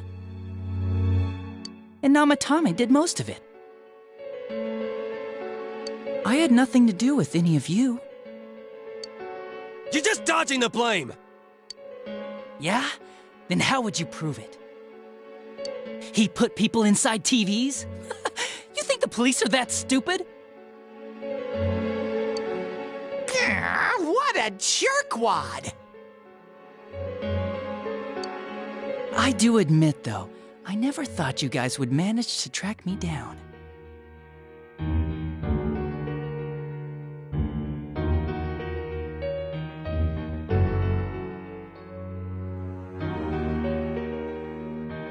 I like that. Games like this gotta have surprises or they get boring fast. It's like when I dealt with that Kubo kid. That was fun, too. Then, you mean to say that Mitsuo Kubo's disappearance was your doing as well? I did sense something odd in his course of action.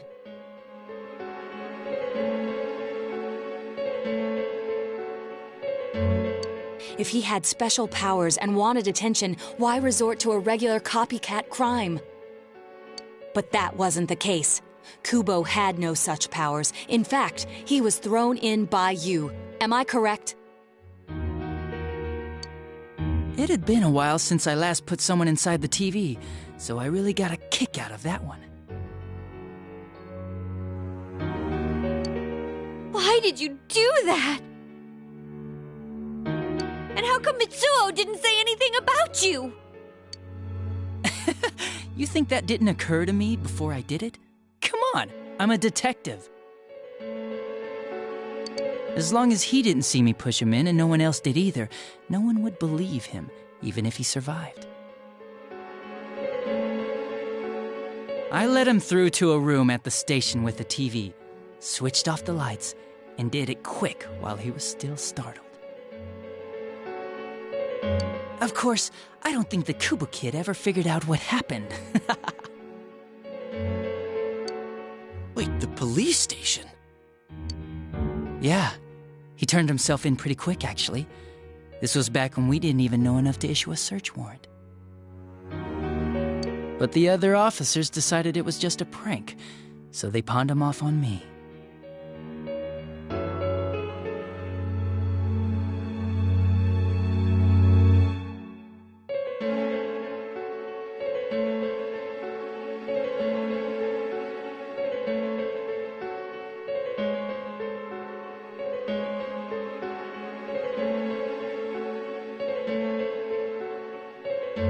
I didn't blame them. I mean, a kid coming and saying, "I did it all, it was me." Who'd believe him? But it looked bad. I didn't think anyone would come forward and take the blame for all the incidents. The police were desperate, dependent on anyone. If this kid really did it, they might have announced the case was closed. And if that happened, Namatame would stop saving people. I couldn't let that happen, or the game would be over. That's why I told the others I sent him home. I came up with the idea to put him inside the TV on the spot. The game would be over? You threw him in just so your fun wouldn't end?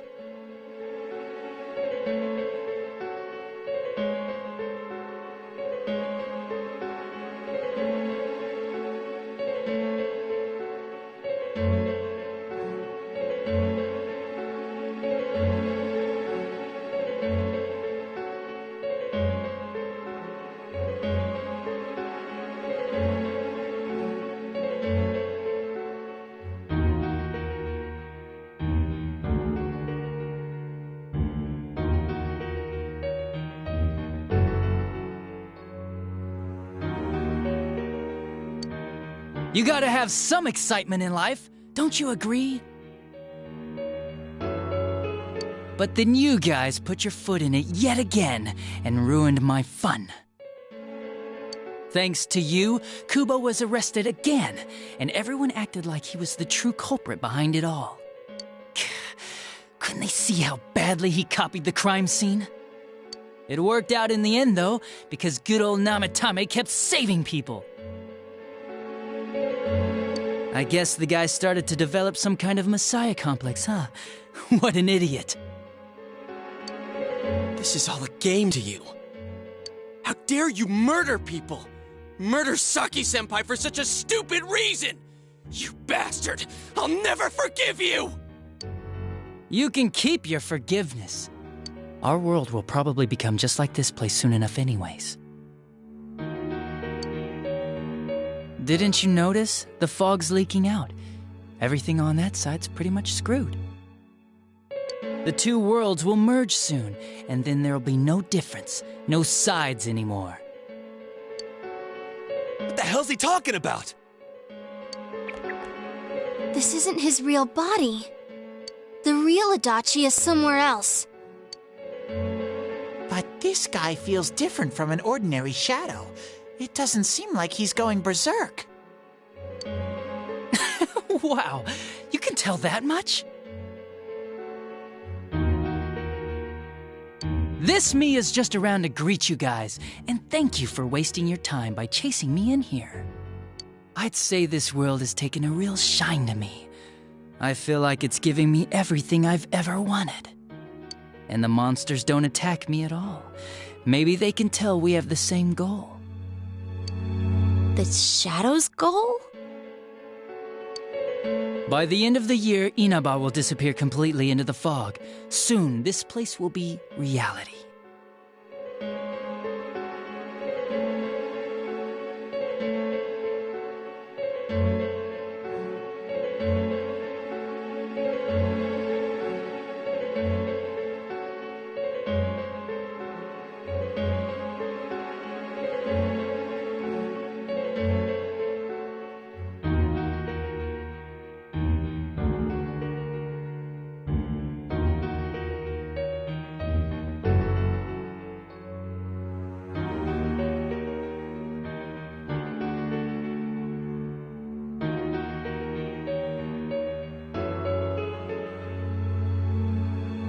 I'll be in this world, so if you want me, come and get me.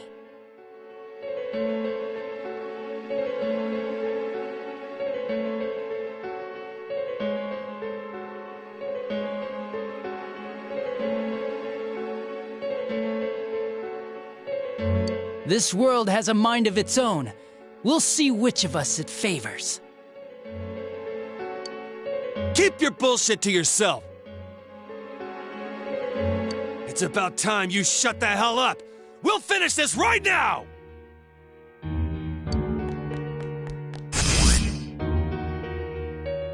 What a chump! Didn't I just tell you the real me is somewhere else? I'll be expecting you all. We'll put an end to this. Get back here, you! That stuff about the world's mind and how this place will become our reality. Was he serious? The rest of his confessions were consistent. We'd best proceed under the assumption that it's no lie. It felt like he's gained some strong power after coming here. Not only that, maybe he got taken over by that power. So what he said about the two worlds becoming one, that's really gonna happen?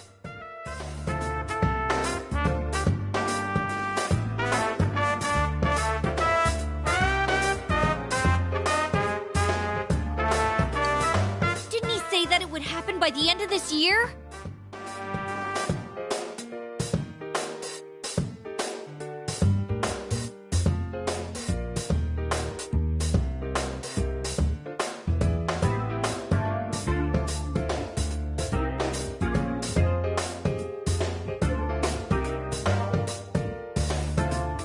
What happens then?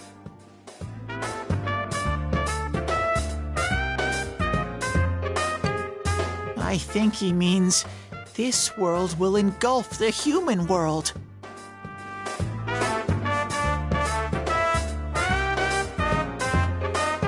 The people in town are acting weird.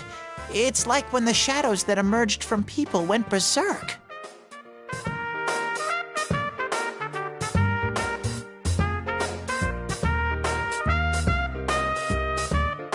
If the fog gets even thicker, and this town is completely shut off from the outside world...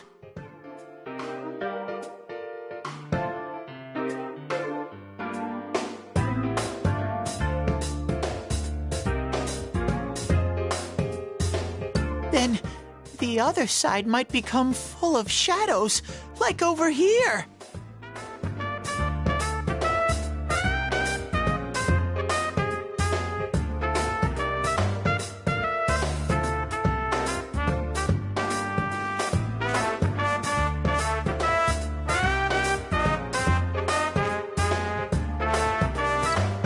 You mean everyone's gonna turn into shadows?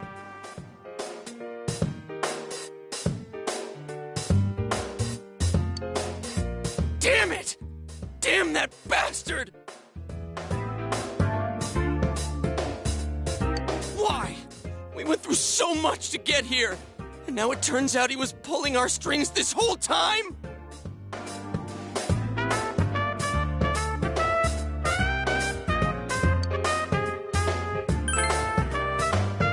Yeah, it's about time we finished this. I don't want to feel this way ever again.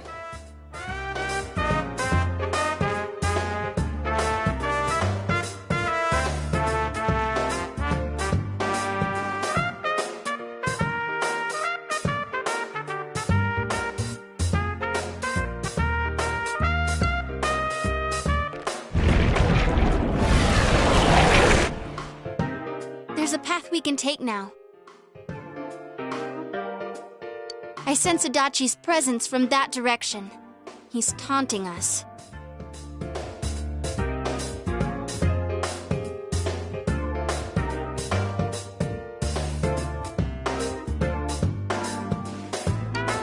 Bring it on!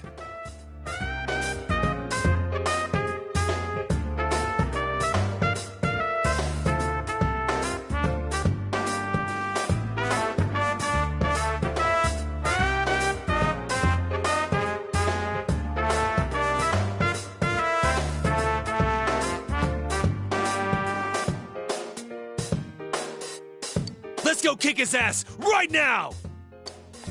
Wait. I suggest we prepare ourselves first.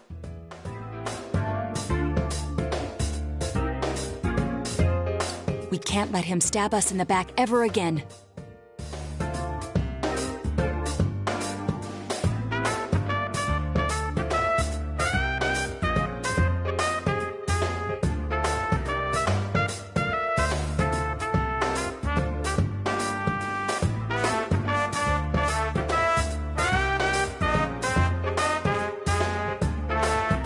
We must face him with all the power at our disposal and defeat him without fail.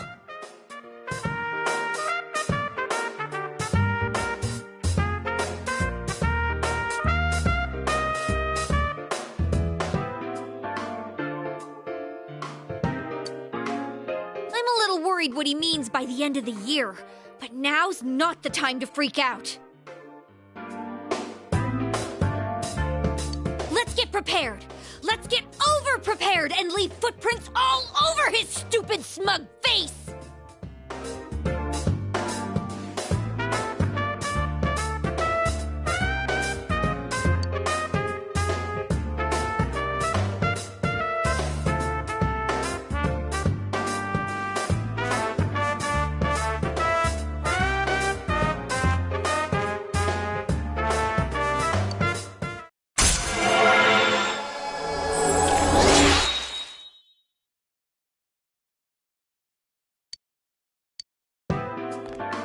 Senpai, please don't go on alone.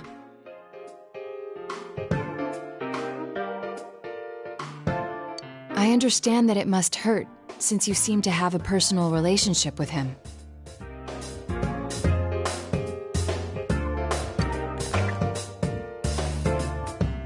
Maybe that's why.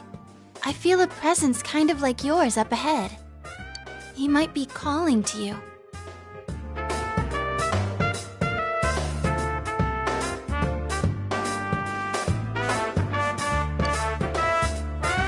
Never mind. Forget I said that.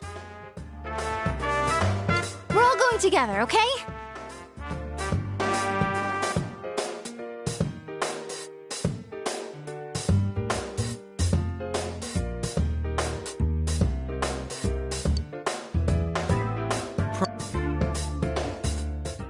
Promise us.